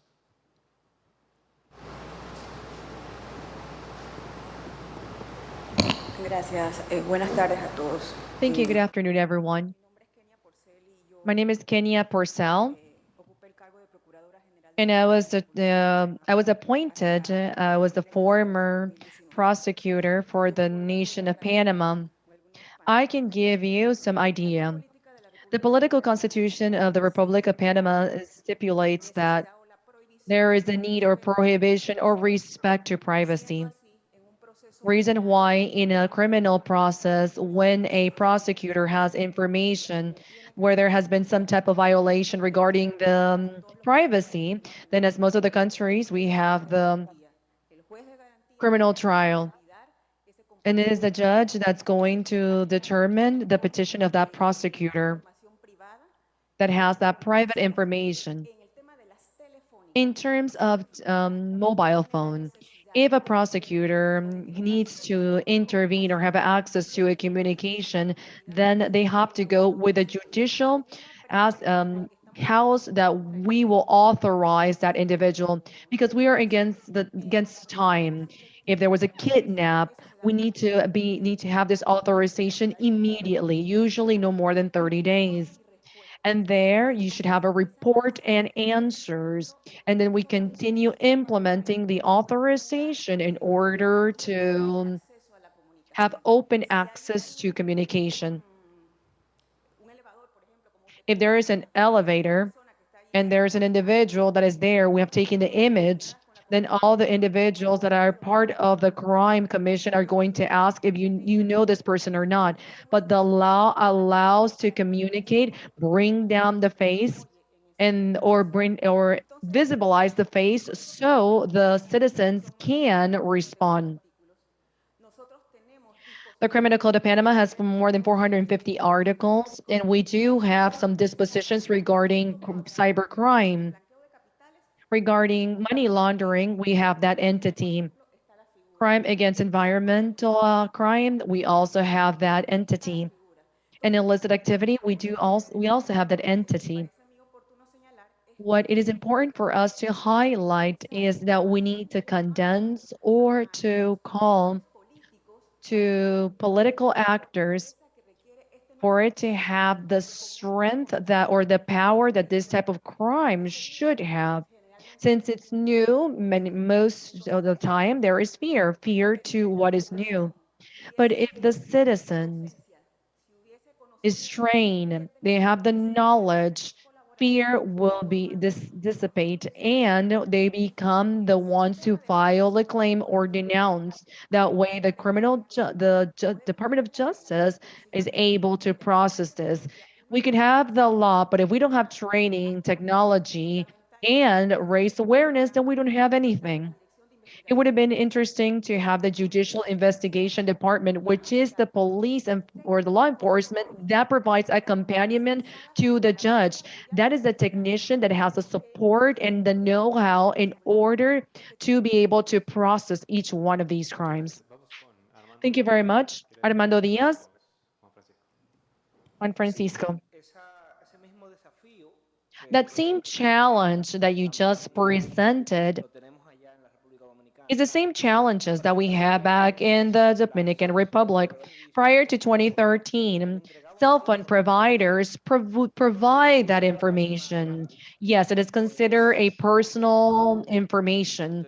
As you mentioned, if you have a picture, any individual can give you the name of on that image.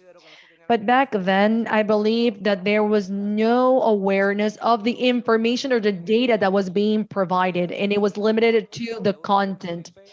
To have someone enroll to an IP address has nothing to do with the traffic and of that data. If we consider that the digital evidence is volatile and we need information in timely manner, and it's not limited to a country, I believe that we need to reconsider. Countries, in order to trace effectively cybercrime, in these type of situations, we need to ask ourselves, number one, are we going to trace an IP address? We need to follow the fingerprint. One say, follow the money.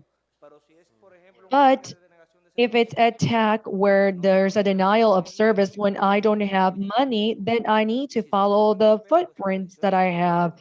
If it is IP addresses, then that is what I'm going to follow. So we need to reconsider the way. And we also need to communicate this on time. What does the Budapest Convention wants? The adequate and timely fashion of providing information among all its members. So this is the data information that usually is provided physically. We can change this into a digital way. Thank you. Francisco.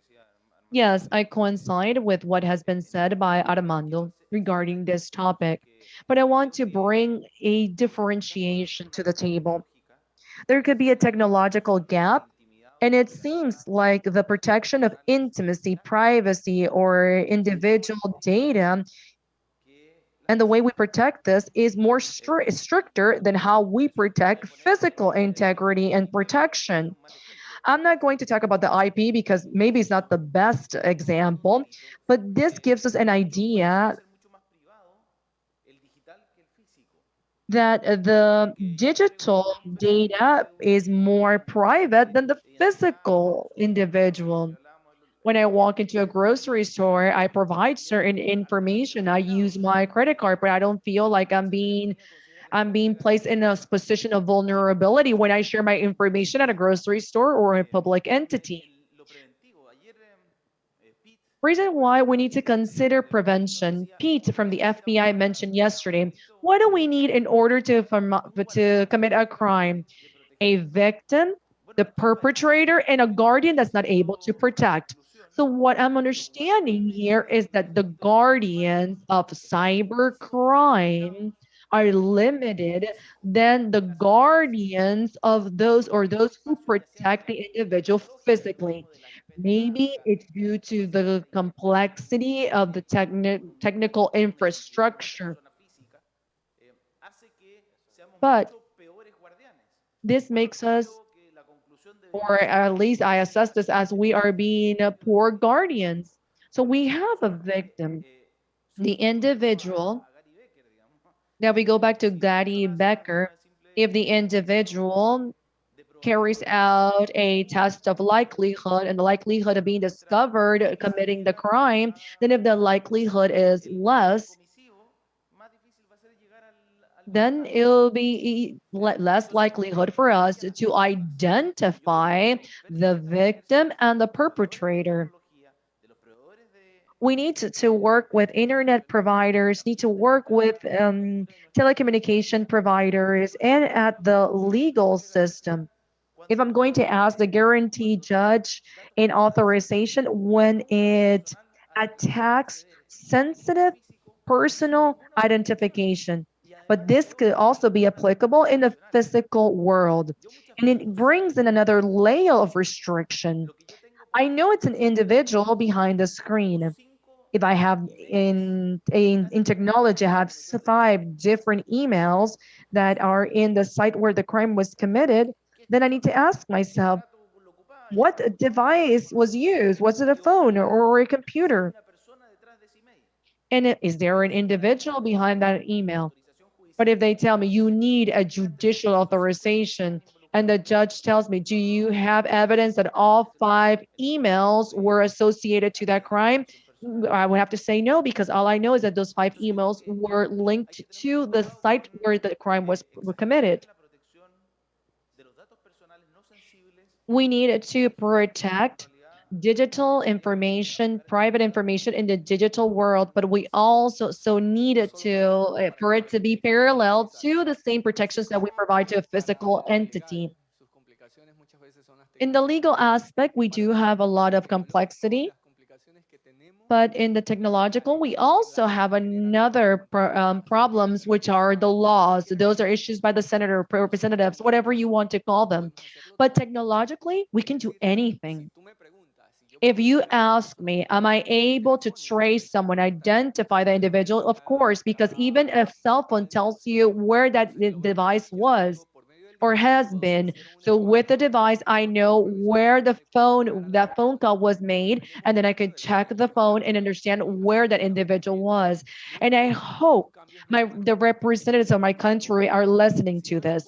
It doesn't matter how many technological changes I perform. If with digital identity, I'm able to carry out a transaction, but in order to be able to execute a transaction, I need to have the 2 individuals, recipient and the person that's going to emit the payment, then they need to be at the same place. Then regardless what changes we do at a technological level, then this is not going to change.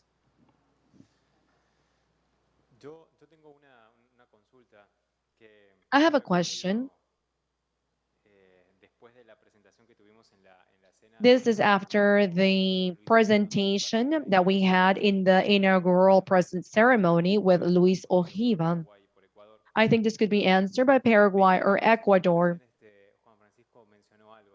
Juan Francisco mentioned something. It was good, the information of how they're carried out by IGG in collecting information and the big data that they have for each one of the citizens. But we also see this from an intelligence standpoint because we're talking about security. What reactions do we have regarding this? I think the panelists have more information, as it was mentioned by the prosecutor. It is the law enforcement and auxiliary component of the support giving in digital security. How does this come together? How does this work? How can this in some way be coordinated with a prosecutor's office, even if it is coordinated at a prosecutor's office or with law enforcement? Because these entities have a lot of information regarding investigation. Yes, we have detailed information regarding all transactions carried out through where the platform that we use to collect big data.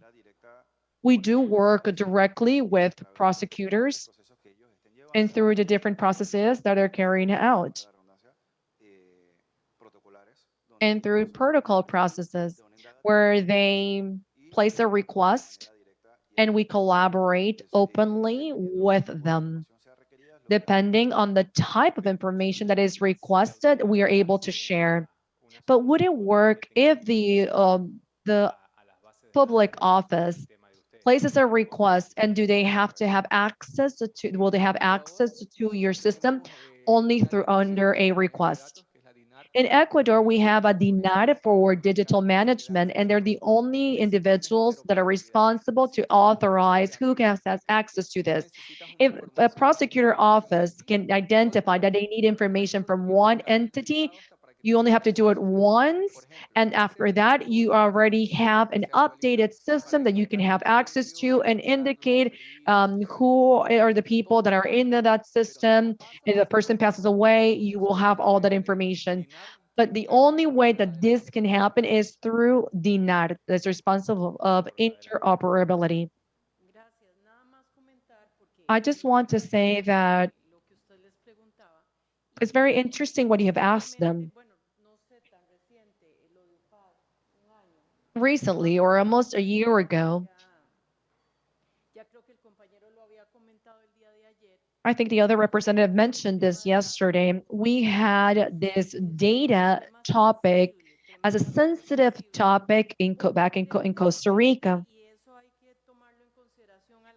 We must consider at the time of developing a policy that this would rely on who has the main database. If the database is going to be under the responsibility of the executive power, then that could be used for activities not associated to crime, but regarding political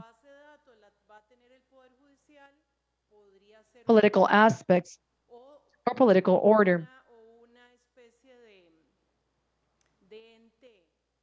If we're going to have this an company or an entity that's going to be an autonomous, independent entity that is going, or neutral, that is going to provide the data that is requested, then that the situation is different.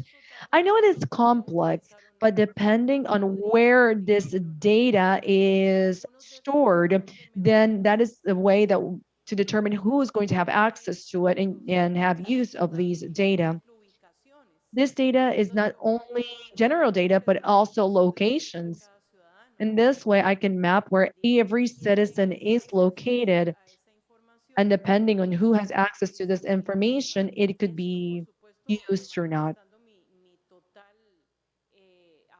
In this same sense, I want to say that I truly appreciate technology and the use of big data in all of the topics required for the development of a country, but it does require the implementation of controls under a regulatory framework.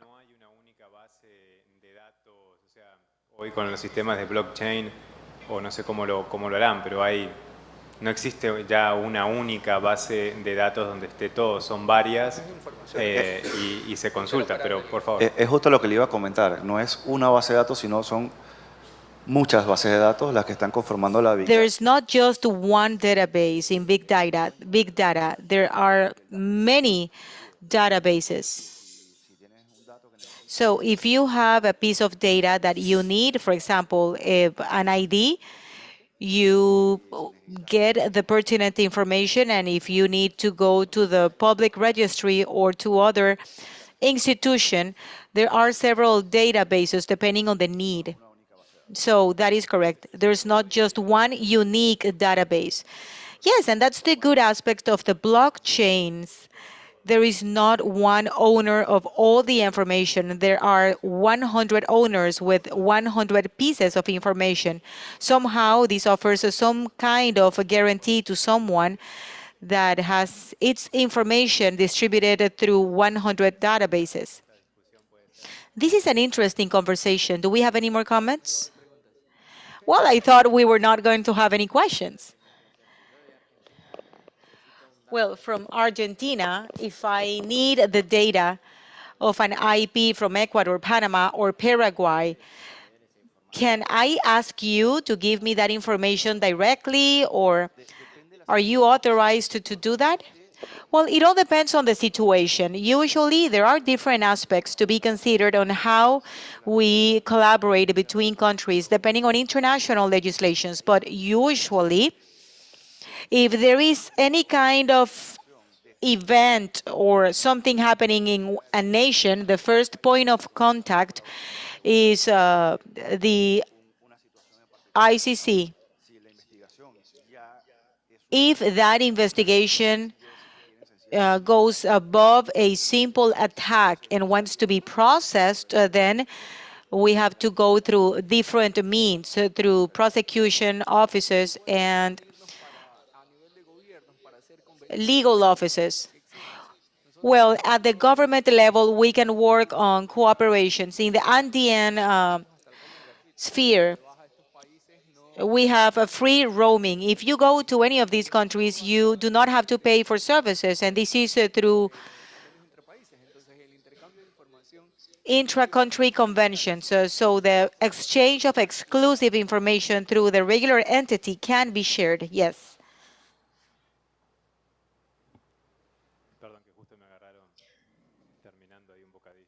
Excuse me, I had something in my mouth. Okay.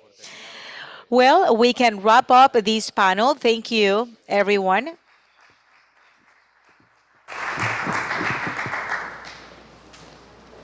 Creo que viene como una de las partes medulares de, I think that we are about to approach the core of these two discussions. What do we want to achieve? We want to work on a roadmap, a guide, an agenda for what's coming. And in these kinds of forums, we always like to leave with a work plan on everything we can do. And for that, we have Senator Silvia Giacopo, president of Parlatino, and she will help us with this dialogue so we can ask for all the contributions. And just to follow on what we discussed yesterday, I would like to request the inclusion of the update of the model legislation on cybercrime, or something that we discussed yesterday with Deputy Burgos. And I would like to reiterate our commitment for Crime Stoppers to create a technical group for that revision. And with all the dialogues we had, I believe education always came up. The need to educate, even from early age, I believe important, and I suggest from Parlatino to work on a recommendation. I'm not sure if we can recommend ministries of education to include in the education curriculum subjects on cybersecurity, or maybe we have to find the right term. But maybe we can do, or we can make that recommendation so we can follow up on that change. And for these topics to be introduced or added in the curriculum. So how can we make students to use in a positive aspect their cell phones, because they all have cell phones, and at the same time to protect themselves with the use of cell phones? Those are our two recommendations. Buenas tardes a los que no saludé en el panel de la tarde. Good afternoons to those I was not able to greet before. As far as the first suggestion, when deputy and author of the legislation presented yesterday, she said that this is a very new and young legislation, and even so needs to be updated, meaning that this is something that is feasible, and we need to do it because the technological progress has a speed, and we cannot come up to each speed, but we must act. On the second suggestion,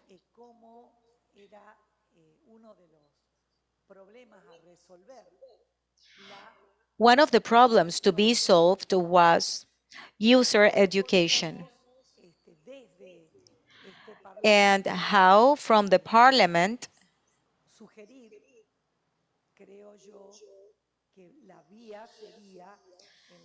we could offer suggestions. And I would think that the way should be to inform after all the work and presentations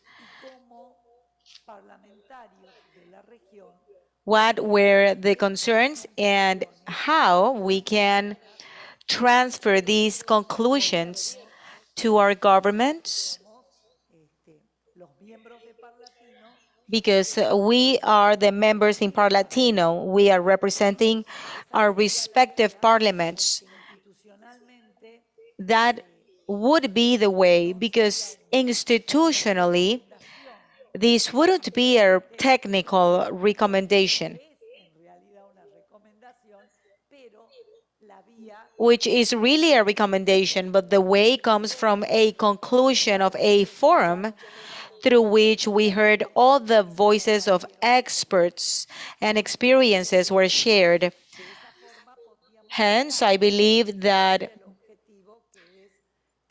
that way we can accomplish our goals to work through the public policies in our region on what's coming and what's happening, just like Mr. Campos mentioned. These children that not only use calculators, I believe that was maybe 1 or 2 generations in the past, as of second or third grade, children do their math on their cell phones. So the use of technology should be accompanied by recommendations, and we must educate for the responsible use of technology so we can protect children and families. Yes, I agree. Thank you, Chair. And with that, I believe that we can open the intervention, starting with Vice Minister from Ecuador.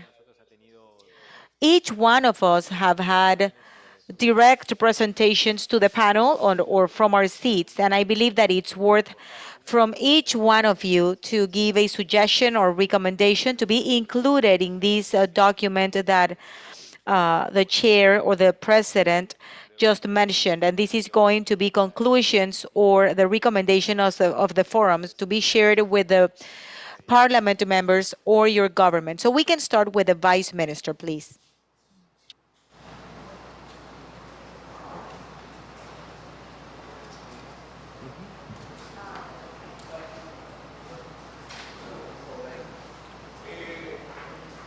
Creo que está apagado el I micrófono. believe your mic is off, or maybe it's not working. Tiene razón.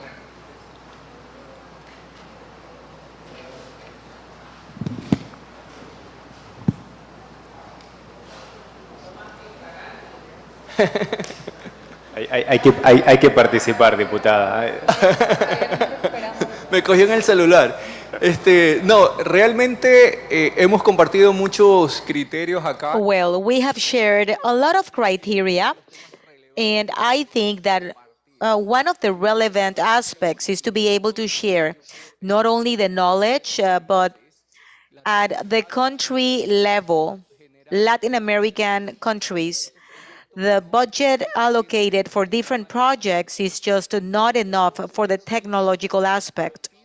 I believe that we can maybe share systems or courses or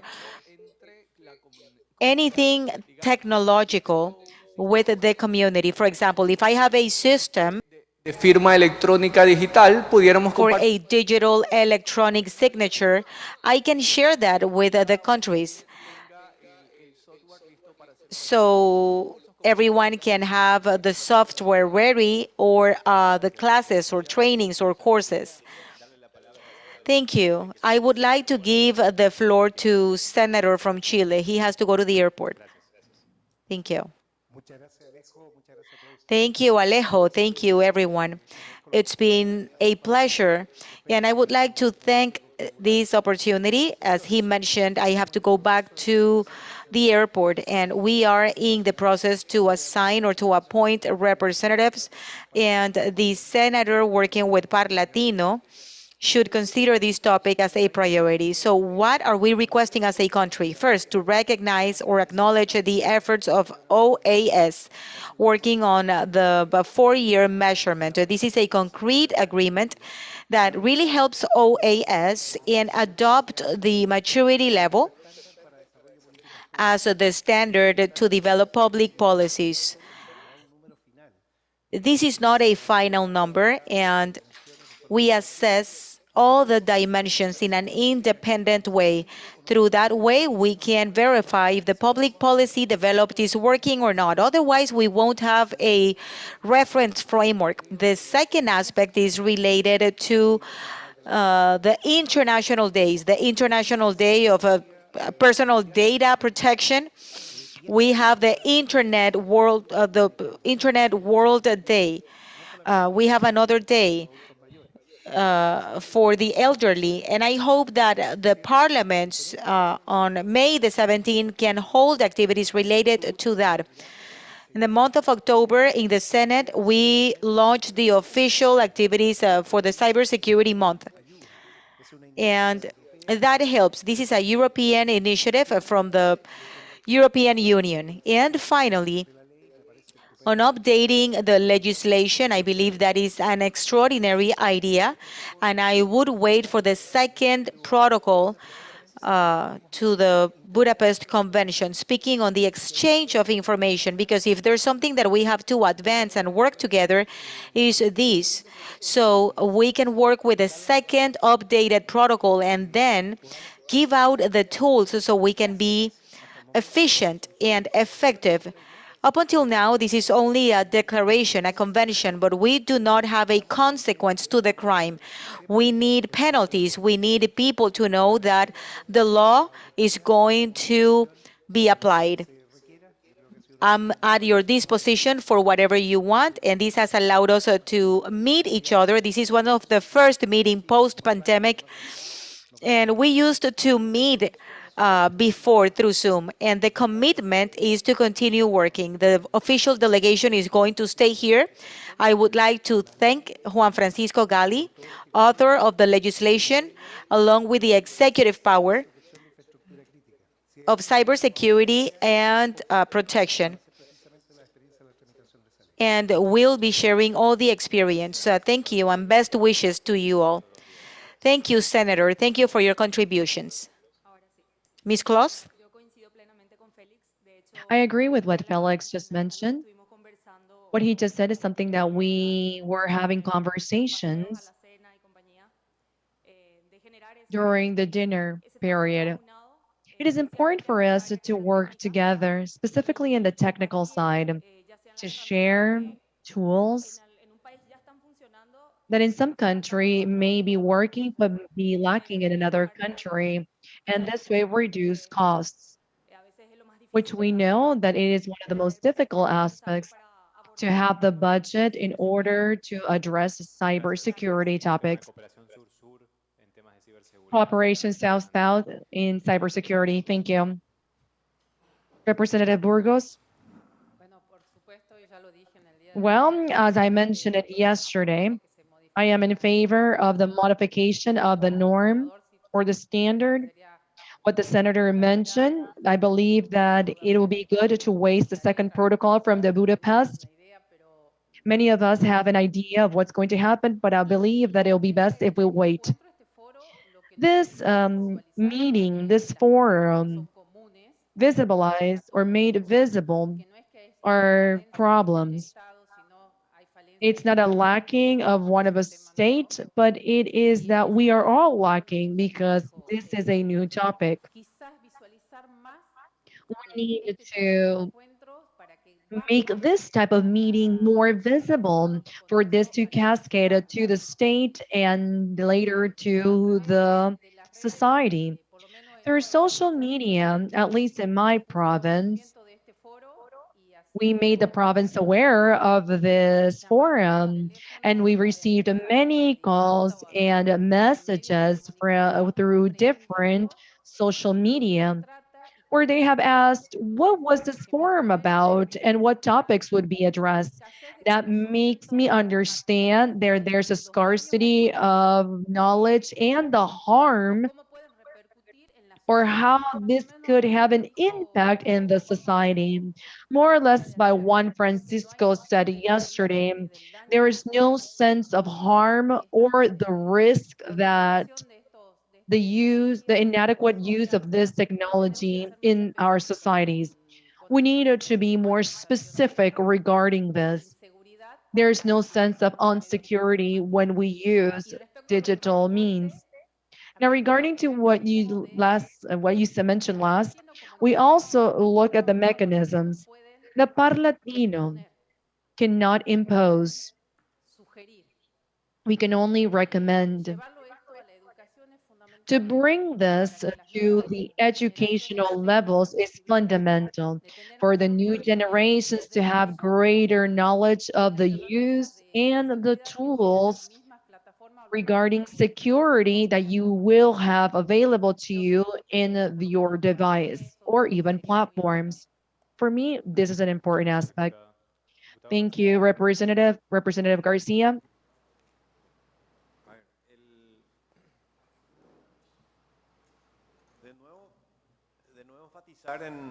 I would like to emphasize once again on the importance that policy needs to talk about technology and innovation.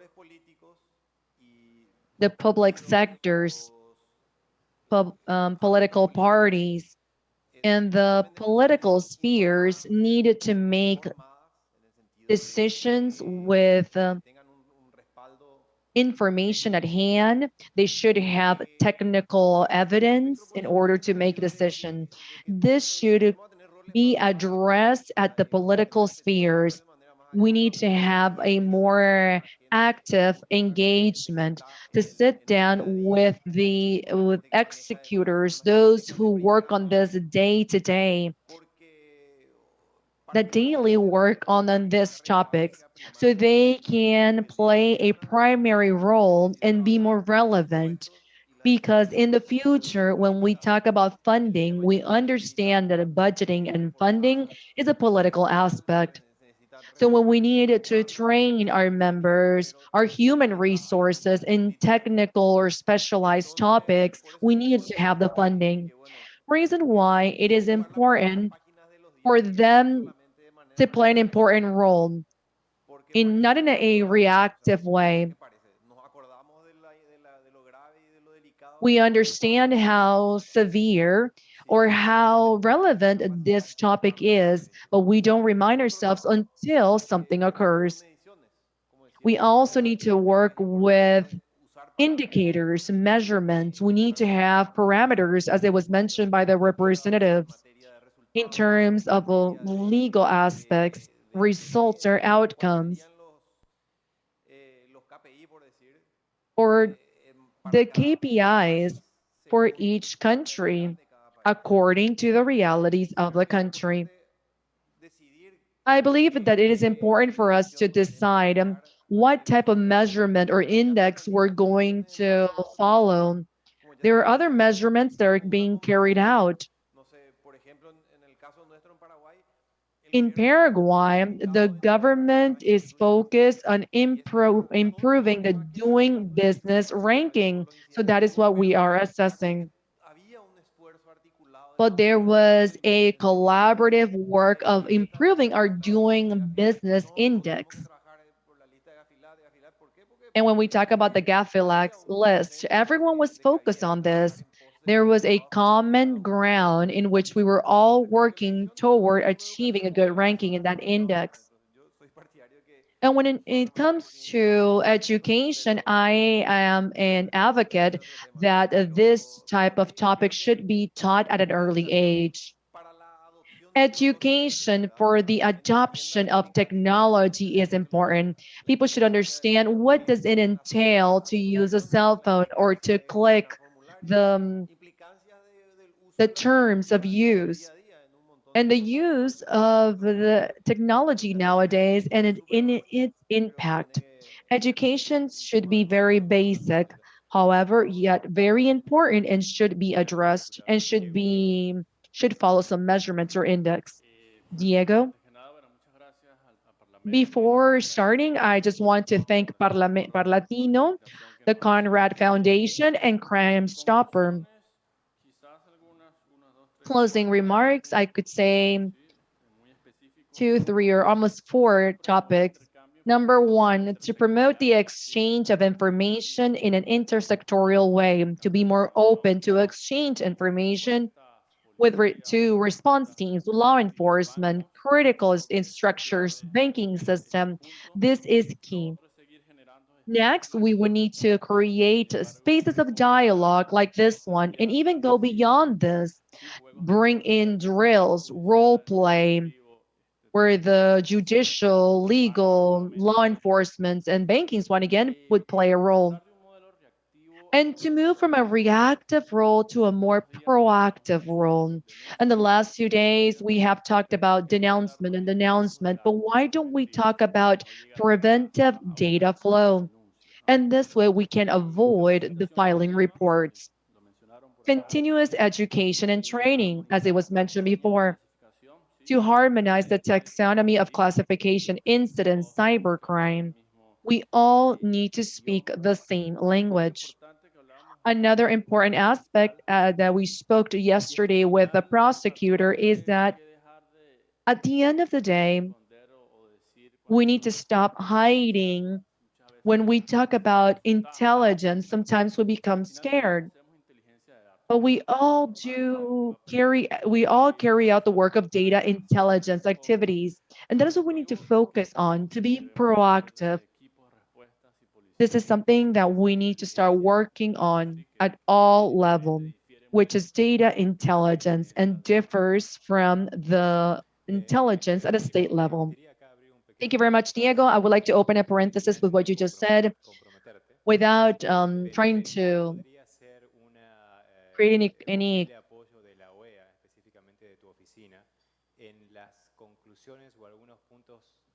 to put you in the spot. So part of the conclusions of this forum, how can the OAS support us? I don't want to, well, you just put me in the spot, but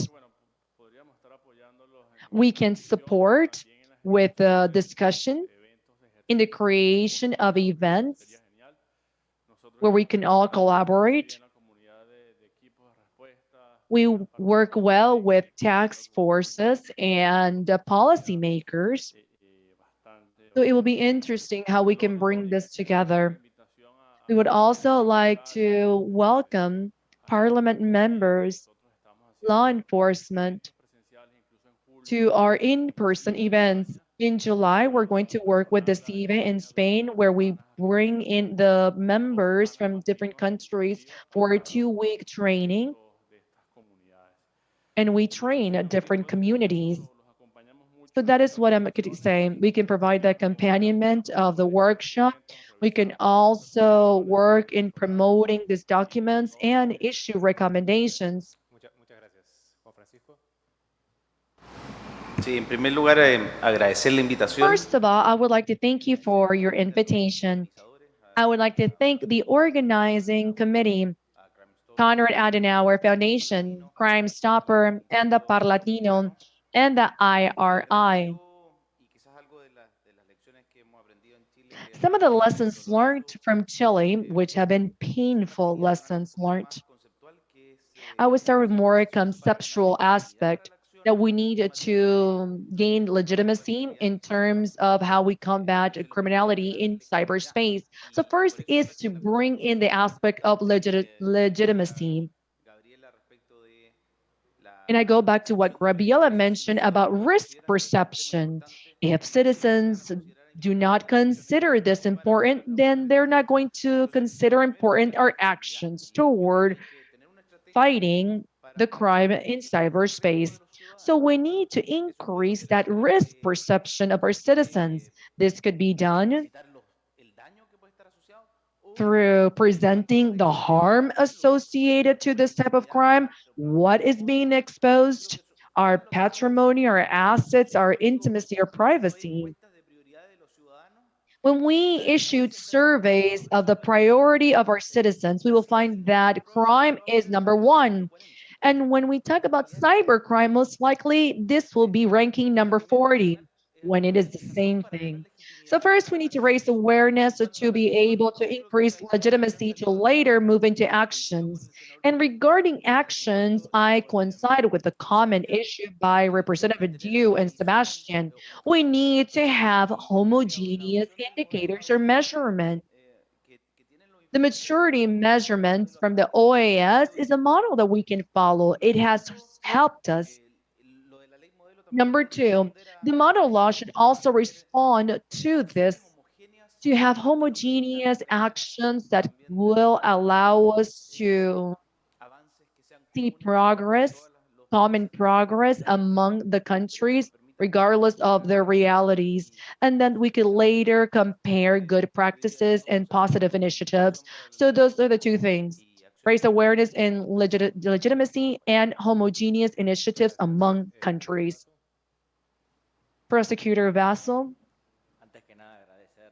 Before all, I would like to thank the organizers and every person behind the stage.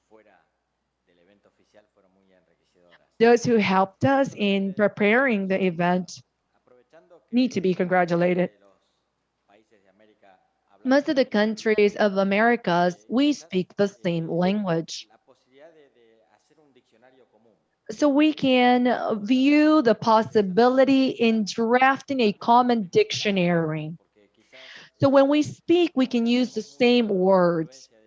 There's a lot of influence from English, so translations can cause that certain legislation in a country adopt one word, and in another legislation there's a different word. In this Babel Tower, we can have, or we can commit more errors.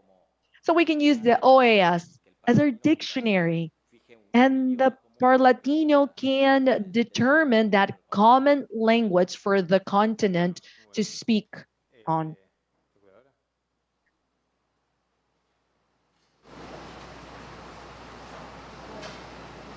Serían las siguientes. Well, these are my contributions. To do a study with the Ministry of Education, the family prosecution offices, to determine the possibility to include cyberbullying, identity theft, and cybernetic sexual harassment. Perdón, el último, ¿cuál era? I'm sorry, what was the last one? Cybernetic sexual harassment and identity theft. Thank you. I'm thankful for this space. It has been extremely interesting. I only have three important ideas. One, this is a complex and diverse phenomenon. And from the different discussions, I understand we do not have a common diagnostic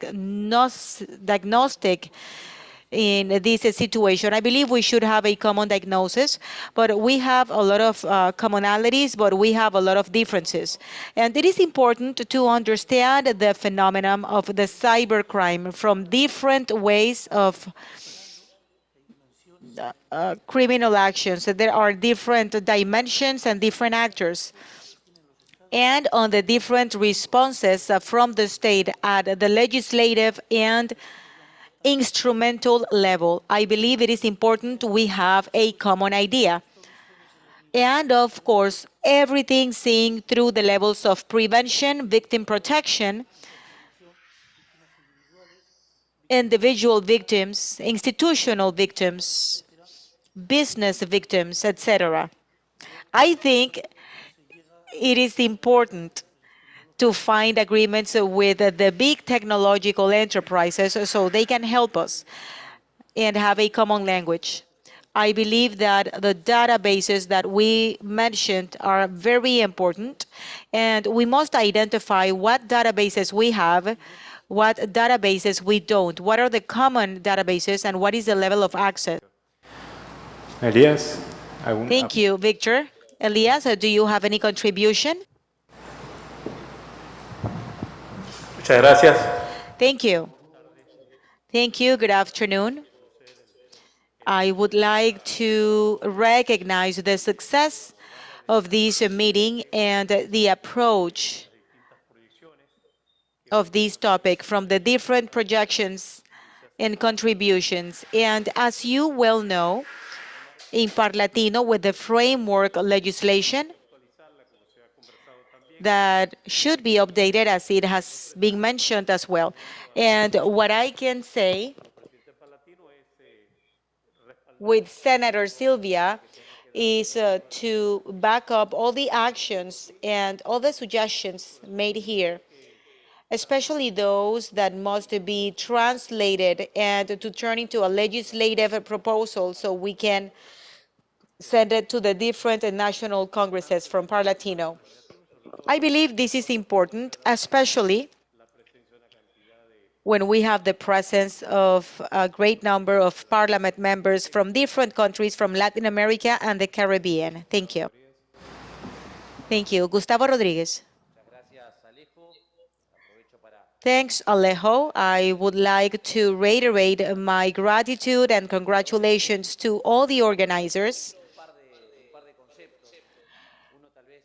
We have a number of concepts, so one aiming to the pragmatic aspect, or the specific aspect, aligned with what the prosecutor proposed as far as the glossary or a dictionary.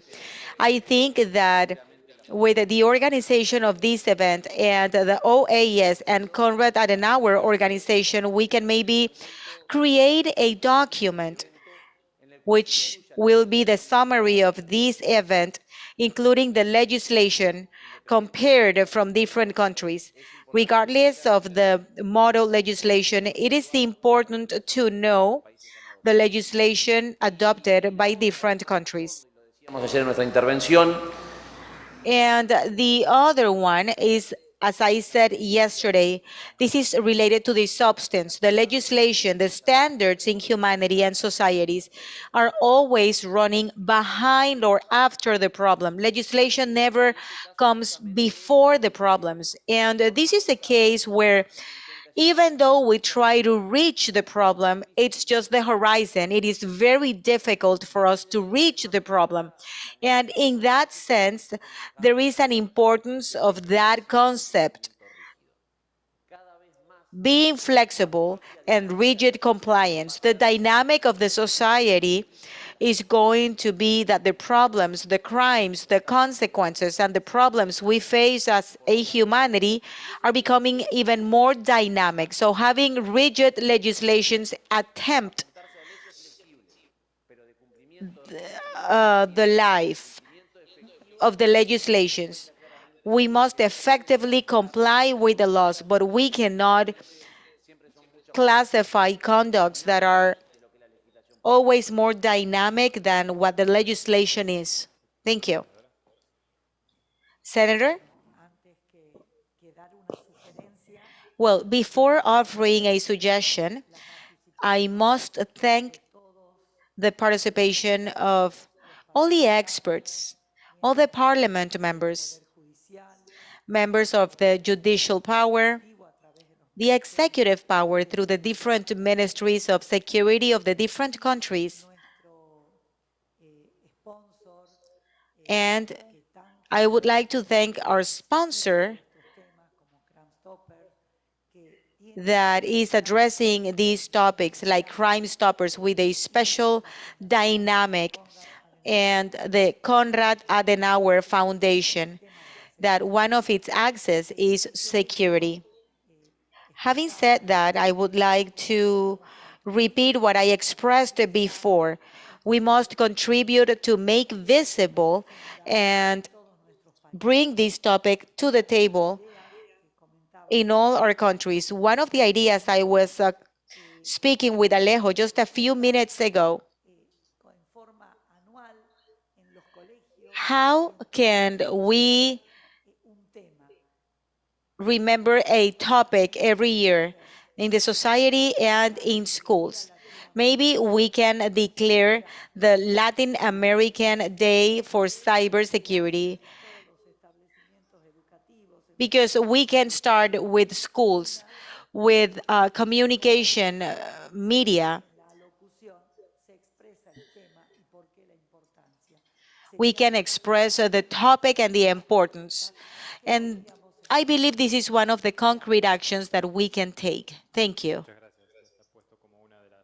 Thank you. It has been added as a recommendation, and we are adding several recommendations. I would like to give the floor to Mr. Albert Sandy. He just arrived today from St. Lucia. Mr. Sandy is the executive director of CICLEC. If you do not know CICLEC, this is like the Council of Authorities and Customs of the Caribbean. I think it is important because Parlatino has members from the Caribbean, and we seek having that integration with the Caribbean. So the presence of CICLEC is extremely important today. Mr. Sander?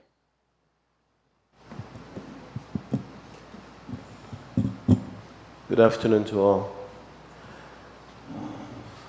I would like to say thanks to Alejo, his organization, and to Parlatino, and to all of you here for the invitation of the Caribbean Customs Law Enforcement Council to participate in this forum. I have listened very intently, and of course, cybercrime is a serious issue for all organizations and for every country on earth, as long as we understand what it is. So I think as a recommendation, and especially the Caribbean Customs Law Enforcement Council, as other organizations, is very involved in the development and deployment of electronic tools within the Caribbean Basin, and also in collaboration with the World Customs Organizations and others in dealing with issues like commercial fraud and so on.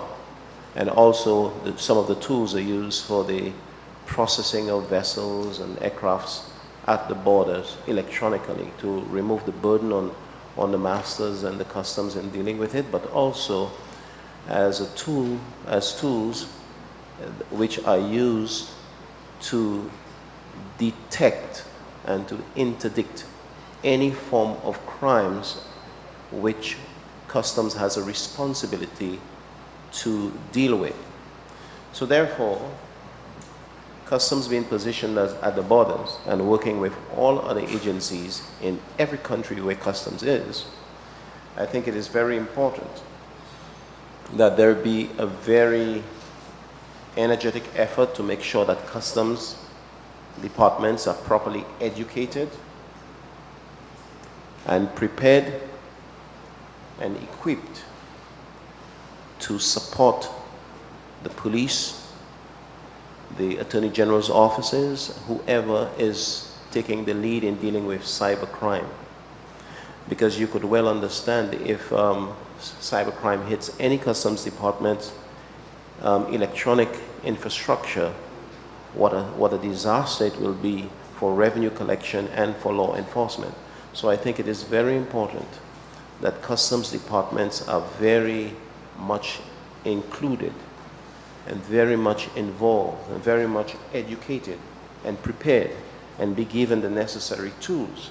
And also they need to be held accountable for the outcomes that they produce in respect of fighting against cybercrime, and especially when you consider the sexual exploitation of women and children.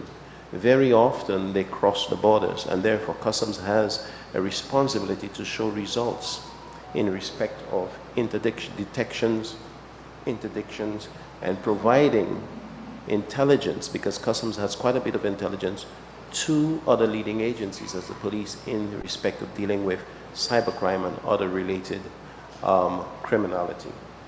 So the thought is really to make sure that customs is properly educated, properly prepared, properly equipped to participate in this fight against cybercrime and related crime, and to make them responsible in delivering outcomes along those lines. So thank you very much. Muchas gracias, Mr. Sandy. Winfried, adelante, por favor. Thank you, Mr. Sandy. Winfried?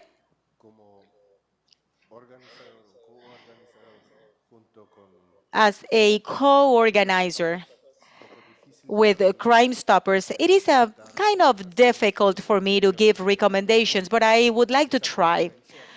To me, this conference was just the beginning, without being the beginning, but at least it's a beginning within this group.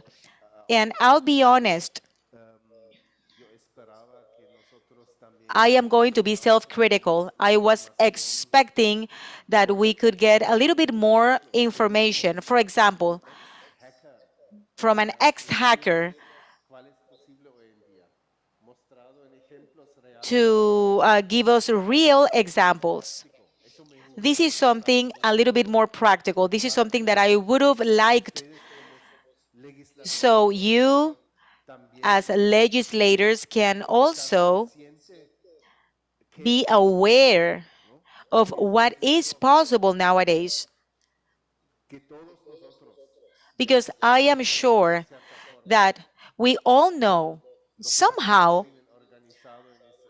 what organized crime is doing in the cyberspace. However, when we can review practical examples or what things criminals are working with, that would have been interesting. And what I would like to propose is for us to continue with this group next year so we can update and see where we at. And as organizers, we can try to at least organize one day with people that practice, for example, hackers or people in the intelligence scope. It was mentioned, yes, but under the security situation under which the world is with the attack on Ukraine, I remember maybe 3.5 years ago, the German parliament was hacked. And our intelligence has a clear proof that this came from Russia. We have the evidence, and this was not something private. It wasn't something private. And the IT system only worked half a year.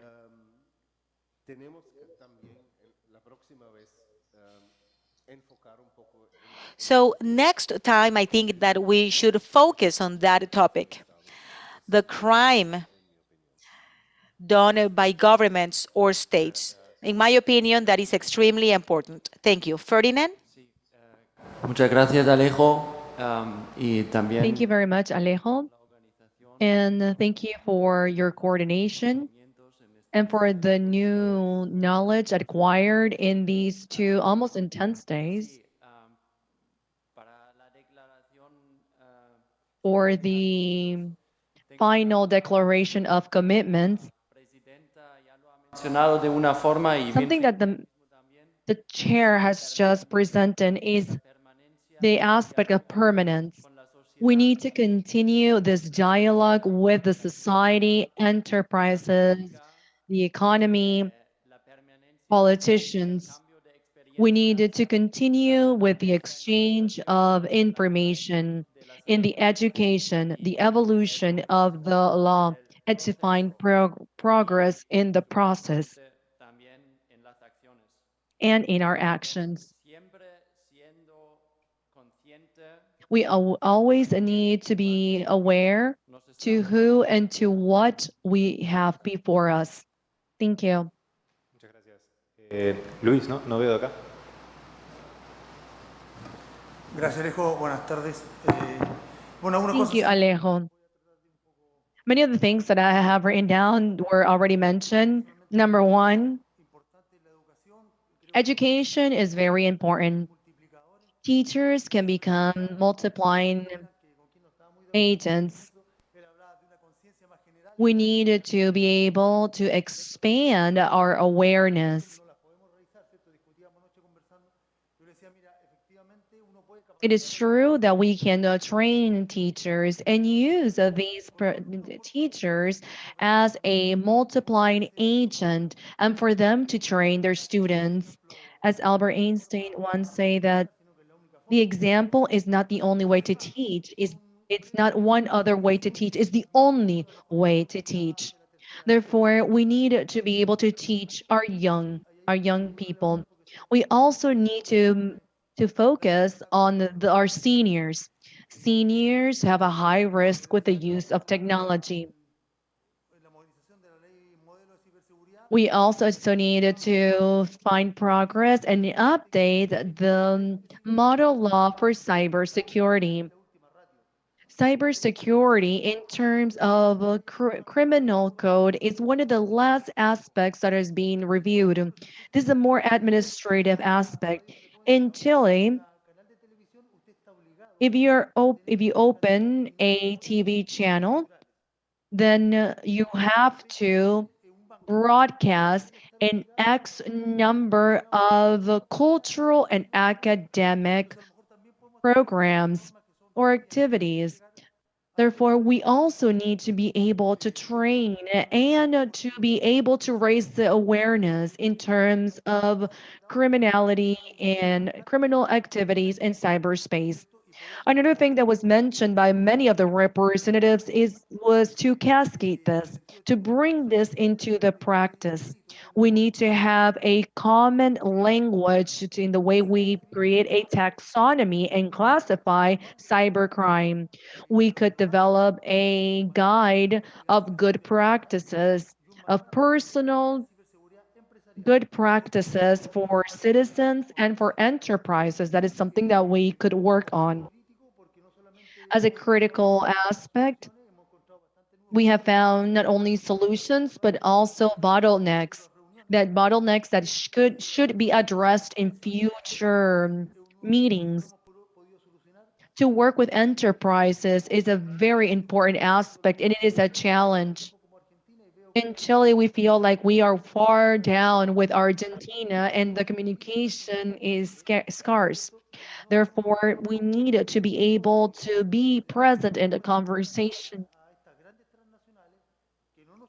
We need to be able to work directly with transnational large enterprises in order for them to provide information of the information they have collected from our citizens. Representative, thank you very much for this space of dialogue. I think there's not much to be added. It is clear that today we have a regional need of sharing information, capacities, and experiences. We have identified that this is a transversal topic that requires an interagency collaboration from the academia, public, and private sector. One of the most important aspects is to invite the countries of the region that are not here to adhere to the Budapest Convention, for them to draft a cybersecurity bill, because many of the countries do not have one. We need to try to bring in funds for cybersecurity. Yesterday, we talked that there was a deficit of around 600 million individuals regarding this topic. Another thing that is important is that the organizations that coordinate this forum, we can develop an observatory for cybercrime, a table to address ethics, and a platform to share success stories. I think that to have an ethic committee would help us to talk, to collaborate, and to share our experiences. Cybercrime, depending on the conditions of each one of the countries, the crimes will be different. If we are able to bring them together to an observatory or a place where we can pool all of the different cases, we can able to participate and learn from other countries.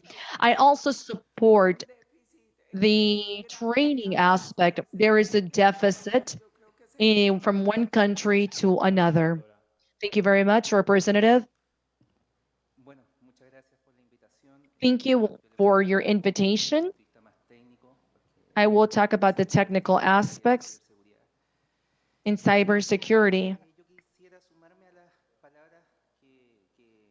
I would like to build on the words regarding bringing a standardized language. And I'm talking more of a technical language standardization. I'm going to talk about incidents in cybersecurity, which is different from an event of cybersecurity.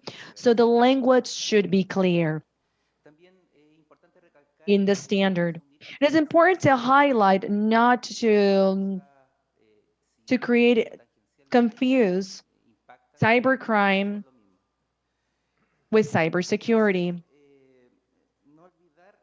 Third, not forget about the impact that we have or that we create to the environment in data mining. This is something that needs to be addressed. Today, data mining is transforming into a great problem and a threat to the environment. Second, we need to also develop threat intelligence. As it was mentioned by Diego, we need to be able to identify those new threats that are going to come into our environment. Winfred talked about the war between Russia and Ukraine. Most likely, some of these countries will be in the need to develop operation in the robbery of currency in order to cover the deficit that they have in their countries. So cybersecurity is important for our banking systems. And with this, I wanted to conclude about a standard for AI. We needed to understand that there could be certain biases in programmers when it comes to AI and its relationship with cybercrime. With this reflection, I would like to end with what was said by Sing Bao Wan in his book. If we have greater control, then less privacy people have, but with more privacy, less control we'll have. Thank you very much. Thank you. It has been like a good experience. What Paola mentioned, it's not that we don't want to act. Sometimes we do not know what is happening. In my personal opinion, I have heard about computing crimes or cybercrime and cyberspace, but I had no idea what was truly happening there in that cyberspace. In our country, we're drafting a bill that's associated, related to this topic. We were recently victim of hacking of the social program that we have in our government for vulnerable groups in our countries. The criminals were able to withdraw from the social funds by criminal activities more than 200,000 pesos. Or I should rather say 200 million pesos. So crime continues to grow. It is not limited to a country. We are at your disposal. We hope our countries will come together and connect in secure environments. Thank you. I just want to reiterate my gratitude for the invitation. We go back with a luggage full of knowledge and lessons learned in this very important forum. I just want to highlight that even that it is true that we need to be able to lock several things in terms of criminalizations in cyberspace. We understand that if we don't lock the doors, then it's going to harm the economy, the finance, international economy, and vulnerable sectors such as children, women, seniors. So we are looking at the other side of the spectrum. We needed to not to have a state that has a complete control over a citizen, but we need to have some control. The first time that we were at the hotel, the Panamanian public official said that the custom declaration that seemed to be a very naive document, it is a document that has a lot of information and regulations to our privacy and our personal identity. Therefore, it's not just Facebook and Twitter, Spotify, that understand our likes and tastes through algorithm. We need to also have democratic controls to that increase penetration of the state in our world as citizens. Prosecutors, or the prosecutor that spoke a while ago, we need to have more control from judges in the authorization to have access to information from the citizen. We need to emphasize ever more the preservation of democracy. In this process, we do not have the voice of our citizens. I don't want to be prejudiced toward one country, but we all know that with the control of the pandemic in China, the control was even higher over their citizens. Therefore, this can make us lose basis of democracy in our countries, in countries where we already have fragile democracies. Thank you very much, Representative Armando Diaz. Your recommendations. First of all, I would like to thank you all for your invitation to this panel, to be able to share our experiences, to be able to hear from each one of you was very enriching. Among the recommendations that I can briefly and in a very summarized way share with all of you is other technologies have had other type of regulatory system. Cell phones, the FCC regulates the manufacturers of technology for them to implement certain protocols. In the creation of softwares and systems, we don't have these type of authorities that follow good practices of cybersecurity. Someone can produce or create a software and can have this available to an X number of individuals. In technology, if it's not secure, then we should have instruments in place in how these technologies are going to be used and implemented. There are certain institutions that can let you know, okay, you have developed a software. Is it secure for an N amount of individuals to use this in a population? Is it going to use personal data, etc.? Anyone can develop an application. It could become hype and a large amount of people will be using that application. So it needs to be regulated. Thank you very much. Muchas gracias. Mr. Cueto? Thank you. I think that everything said is extremely pertinent for the recommendations. I will only mention 4 points as an idea, and I believe that this could continue in Parlatino on cybersecurity.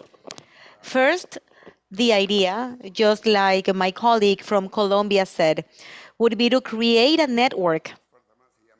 In the armed forces or in the Marine, we call it lessons learned, recommendations, and whenever there is a case and you can create, or the foundation can create a network where we all come together and that will feed us and we can all learn from that network. Second, definitely, education is important. It's important. And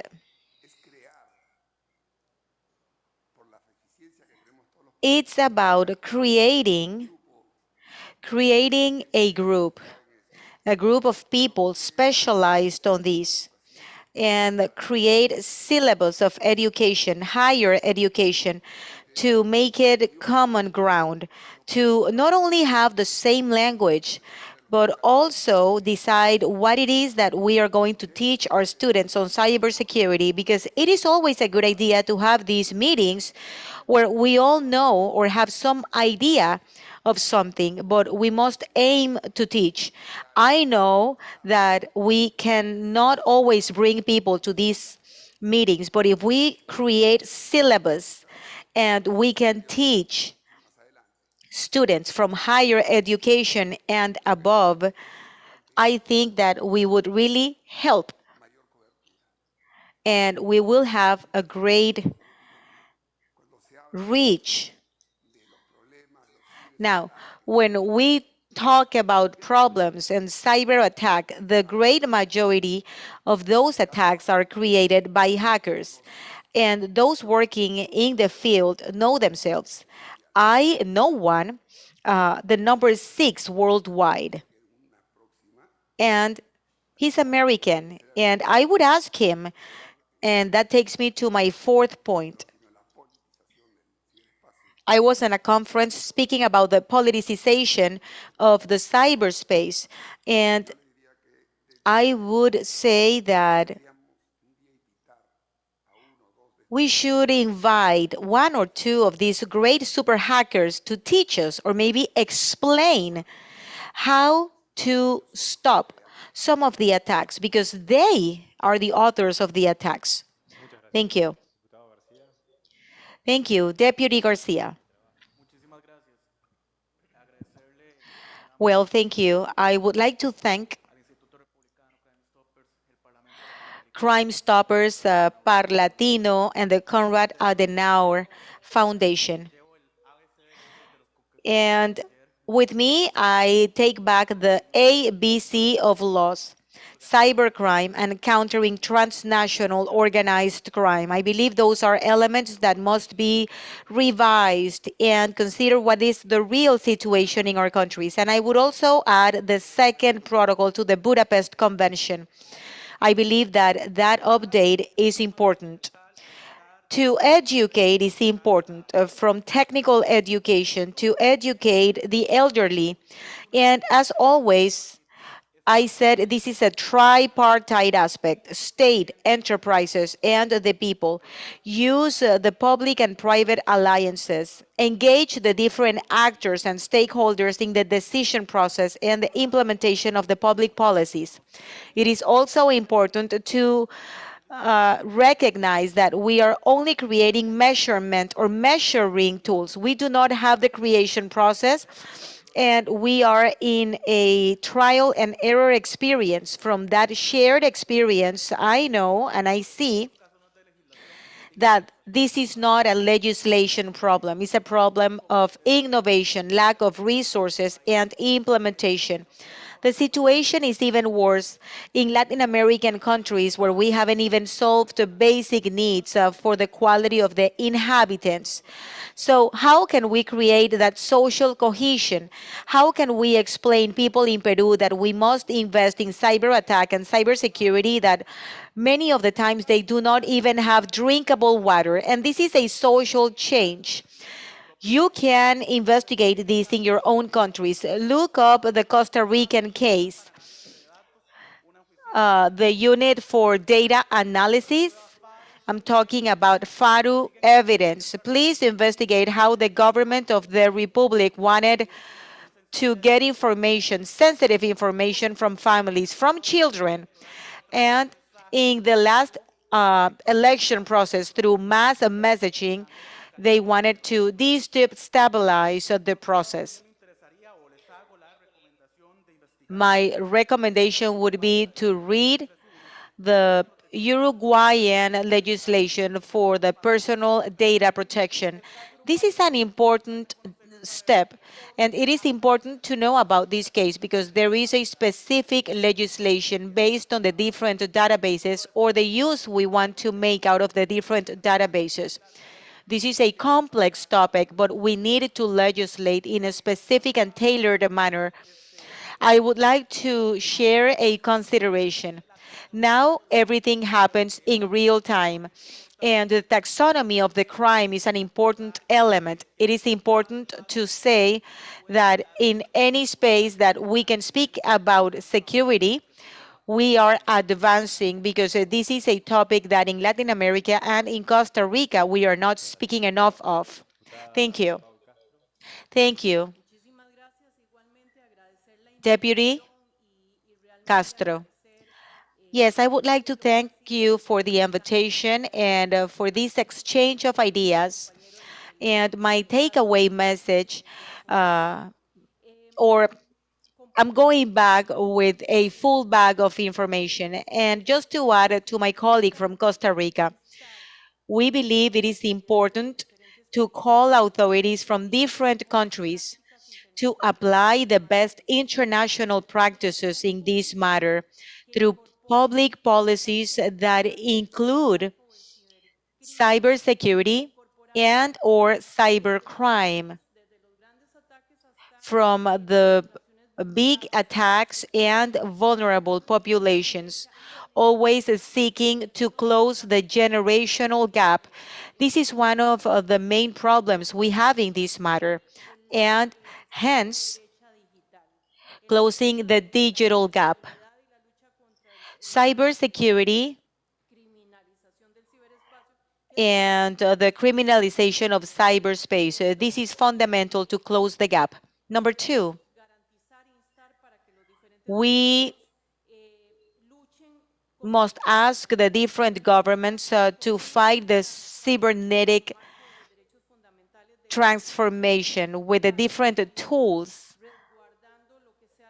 always safeguarding the legal security, the privacy, and the due process. We cannot forget about that.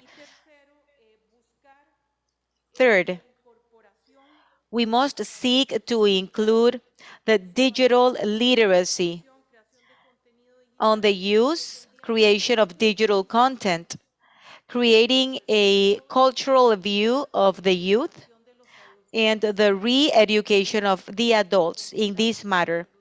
This is an element we deem crucial in this topic, referring to cybersecurity and the criminalization of the cyberspace. Thank you. Thank you. And to wrap up with the conclusions and recommendations, we are at number 36. Beatriz, one of the co-organizers of this meeting. Please, you have the floor. Thanks, Alejo. I believe the experts have contributed very valuable elements that are going to be compiled for this declaration. And from the international cooperation, I believe that the conclusion that we can bring to the table is that this conversation is necessary, is urgent, and it must be recurrent, because coming together once a year is not enough. And as you said, we are late to the virtual world, to the metaverse world, and it is important to find a way to reorganize a forum or a conference, if not this year, maybe next year, so we can follow up on the commitments that we are making today. From international cooperation, we have the responsibility to add this topic on the agenda of the donors that fund these kind of projects, because this is not a topic that can be heard in the cooperation scope. I believe that we must invest in the technical and human resource, the citizen resource, and the political resource, and all the different actors that comprise or are part of these three resources. And there is a quote or a saying in English that says, we need a network in order to tackle or counter another network. And I believe that with IRI, Crime Stoppers, we can find a sustainability of this forum. We know that there are other synergies and initiatives worldwide working on this topic. But let's take advantage of this moment, of this energy created, so we can continue these projects into the future. And I cannot close without thanking Alejo and the Crime Stoppers team who pushed to boost this topic in the region. And I would like to the foundation and thank you for inviting us to be part of this conversation and this alliance. Thank you. Thank you, Beatriz. I would like to excuse Micaela Brown. She was to be here today, but there was a personal situation, and she'll be traveling tomorrow, first thing in the morning, to Germany. Thank you. We have a total of 38 recommendations that we are going to compile, systemize, and organize, and those will be shared with you. I do not want to close without giving the floor to two important people. Kim Berg, director of the CAS Foundation and the chair of Parlatino, owner of this wonderful home. Muchas gracias por la deferencia. No me queda más que agradecer. Thank you for those comments. I would like to thank the participants, and I want to say that this is the house of the legislation of the Latin American and Caribbean sisters and brothers, and this home is open for this forum.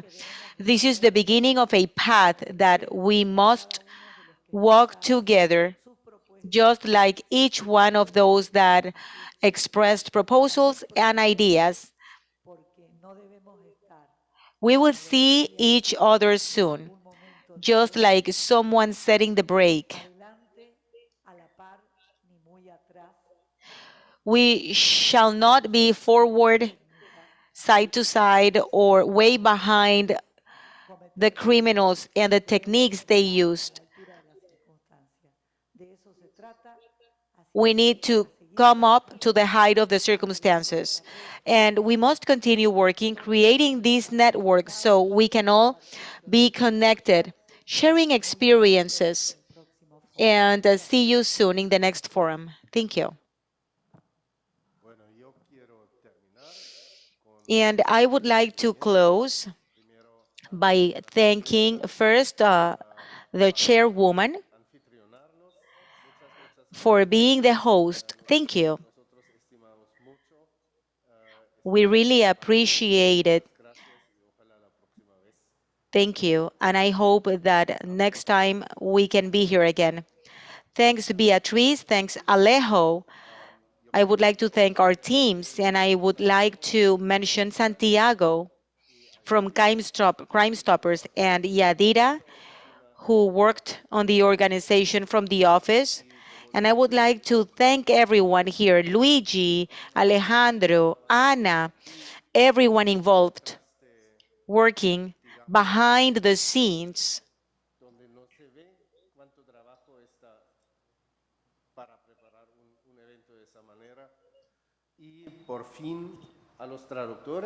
And I would like to thank the interpreters and the IT team. Very, very good job. And this is my responsibility as the representative of the foundation. It's always great when we hear that the foundation funded all that. And I would like to thank the German contributor to give us the opportunity to hold these kinds of events. Please have a safe trip back home. COVID is not over yet. We know that. See you soon. Thank you.